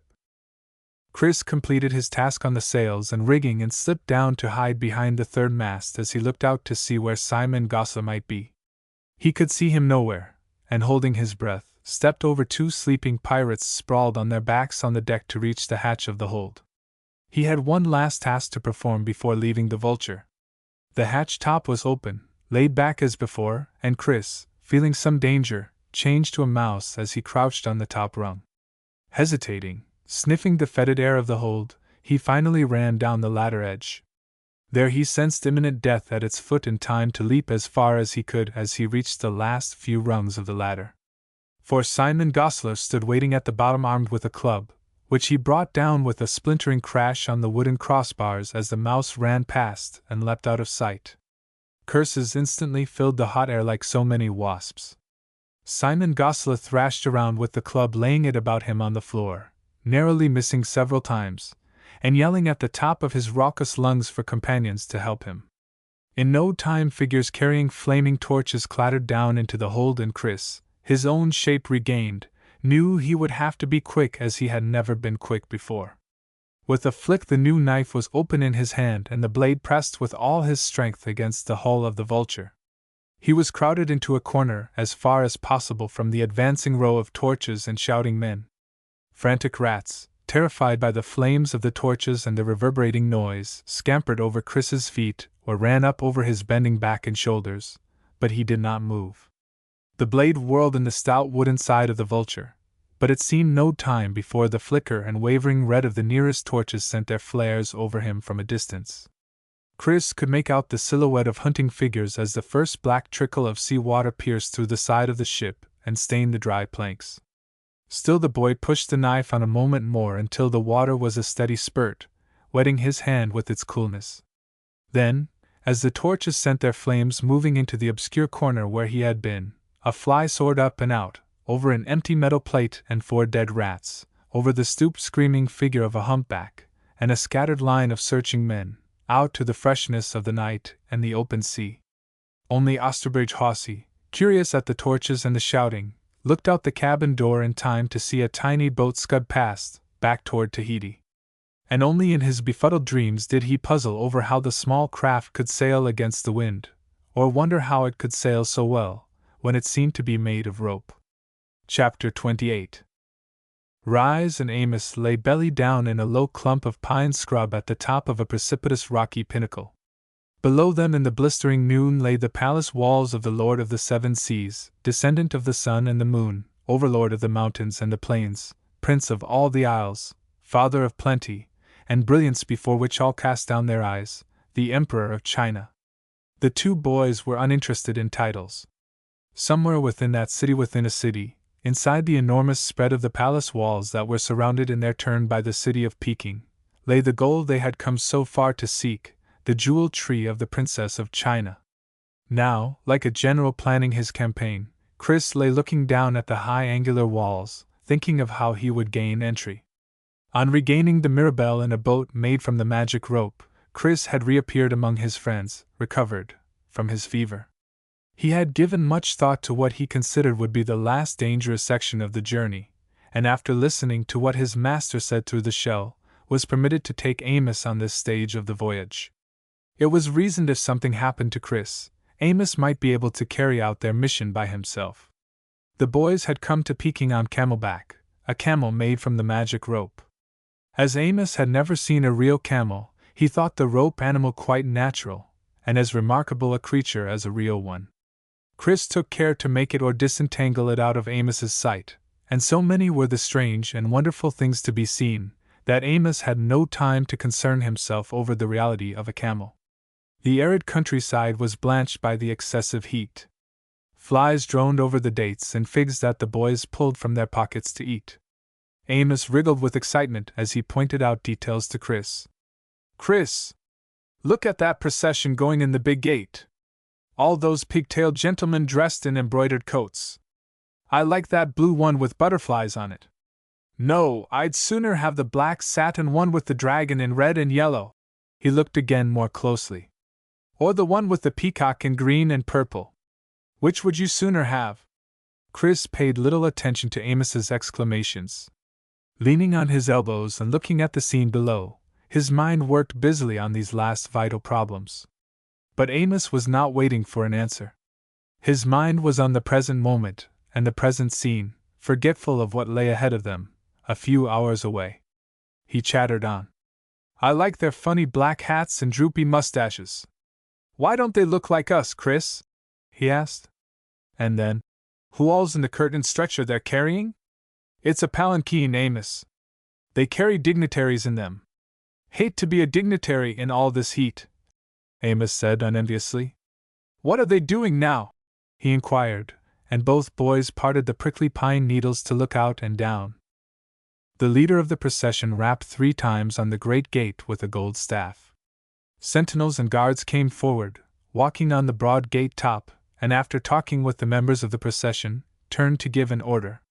Gaily dressed trumpeters with dragon masks on the visors of their helmets raised long brass trumpets. A prolonged throbbing, "Why? Wah!" shuddered out, and the great outer gates of the palace, studded with pronged spikes of carved metal, swung slowly outward. 16 men came into sight, 8 on either side, pushing wide the gates. "Gee! Imagine the weight of those doors!" Chris murmured, and taking out his spyglass looked through it. "Golly Moses!" he exclaimed. "Take a look, Amos. Those gates are made of bronze, nearly 3 feet thick. And now they have the gates open, look at the depth of the walls. They're as deep through as a room."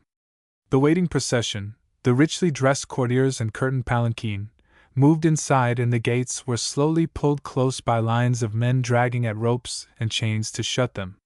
From within the main gate drifted out the sound, becoming fainter and fainter, of other trumpets sounding the order for the opening of other gates. 10 times, the boys counted, the trumpets blew, and the same Why? Wah! Throbbed against the sultry air. Lawsy me! Amos sighed, when no more trumpets were to be heard. 10 walls and 10 gates, at the very least, course we don't know. He rolled his worried eyes toward Chris. We don't know whether those folks got to the Emperor or not. Likely he's in behind a couple more walls, just to be on the safe side. He searched his friend's face. How are we going past all that many guards and trumpets, Chris? Even if we could tie up a guard or two, how in the world we going to push open gates that heavy? Amos need not have been so concerned, for Chris had a good plan. But just at that moment the heat overcame Chris. Putting his head down on his arms, he slept. Amos slept too, and it must have been several hours later that the rising sound of a crowd talking and laughing with excitement penetrated their sleep and brought them to consciousness. For a moment they both lay rubbing their eyes and peering out.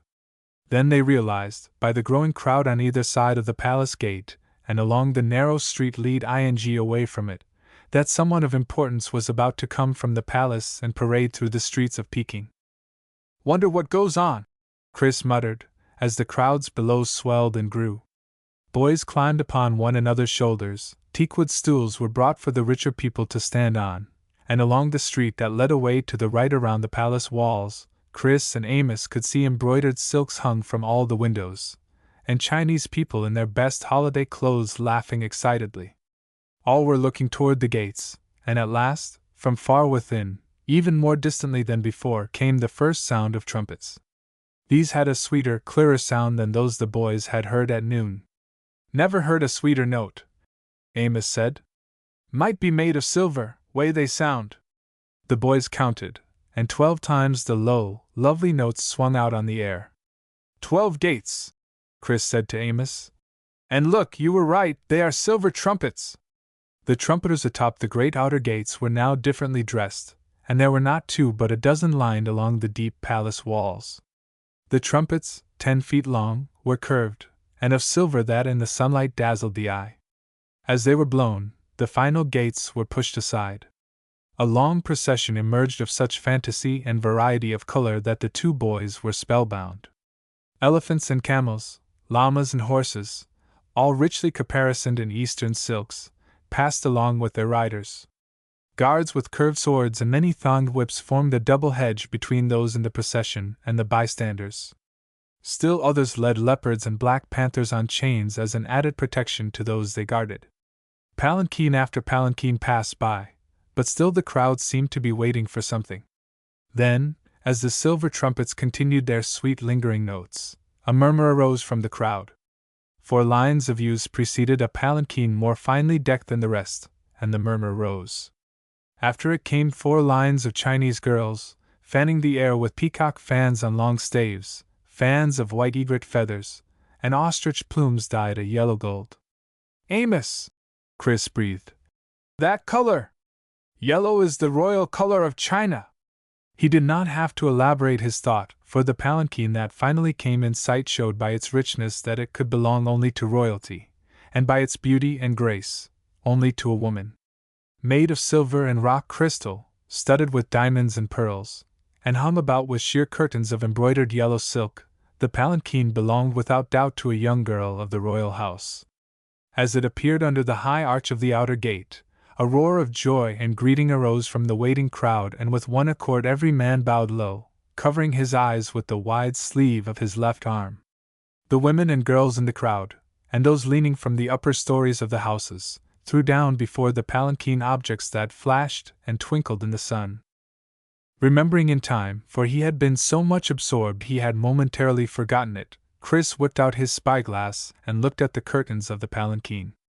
The thin silk was transparent enough under the strong focus of the glass, and behind it Chris could perceive, leaning delicately against silk cushions, a Chinese girl as beautiful as a dream.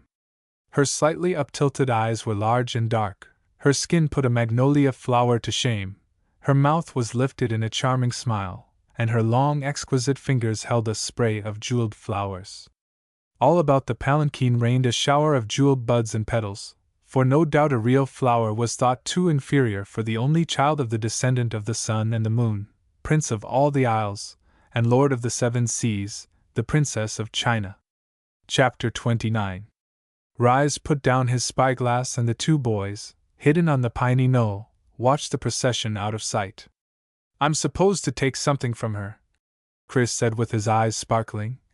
"But I know now what I'm going to give her back in return. I feel sort of sorry for that girl," he added thoughtfully. "What are we going to do, Chris?" Amos wanted to know. "What all comes next, and have we some more of those dates?" Chris passed him some. "We have to wait until dusk anyway," he said, his voice abstracted. "And by the look of the light, that won't be long." The piney knoll was steep and rocky, and only two adventurous boys would ever have reached the top. Too precipitous on which to build houses, it rose far above the surrounding roofs of Peking. The green and scarlet of curved tiles spread under the boys' sight like a curling sea. Before them, stretched out in long angular wings to right and left, swept the palace walls. Listening and watching, the boys gathered by the silver trumpet notes that the princess and her retinue had re-entered the palace walls by another gate. Thinking about it, Chris mused, "I wonder if that first palanquin held someone she's to marry? It could be. And if so, this may be her last appearance to the people of the city before leaving for a new domain. She would probably take the jewel tree with her. I can't imagine a woman leaving a thing like that behind." He paused, remembering. She held a spray of jeweled flowers in her hand, maybe off the tree, and I never saw anything like it. Well, can't do a thing until dusk comes down. The evening was not long in coming, and Chris, who had been sitting cross-legged under the little crooked pines, looked across with great concern to where Amos lay on his back, dozing. "I can't take him along," Chris thought, "and I can't leave him alone, if I should get caught. What in the world do I do?"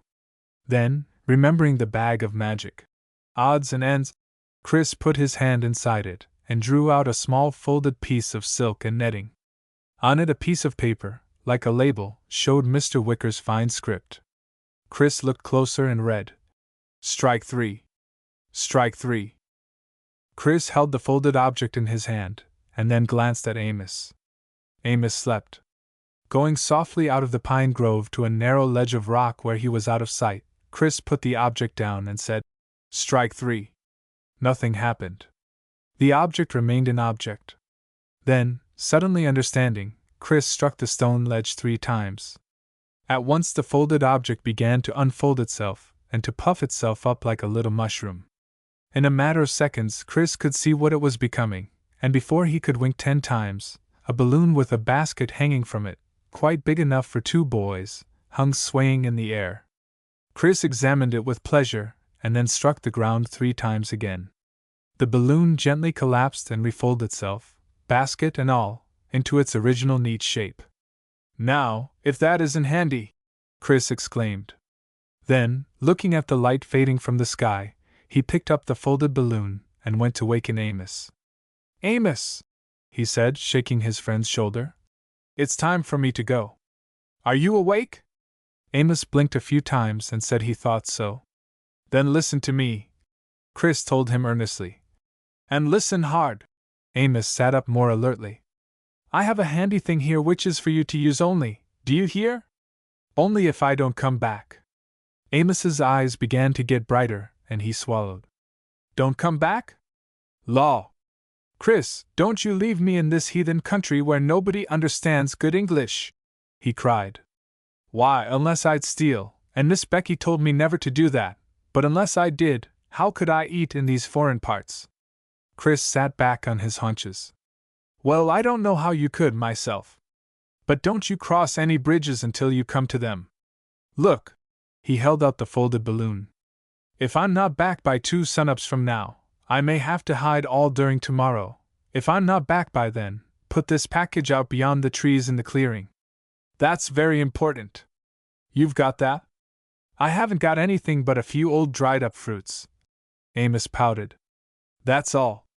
"No, Amos!" Chris gave him another rousing shake. "I mean, do you understand that much?" Amos brightened at once and broke into a broad grin. "Oh yes, of course. Why didn't you say so in the first place? You said put the package out in the clear. Where's that, on this tippy top of a hill?" Amos asked, looking about.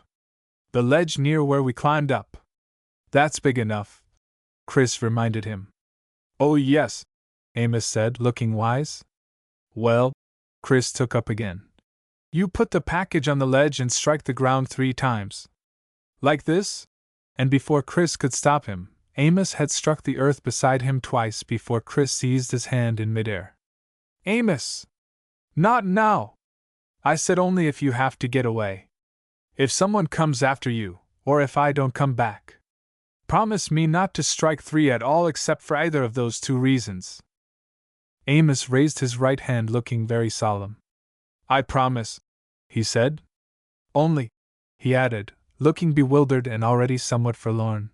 What happens when I do hit 3 times? Why, it's a mag. It's a special kind of balloon, Chris began, after correcting what had almost been a bad slip. A what? Amos stuck his head forward, trying hard to understand. A balloon. Oh. Chris stopped and stared at Amos. Perhaps balloons had not yet been invented. How very confusing. It's something that will hold you up in the air. There's a basket for you to sit in. No, sir, Amos cried, wagging his head decisively from side to side. Me in the air over the roofs and high up?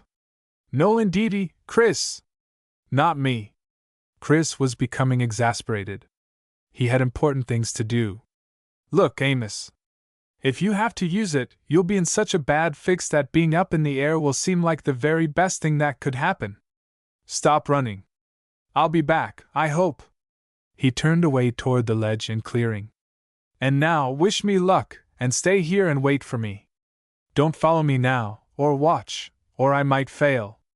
Amos jumped up from the pine-covered ground. Oh, Chris! He cried, his voice sharp with distress. Can I go? You might get hurt. There's no telling what could happen if you're all alone. Chris was tempted to take his friend with him, but someone must get the news back to the Mirabelle if he should fail. If this happened, he did not doubt but that the magic balloon would carry Amos safely to the ship. No, he said after a long moment. Better not. But I'd sure like to, Amos. Now don't lose that package. It's your escape. Wish me luck. Amos clasped his hand, and then, rushing off, dashed back again. Here, Chris. Our fruits. Better not to eat strange food in this foreigny place. Good luck, he added. Chris stuffed the dried fruit in his pocket. Amos turned back into the darkening pine knoll, and Chris pushed his way out to the narrow steep ledge, hanging high above the roofs of Peking. Chris uncoiled the magic rope from around his waist, and standing as far out on the rock ledge as he dared, in order to have the greatest possible freedom of movement, he attempted for the first time to draw an eagle in the air with the rope. It was a complicated, fast maneuver. The rope twisted and whipped in the air, and the result was a molted-looking, droop-tailed buzzard. Its wings were not wide enough, its back very insecure to look at. In short, Chris knew, it was a total failure.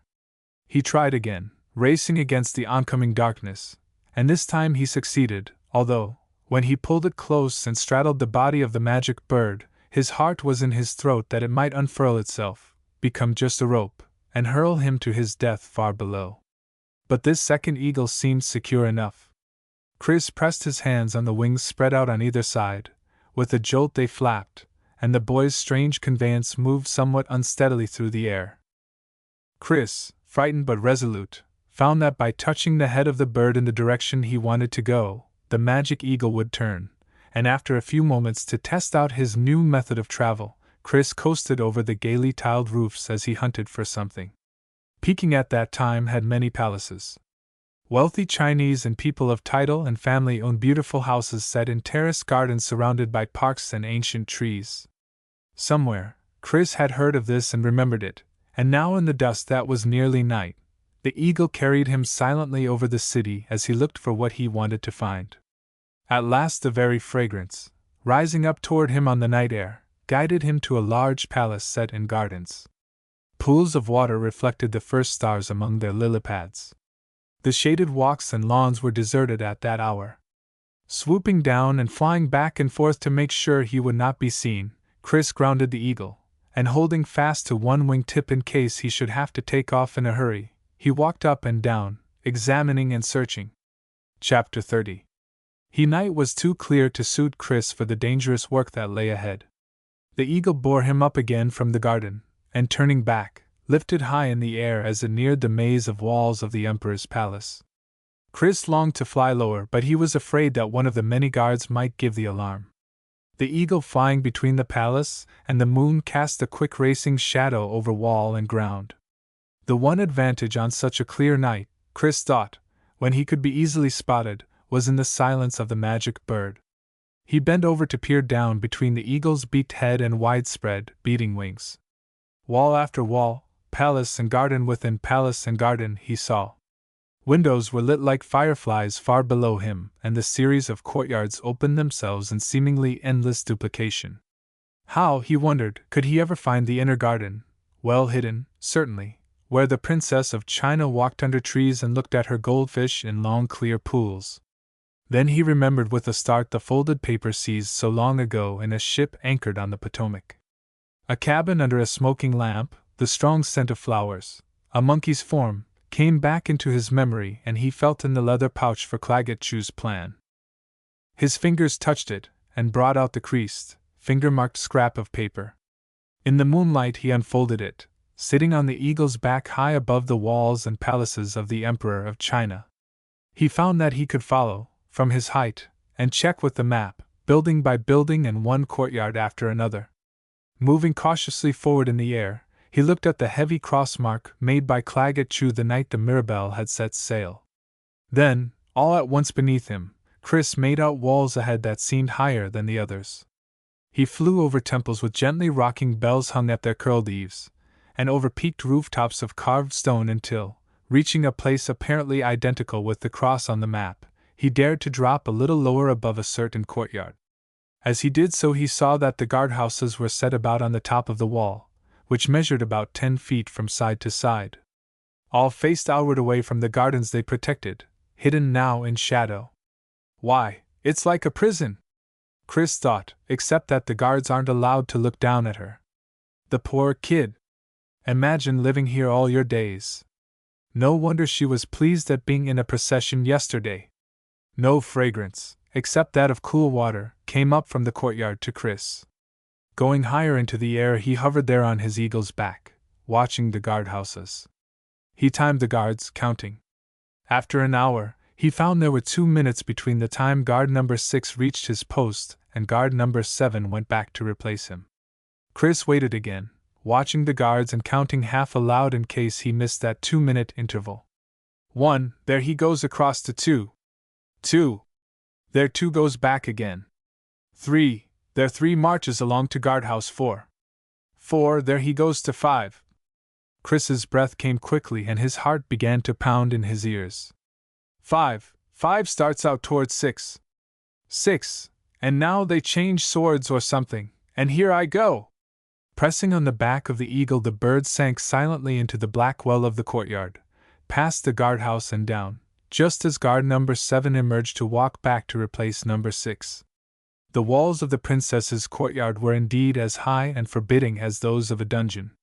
A shimmer of water reflected the night sky, and looking down, Chris saw a dark, glistening mass beneath him. It seemed to be trees, but when his dangling legs touched them, sharp edges cut his legs and he quickly veered away. At last, coming down at the edge of the pool, his eyes became used to the gloom and he could see about him. The garden ground crunched under his feet and glowed in the night, and bending to touch it, Chris's fingertip came away dusted with gold. "Golly Moses!" he breathed, and looked about. The edge of the long rectangular pool was of silver, the walk around it of jasper and chalcedony, and as he lifted his eyes to look farther, he saw that the entire garden was made up of trees with jewel leaves. No wonder the leaves cut my legs, Chris thought to himself. They're probably emeralds. Towing the eagle by its beak, he wandered about. There was neither grass nor flowers, no true plants or trees. All bushes, borders, and shaded walks were of jewels. They gave out onto the air no scent of greenness, and no welcoming scent of flowers. "Gee!" Chris almost said aloud, Who'd want to play on ground-up gold? Why, except that it's yellow, it might as well be gravel. And no trees, not real ones. Gee, she must be a pretty miserable girl. I wonder if birds like the jewel trees? Looking into shrubs of coral, or jade, or amethyst, Chris found no nests, and shook his head. Guess I brought the right replacement after all, he decided. Now to work. Which shall I take? He made a tour of the jewel gardens, and at the end of the pool, facing the carved jeweled doorway and windows of a pavilion set into the surrounding walls, Chris found a tree he thought right. Small and round, as if freshly trimmed, it answered Mr. Wicker's description of months ago. Leaves of emeralds, buds of diamonds, flowers of sapphires, and fruits of rubies studded thick with pearls. Taking out his magic knife, in a second Chris had cut away a large circle of earth in a tub shape to shelter the roots, and carried his heavy burden to the eagle's back. There, he took off something which he planted where the jewel tree had been, and cupping his hands, watered it from the pool as best he could. Just as he finished and was moving away, a movement in the black rectangle of the pavilion door at the far end of the garden caught his eye. He had only time enough to pull the eagle, the jewel tree, and himself into the cloaking shadow of a nearby avenue of emerald trees to avoid being seen. The movement was pale and slight against the blackness of the open door, and the night was very still. As Chris held his breath, the dampened leaves and petals of the bush he had planted sent their green fragrance lifting and turning on the night air. As if that had been the signal it had long waited for, a dust-colored bird flew down to perch on a thorny stem. It was a nightingale. Its song started slowly and softly at first, and then, as it forgot that it was alone, the lovely variations grew, pealing out where no birdsong had ever been heard before. Chris was not the only one who had never heard a nightingale. To the other occupant of the jeweled garden, it was newer and more beautiful than anything she had ever heard. The princess's tiny feet made no sound on the gold gravel as she edged nearer to the bush and the song. At last the nightingale flew away, and the scent of the roses, drifting toward a princess who had only been permitted flowers of stone, was overwhelming. She went up and broke off a flower as red as a ruby and as red as her mouth. As red, too, as her blood, for a thorn stabbed her, and she nearly dropped the rose with a soft cry. But the wonder of it was stronger than the pain, and she buried her face in the freshness of the red rose, the first flower she had ever seen. Behind her, rising gently and quietly out of sight, was a smiling boy and a tree of jewels she would never miss. Chapter 31. Rise's thoughts were so taken up with the pleasure of the little Chinese princess at her first rose that he had miscalculated. As a matter of fact, he had forgotten about the guards in his excitement at holding the jewel tree and at getting away, and just as the eagle rose to the top of the wall, one of the guards saw him. Had it been earlier, Chris could have risen quickly out of sight. But the jewel tree was heavy in itself, the earth holding its roots was an additional weight, so that the eagle only rose half as quickly as it had before. The guard gave a shout, and a spear whistled past Chris's ear. Instantly the flames of bonfires spurted on all the walls, and to his terror Chris found himself in a glare of light as powerful as modern searchlights. He clutched the jewel tree, urging the magic bird up, but there are limits even to magic, and the bird was moving at the peak of its ability. Black racing figures darted along the walls, the flames of the watchfires leapt higher in the air, and now arrows were singing their keening note of death about the boy lifting so slowly into the night. Chris, crouching behind the jewel tree, was rocked and nearly unseated from the eagle when an arrow hit the earth around the tree roots, embedding itself deeply and quivering there at an angle. The shouts and confusion grew, but after a few terror-stricken moments Chris knew he was high enough to be out of danger. He gave a deep shuddering sigh of relief, and turned the head of the laboring eagle toward the city. His thoughts were on escape, but first he had a duty that as an honorable person he felt bound to perform. He was naturally observant. He had also made a point of noticing landmarks, so that he found the garden from which he had taken the rosebush without too much trouble. What he was totally unprepared for was that the entire city of Peking, aroused by the watchfires on the palace walls, was awake and in alarm, and the light of flares and lanterns glowed from every house. Nevertheless, to replace the rosebush was an honorable necessity, and in spite of wide canary-yellow blocks streaming from the windows of the lesser palace and falling in broad sections over the lawns and far into the gardens, Chris came down as much in the shadow of trees as he could, and breaking off a sprig of the jewel tree, stuck it in the ground where the rosebush had been. Then quickly regaining the eagle's back, he was lifted into the air and up over the roofs. What was his consternation, however, on nearing the pine knoll, to see the whole group of scrubby trees aflame, and no sign of Amos. The pine needles and tree trunks thick with resin burned fiercely. Chris did not dare to come too close. Not only was the heat intense, but the crowds collecting below looked upward to watch in a puzzled way, while others ran from near the palace gates to gaze and speculate. Chris turned sadly away, large tears for Amos running down his cheeks, his heart constricted and his eyes half blinded, when from a great distance he heard a trailing call. "Oh, Chris! You, Chris!" Chris's heart leapt up, and wiping his eyes clear he looked in the direction of the sound. A balloon was moving rapidly away over the peak-curved roofs of Peking, careening slightly from side to side as it sailed on the night breeze. By the time Chris had caught up with Amos in the balloon, Peking lay far behind them. Holding on to the edge of the basket, Chris blurted out, "What in the world goes on, Amos? I thought you were burned alive. I was never more scared in my life." Amos's eyes, wider than ever from the excitement of events, batted at Chris. "You're scared? What do you think I am? Get me out of this. I never did want to be up in the air nohow, and I want out now." "But what about the fire, Amos?" Chris persisted, holding to the jewel tree with one hand and the balloon basket with the other. "How did you get out?" Amos sent a squeamish glance out of the corner of one eye at the moving ground beneath them, and then, realizing that they were on their way back to the Mirabelle, swallowed and began to talk. "I waited, like you said, and I guess I fell asleep. All at once such a noise, and flames flashing, woke me up, and right away, seeing fires and commotion all over the palace walls, I supposed they had spotted you somehow. I thought, should another fire break out somewhere else, it might pull the crowds away from the palace, or make them think something was going on up there. So I lit a fire with my flint, and then ran right quick with the package to the ledge, struck 3 times, and shut my eyes." Here Amos covered his eyes with one hand. "And got in. And this silly thing's been a-tippin' and a-teeterin' ever since." Chris brought balloon and eagle down into a rice field, and the 2 boys transferred the jewel tree to the greater safety of the balloon basket. Amos, having the wonderful jewel tree to guard, forgot his fears and sat down beside it, where he soon fell asleep.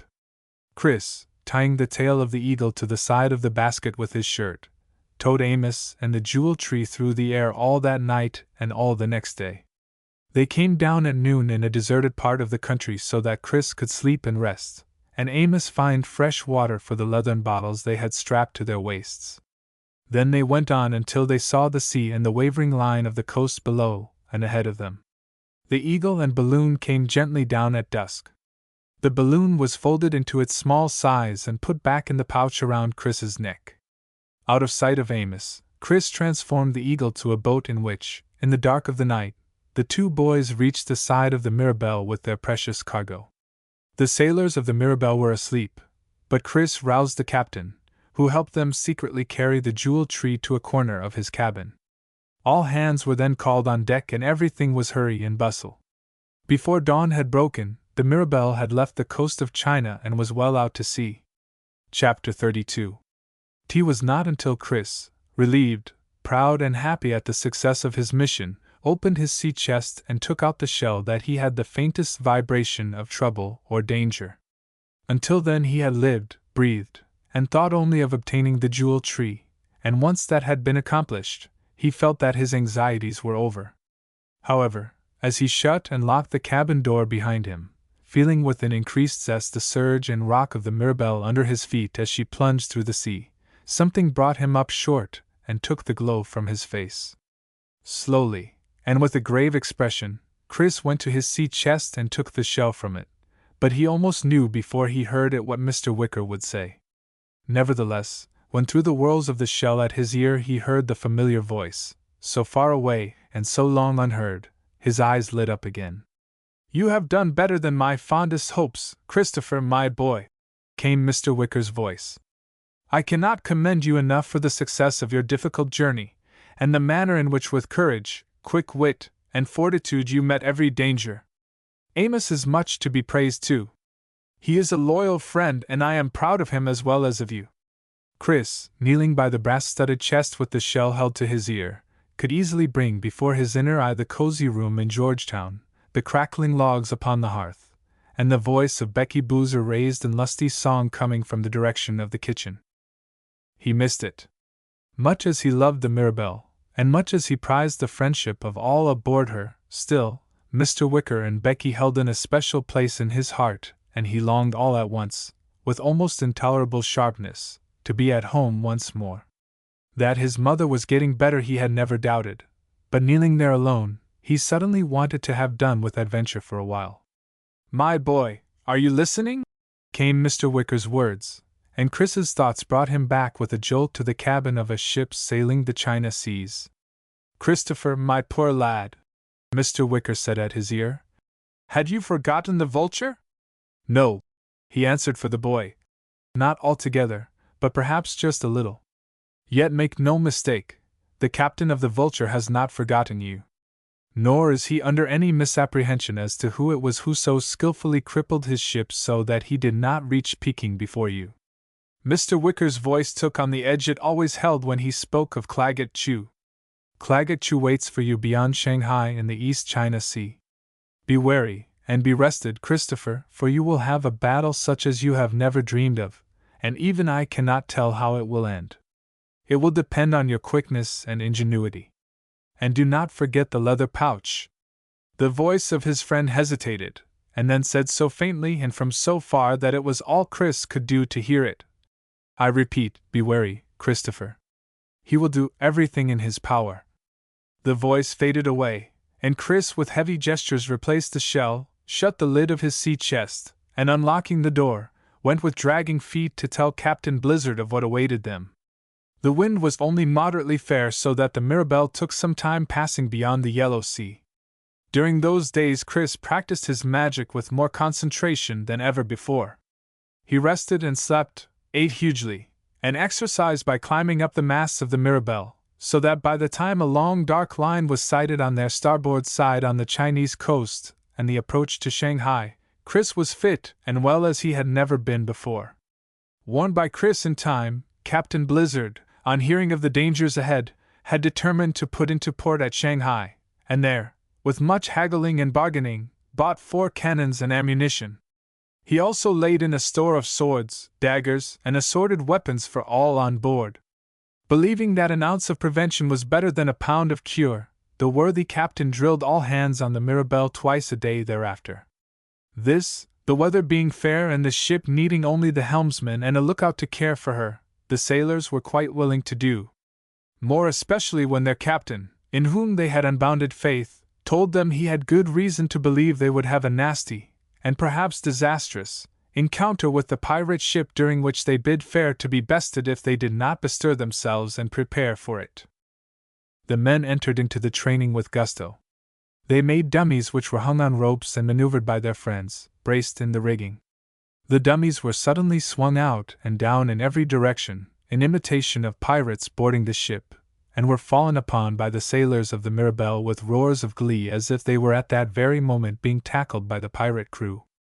Then they practiced fast turning and tacking of the ship, and even in between the regular hours set aside by the captain for what he termed fighting time, several groups of men could always be seen on some part of the deck practicing dueling with sword and dagger. In short, long before the Mirabelle reached the East China Sea, its crew had become proficient in all manner of hand-to-hand fighting. The Mirabelle was level with the Ryukyu Islands on a gusty, glary day when the lookout's long-drawn-out cry floated down from the crow's nest to those sailors who were engaged in a mock fight on deck. "Sail, ho-oh!" Instantly every man was at the ship's side, shading his eyes against the dazzle that made a brassy light over sea and sky. The Ryukyu Islands, off the port beam, were not visible in the metallic haze that grew as the sun arched higher. The fitful wind gave promise of stopping altogether, and leaving both ships becalmed.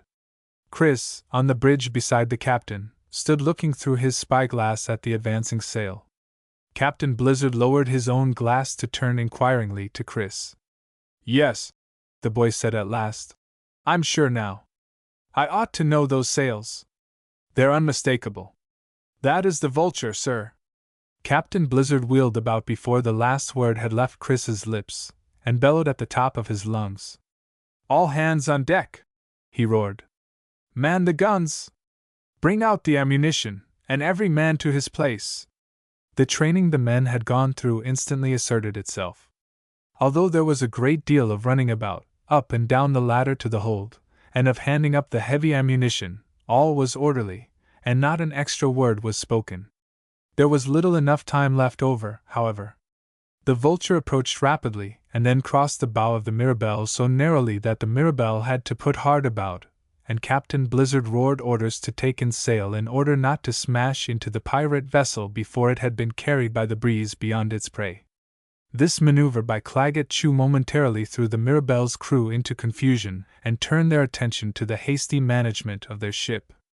To Chris, working with the men at whatever was most urgent, it seemed only an instant before the Vulture was again alongside the Mirabelle, and Claggett Chew stood on the gunwale hailing them. "Heave to, or you shall sink to the sharks!" he cried. "Look to yourself, pirate!"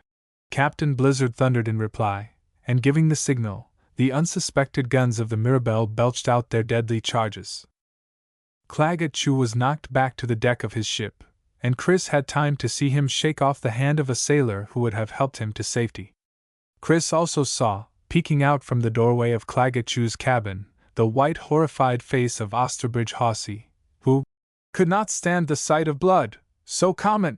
The face withdrew, and Chris could imagine the dandy playing cards or reading as best he could in the din until the battle should be over. The pirates, many wounded and all taken aback at the unforeseen presence of guns on board the Mirabelle, were tough fighters notwithstanding, and moved the Vulture in ever nearer until the two ships, with fallen masts and entangled rigging, were locked on the brazen sea in deathly struggle. Brave as the seamen of the Mirabelle proved themselves to be, the pirates were seasoned in pitiless combat. The guns of both ships roared and coughed, and the battle raged through the noon into the afternoon. Finally, Chris could bear no more.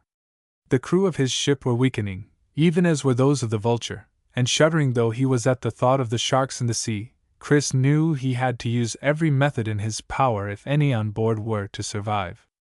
Keeping his own form, he jumped into the blood-tinged water, his magic knife open and ready in his hand. Chapter 33. He spoke of the guns of both ships so hung upon the air that Chris counted on its heavy curtain to screen him from his enemies. He swam to the far side of the attacking vessel and there forced his magic knife for the second time against the side of the Vulture. He was treading water, holding to a rope that dangled over the side of the ship when, with no interior tremor of warning, a cut that he almost thought had penetrated to the bone lashed across his shoulders, narrowly missing his left ear.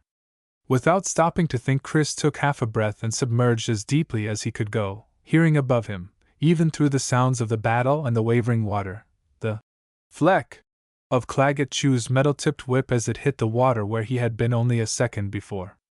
Chris would have dived under the great barnacled hull of the Vulture then and there, to come up on the other side, but good swimmer though he was unsure that he could hold even a full breath for so long a dive. Added to this, he had had no time to do more than gasp a momentary breath of air, and even as he rose to the surface with bursting lungs, he saw the figure of a man leap into the water from the side of the Vulture. Before the bubbles of the man's descent had had time to disappear, the most dreaded of all sights for a swimmer showed itself above the water. It was the sinister triangle of a shark's fin cutting the surface of the sea as it advanced with terrifying speed to where Chris gazed, almost paralyzed with horror.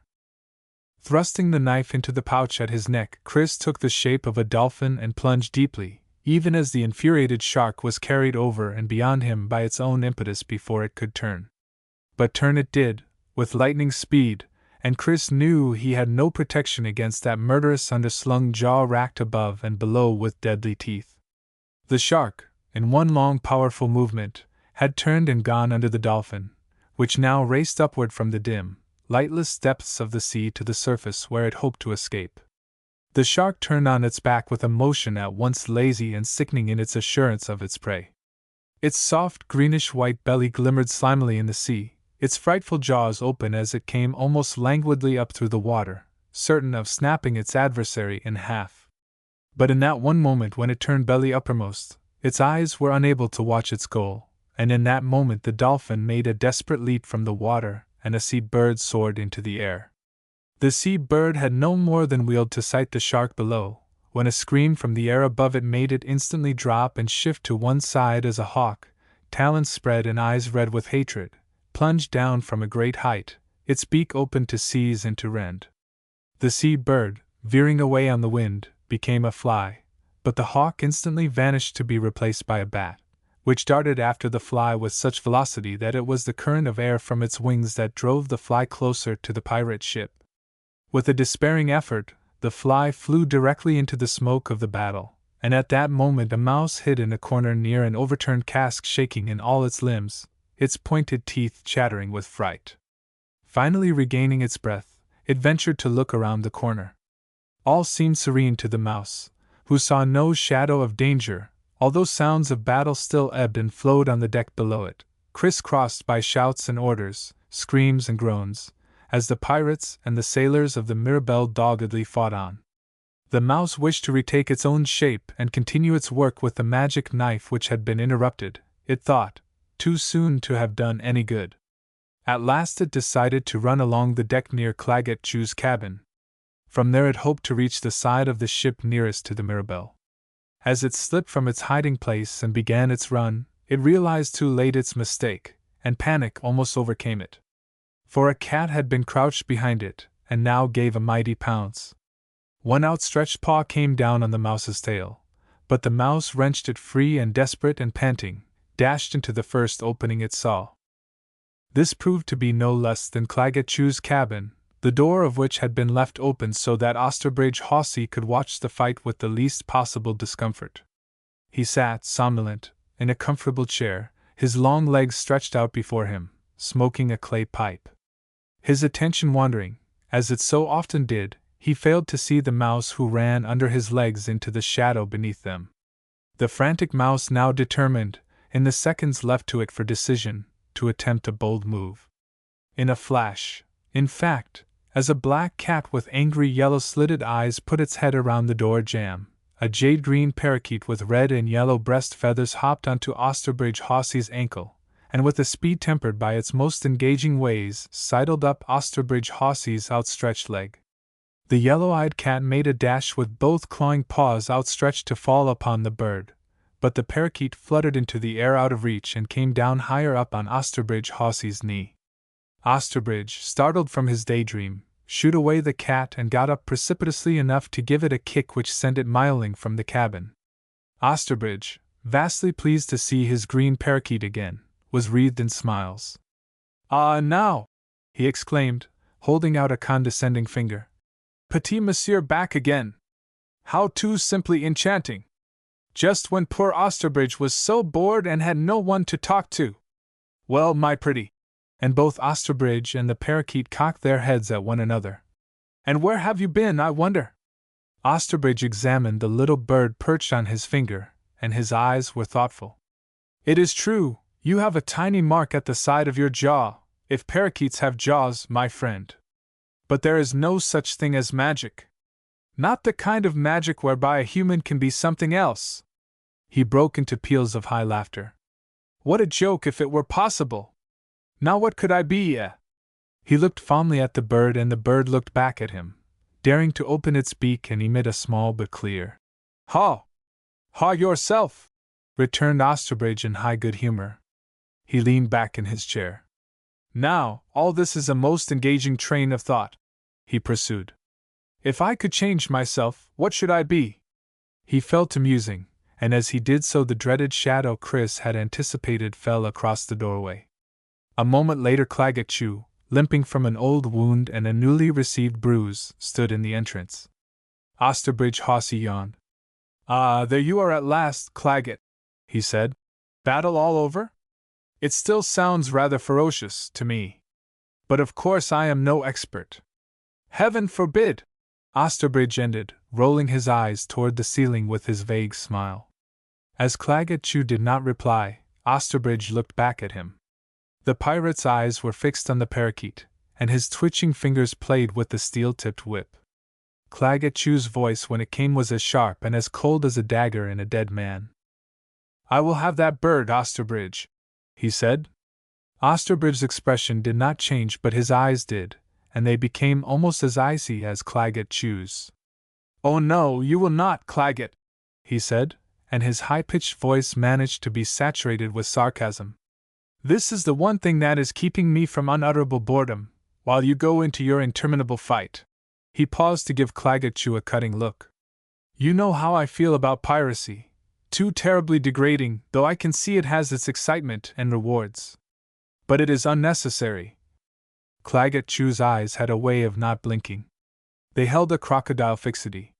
His tone, when he spoke again, did not vary. "I am not a traitor, Osterbridge. Nor shall I bandy words with you on this subject. Give me that bird, or I shall take it from you." Osterbridge Hawsey rose with a slow grace from his chair, his hand curled gently but protectingly around his parakeet. "Claggett," he said in his thin voice that cut now with the unexpected thinness of paper, "I am sorry to say such a thing to you, but your fever during the weeks just past has undoubtedly altered your brain. You are a madman, Claggett." Osterbridge Hawsey removed himself with deliberation from the proximity of the doorway, placing himself on the other side of the cabin table over which hung the swinging lamp. He did not turn his back to Claggett Chew nor take his eyes from him. "Kindly leave the room, Claggett," he went on, in too quiet a voice to be otherwise than poisonous, "until you are more yourself. Your conduct and tone are unbecoming to a gentleman," Osterbridge said, with his head held high in disdainful dignity. They were an extraordinary sight. The shaven-headed, clay-faced pirate looming so high and so huge in the doorway that he filled it altogether, his clothes torn, filthy and stained from the battle and from careless weeks at sea. His companion was a travesty of his one-time elegance, dirty lace ruffles spotted by forgotten meals, his velvet coat marked by chairbacks and soiled from months of constant wear, his hair unwashed and sleazily caught back, no longer curled with a fine exactitude. Both men had been housed together for too long. Long ago they had exhausted all topics of conversation. Their two difficult personalities had for months been festering, each at the sight of the other. Now Claggett Chew ground out between his clenched teeth, "You are a fool, Osterbridge. Have always been one and will so remain. Do you defy me and do not give up that bird, as hell is my witness I shall snatch it from you with this whip, and nothing shall stop me." Osterbridge reached behind him with his right hand, holding the parakeet in an increasingly uncomfortable and tightening grip in his left. On the wall behind him hung his rapier in its scabbard, delicately incised and showing the fine workmanship of its French origin. With a quick, deft movement, Osterbridge's fingers had found the hilt and drawn the rapier out, his face snarling, his eyes expressionless. They were fixed on Claggett Chew, who had not moved from where he leaned against the side of the doorway. Osterbridge Hawsey's voice was almost more frightening when he spoke again than Claggett Chew's, as he slowly brought the rapier to his side with quiet, calculated gestures. "I have had enough of your ordering, Claggett. You may order your scurvy men about as you wish, half-wits, rascals, thieves and murderers who know no better than to do your bidding, knowing they may well die by your hands as by some other. But you have met your match. I, Osterbridge Hawsey, shall not give in to a madman and a murdering pillager.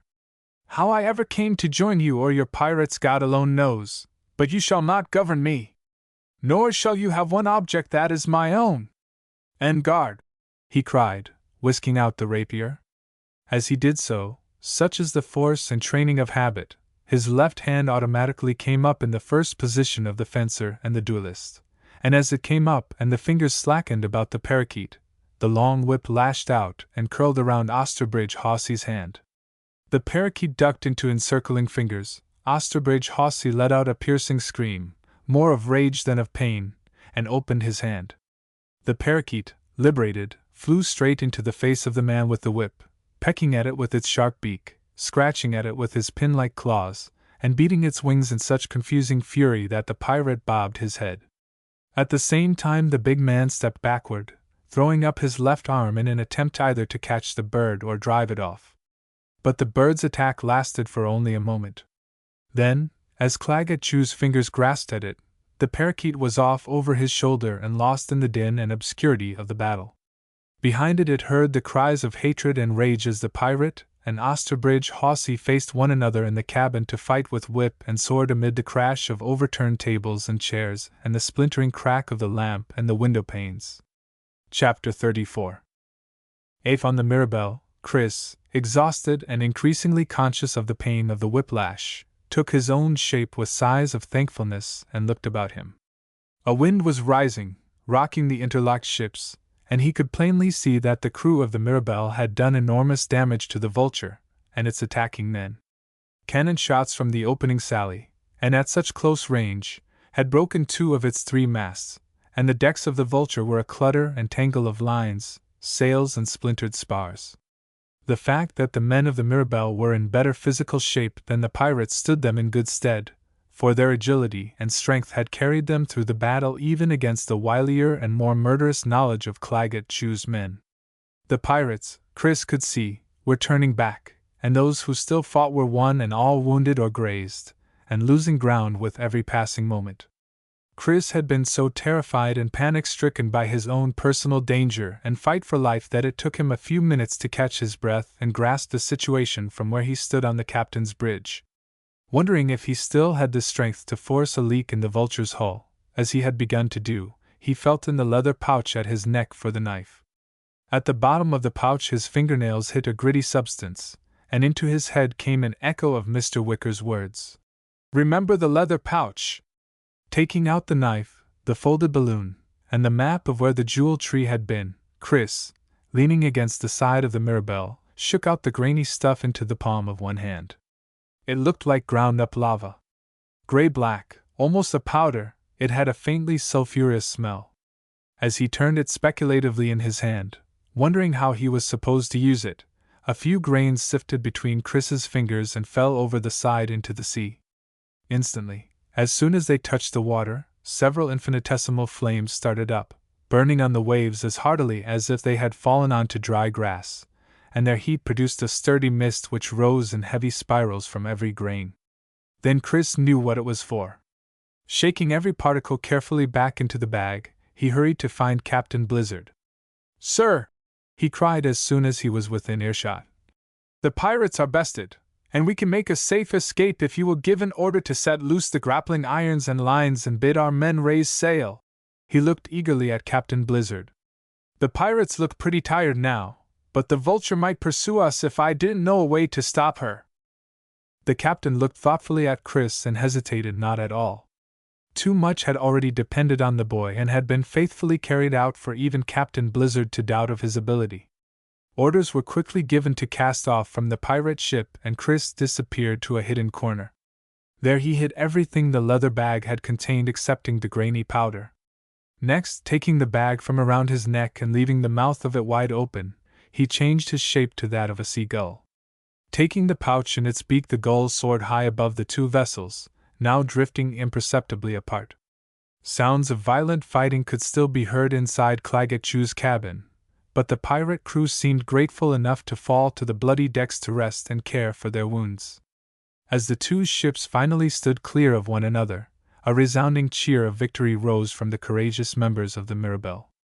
Their shirts ripped into hasty bandages, their bodies glistening with sweat and rusty with their own or their foes' blood, they were a bedraggled sight.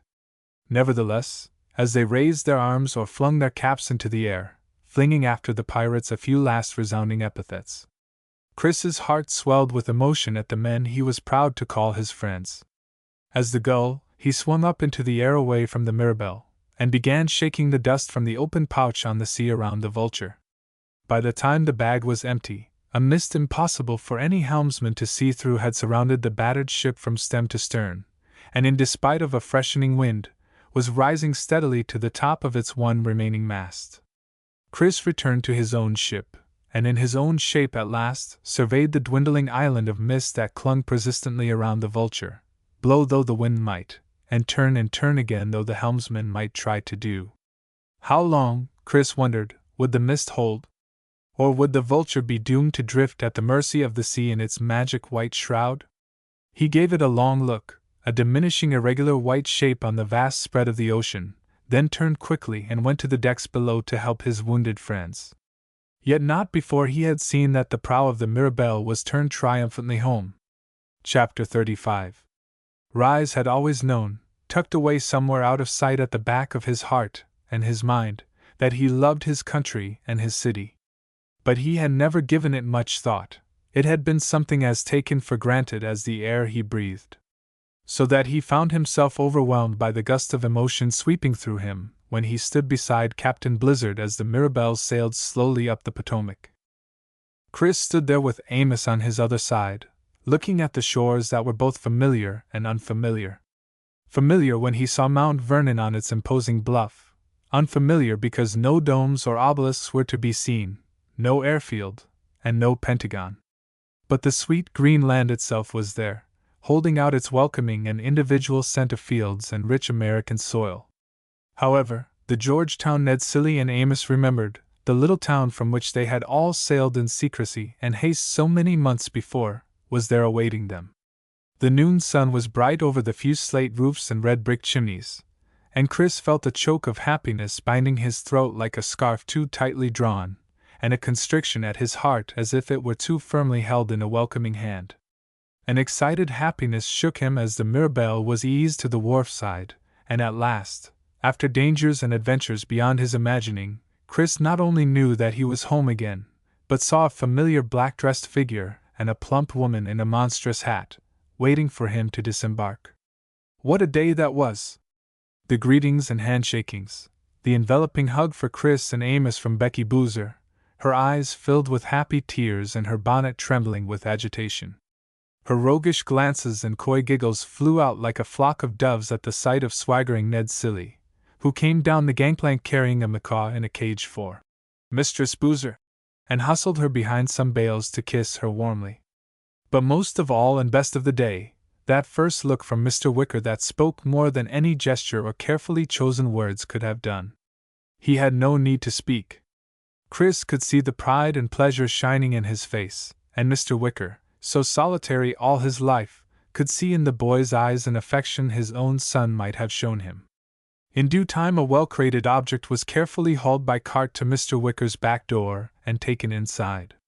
The ship's carpenter had made a case to measurements given him without knowing what it was to hold, and when Chris saw it at last set in a corner of Mr. Wicker's well-remembered study, he knew a lightness of mind he had not had since first he had been told of the jewel tree and his long journey. There were long hours of talk with Mr. Wicker before the fire, telling him of every detail. Mr. Wicker's fine dark head nodded from time to time, interspersing Chris's account with an occasional, "Quite so, you did perfectly right," or, "Indeed? I did not see that too clearly, and so I was not sure." At last all was told, every tale unfolded. Then Mr. Wicker rose, smiling at Chris. "Go have your supper, lad, and come back. I have some other things to say." The candlelit kitchen, the blazing hearth, the hissing spit on which wood pigeons roasted, the steaming pots where savory things were cooking, Amos laughing and chattering and swinging his legs from the cane-bottomed chair, Becky Boozer alternating between bursts of happy song and jokes directed at Amos or Ned Cilley, everything seemed beautiful to Chris and the room the gayest he had ever known. Yet he was conscious of a heavy feeling inside himself in spite of the laughter and the talk, and sat quietly staring at the rosy firelight that flowed up Becky's white apron and starched fichu to her hot, flushed face and kind blue eyes. The reflection of the sparks went even higher to gild the 24 roses and 12 waving black plumes, and when they passed on, found a kindred spark in the large contented eyes of his friend Amos. Ned Cilley was going through the usual formula of pretending that he should not stay to supper, and that even if he did, he had no appetite at all. "Ah now, Master Cilley," coaxed Becky, her hands on her hips and the soup ladle she still held standing out at right angles. "You will fade away into a wraith, my good man, so you will. Do you not eat a morsel nor a mouthful, and die in the night? How shall I bear to live with my conscience thereafter, tell me that?" Ned Silly, seated at the table near the Water Street windows, his legs sprawled out and his rough hands folded over his round little paunch, twiddled his thumbs and wagged his head in a doleful manner, drawing the corners of his mouth down, though it was plain that this was an effort. Lackaday! He sighed. The life of a sailor, 'tis that hard, is not, me boys? He wagged his head again. The victuals is hard on a stomach as delicate nor what mine be. Amos put his hand over his mouth to stifle some sound that broke through in spite of him. Ned gave him a reproving glance. Or else, me innards is ruined by that galley cook of ours. He sighed and nodded in reminiscent sorrow. Ah, sweet boozer, were you to sample but a spoonful of what us poor sailors must face week after week, and month after month, and us on the high seas, you being such a delicate cook, so to speak, your heart's blood would curdle on the instant, that it would, by my cap and buttons. Tears of pity streamed down Becky Boozer's face, and pulling out a bandana handkerchief from her apron pocket she blew her nose with a honk that would have blown a less sturdy man than Ned Silly off his chair. Dearie me, the saints preserve and defend us! She cried. I must do all in my poor weak woman's power to tempt you as best I may. Draw up, lads, for here it comes, she announced without ceremony, and the three watching her needed no second invitation. Then such a feast as was heaped upon their plates and crowded on the table. Steaming vegetable soup, roast pigeons, roasted ducks, several boiled fowl with wild rice, a cold beef pie, several kinds of cheese, tarts and pies, jams and preserves. A blissful silence fell over the cheerful room, and Becky Boozer stood back to survey the two busy boys and engrossed silent man. Silent, if one can call Ned Silly's champing jaws, smacking lips, great sighs after a draught of ale, or loud appreciative belches a silent meal. When everyone had finished at last and they had pushed back their chairs and looked about them again with dozy smiles, Chris remembered Mr. Wicker's request. He rose, not without difficulty. Mr. Wicker asked me to see him for a moment. He moved to the passageway. That was a superb supper, Becky. I'm stuffed. Becky looked around genuinely surprised. Why, a mere mouthful, a taste, a tidbit, was all any of you had. See, there's a pigeon or two left, and half a duck, and part of the beef pie. Why, you do but peck at your food, all of you, like poor birds, she insisted. Chris laughed. Ned Silly, picking his teeth with his habitual ship's nail, was already falling asleep, and Amos, his head on one hand, propped himself up amid a jumble of empty plates. Peacefulness and content lay everywhere in the room, warm as the firelight and as pervasive. Chris turned. Anyhow, thanks again. I'll be back. And he went along to knock at Mr. Wicker's door. Inside, the ruby damask curtains were drawn close across the windows, for it was nearly dark, and the fire here too was as red as the rose that was the joy of a princess of China. Chris closed the door behind him, looking around with a smile at the familiar walls and objects he had missed and dreamed of many a time, the table with its flowers in a fine china bowl, the desk between the windows with the long feathered quill pens and the papers marked by Mr. Wicker's meticulous hand, the carved cupboard at the end of the room, and the Indian rug of many colors under his feet. Last of all, he brought his look back to Mr. Wicker, sitting in the winged leather chair. Mr. Wicker had a strange expression on his face. He was smiling, but at the same time he looked sad. And for the first time Chris saw some curious-looking garments folded neatly on a stool before the fire. Mr. Wicker, watching him as he gazed about, saw the question in his eyes. Do you not recognize these things, Christopher? He asked. Chris looked more closely, touching nothing. His voice was bewildered.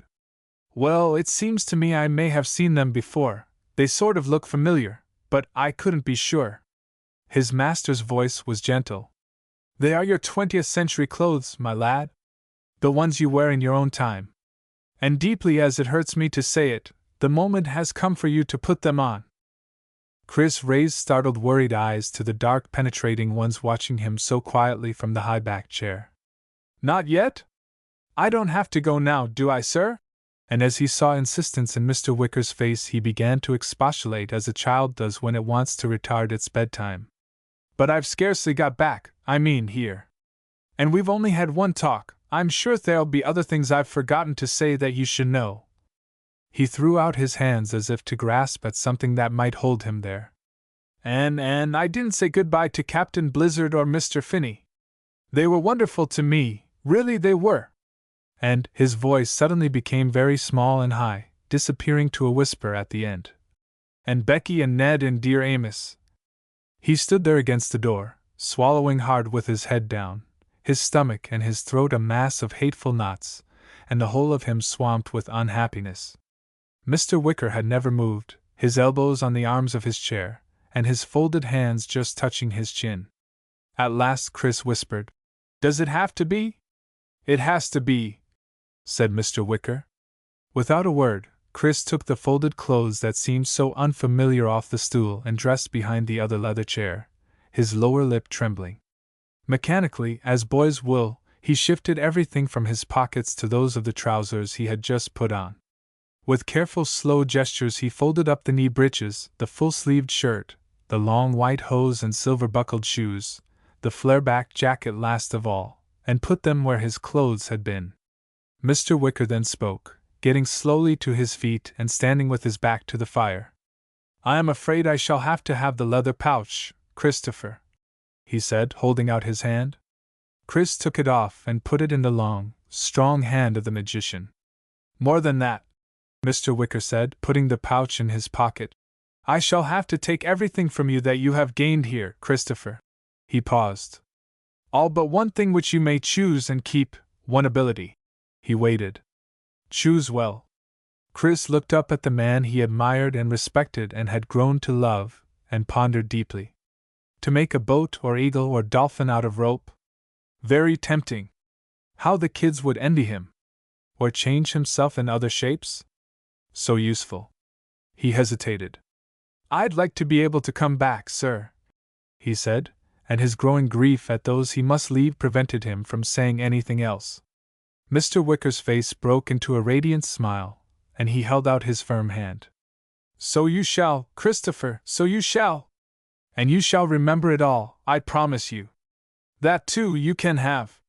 He stepped forward and put his hands on the boy's shoulders. His eyes were deeply sad, although his lips still smiled. "And now," said Mr. Wicker, "good soldier that you are for General Washington and for your country, all that you learn must leave you and remain with me." Mr. Wicker put his hand briefly on Chris's head, let it slip to cover his eyes, so lightly it was scarcely felt, and then to cover his mouth. Chris waited, but he felt no different. "Be a fly," commanded the magician. Chris searched his mind. There were words to say, and you thought hard. He tried once more, and a third time, and then wordlessly shook his head. "Make a rope boat," said Mr. Wicker. Chris took the rope, and as it hung from his hands he wondered how one set about it. He had known how, once upon a time. He let the inert rope fall to the floor. Mr. Wicker put a hand on his shoulder and turned him toward the door. "Come, my boy," he said. Chapter 36. His shop was dark, but headlights flashed by out on Wisconsin Avenue, glaring over the meager display of objects in Mr. Wicker's window. There seemed even fewer objects than before, Chris thought, for the carved figure of the Nubian boy was gone, and so was the coil of dusty rope. The ship in the glass bottle was still there, however. Mr. Wicker went forward in the darkness and, leaning over, took up the bottle with care from where it had lain for so many years, dusted and polished only by the loving eyes of a boy who had often pressed his nose against the Georgian panes. "You are to have this," Mr. Wicker said, putting the bottle with its delicate contents in both Chris's hands. "Both Ned and I would like to know that it is yours." He turned to put his hand on the doorknob. Chris found his voice. "What about the job, sir?" he broke out. "Can Jakey Harris apply for it?" Mr. Wicker smiled, and it was strange. In that dim room, inconsistently lit by the lights of passing cars, Mr. Wicker looked exactly like a venerable, wizened old man, when Chris knew perfectly well he was not. "It's peculiar," he thought, "the tricks your eyes play on you. Guess I'm tired." "Jakey Harris for the job?" Mr. Wicker remarked. "Why no, there is no job to fill." "You've filled it, Christopher." And all at once, without any goodbye, Chris found himself outside on the top step. The din of cars and honking horns rushed at him like a gape-mouthed monster. The drumming whine and roar from the freeway shook the ground, and up ahead the lights of the People's Drugstore looked garish but friendly. Across the way as he turned to go home, Chris glanced at the two tumble-down storehouses opposite, the winch and tackle broken, and panes of glass missing from the windows. As he reached the corner of Wisconsin and M Street, Mike rushed breathlessly up. "Hey! Here I am! Not much later than I said I'd be, either. What you got?" he asked, falling into step beside Chris and looking down at the bottle. "Mr. Wicker gave it to me," Chris replied in a colorless voice. "What for?" "I dunno. Guess he didn't need it."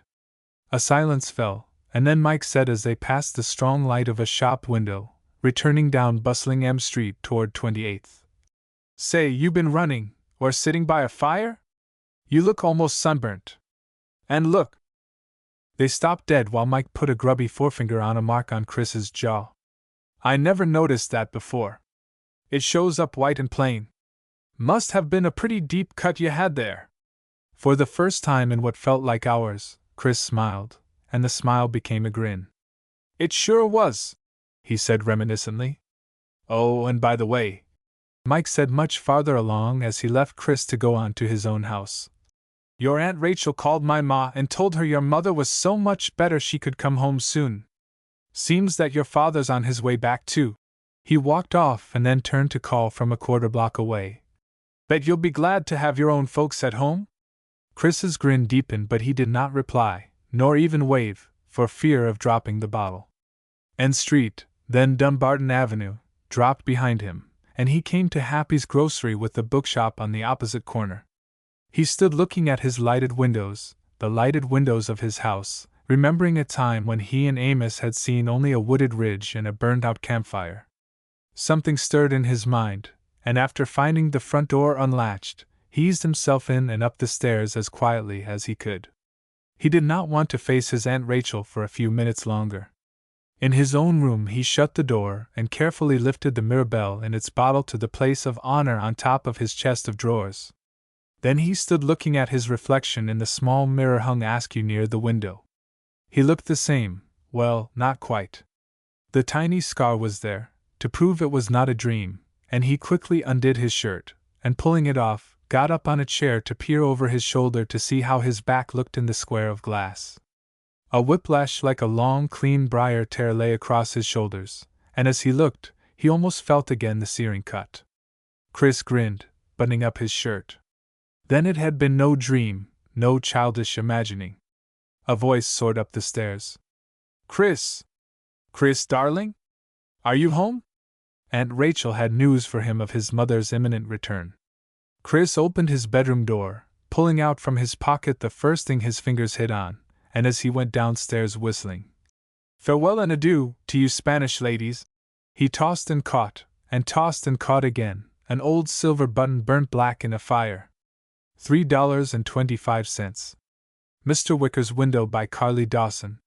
When 12-year-old Chris entered Mr. Wicker's shop to inquire about a job for his friend, something about old Mr. Wicker forced him to take the job himself. Chris found himself the pupil of Mr. Wicker, not the old man he first saw, but a powerful man in his 40s, a magician. Chris learned how to turn himself into a fish, a bird, a fly, and with a magic rope he learned to make a boat, or even an elephant. Chris had been chosen to sail to China on a mysterious mission. Long before he sailed, Chris met the enemies who would try and stop him: evil Claggett Chew, the dandy Osterbridge Hawsey, the treacherous old beggar Simon Gosler. With a newborn boy Chris brought to life with magic, he set out on his hazardous voyage. Carley Dawson writes beautifully, combining fact and fantasy with skill. Her characters are lifelike and vivid, and the plot of this, her first book, is fantastically exciting and exceptionally outstanding. With power and imagination, Lind Ward has illustrated the book with over 80 drawings in 2 colors. Illustrated by Lind Ward. Johnny Tremaine by Esther Forbes. Illustrated by Lind Ward. If Jonathan Light Tremaine never lived in the flesh, he lives vividly with the men of his time in this book. So we dare to put him among the people of importance. He is a boy, an apprentice to a silversmith in Boston, when we meet him just before the American Revolution. Casting the handle of a sugar basin for John Hancock, he seriously burns his right hand. He is crippled, the work that he loves must be given up, forever. Johnny goes through some hard and bitter times before he finds his work in the struggle that is to free the colonies from British rule. The solution comes through the young printer, who likes Johnny and befriends him. Rab, too, is a person of importance. This story of Johnny Tremaine is almost uncanny in its aliveness. Esther Forbes's power to create, and to recreate, a face, a voice, a scene takes us as living spectators to the Boston Tea Party, to the battles of Lexington and of North Creek. It takes us, with Johnny, to the secret meetings of the Sons of Liberty, to the secret training of the Minutemen. Saturday Review of Literature. $3.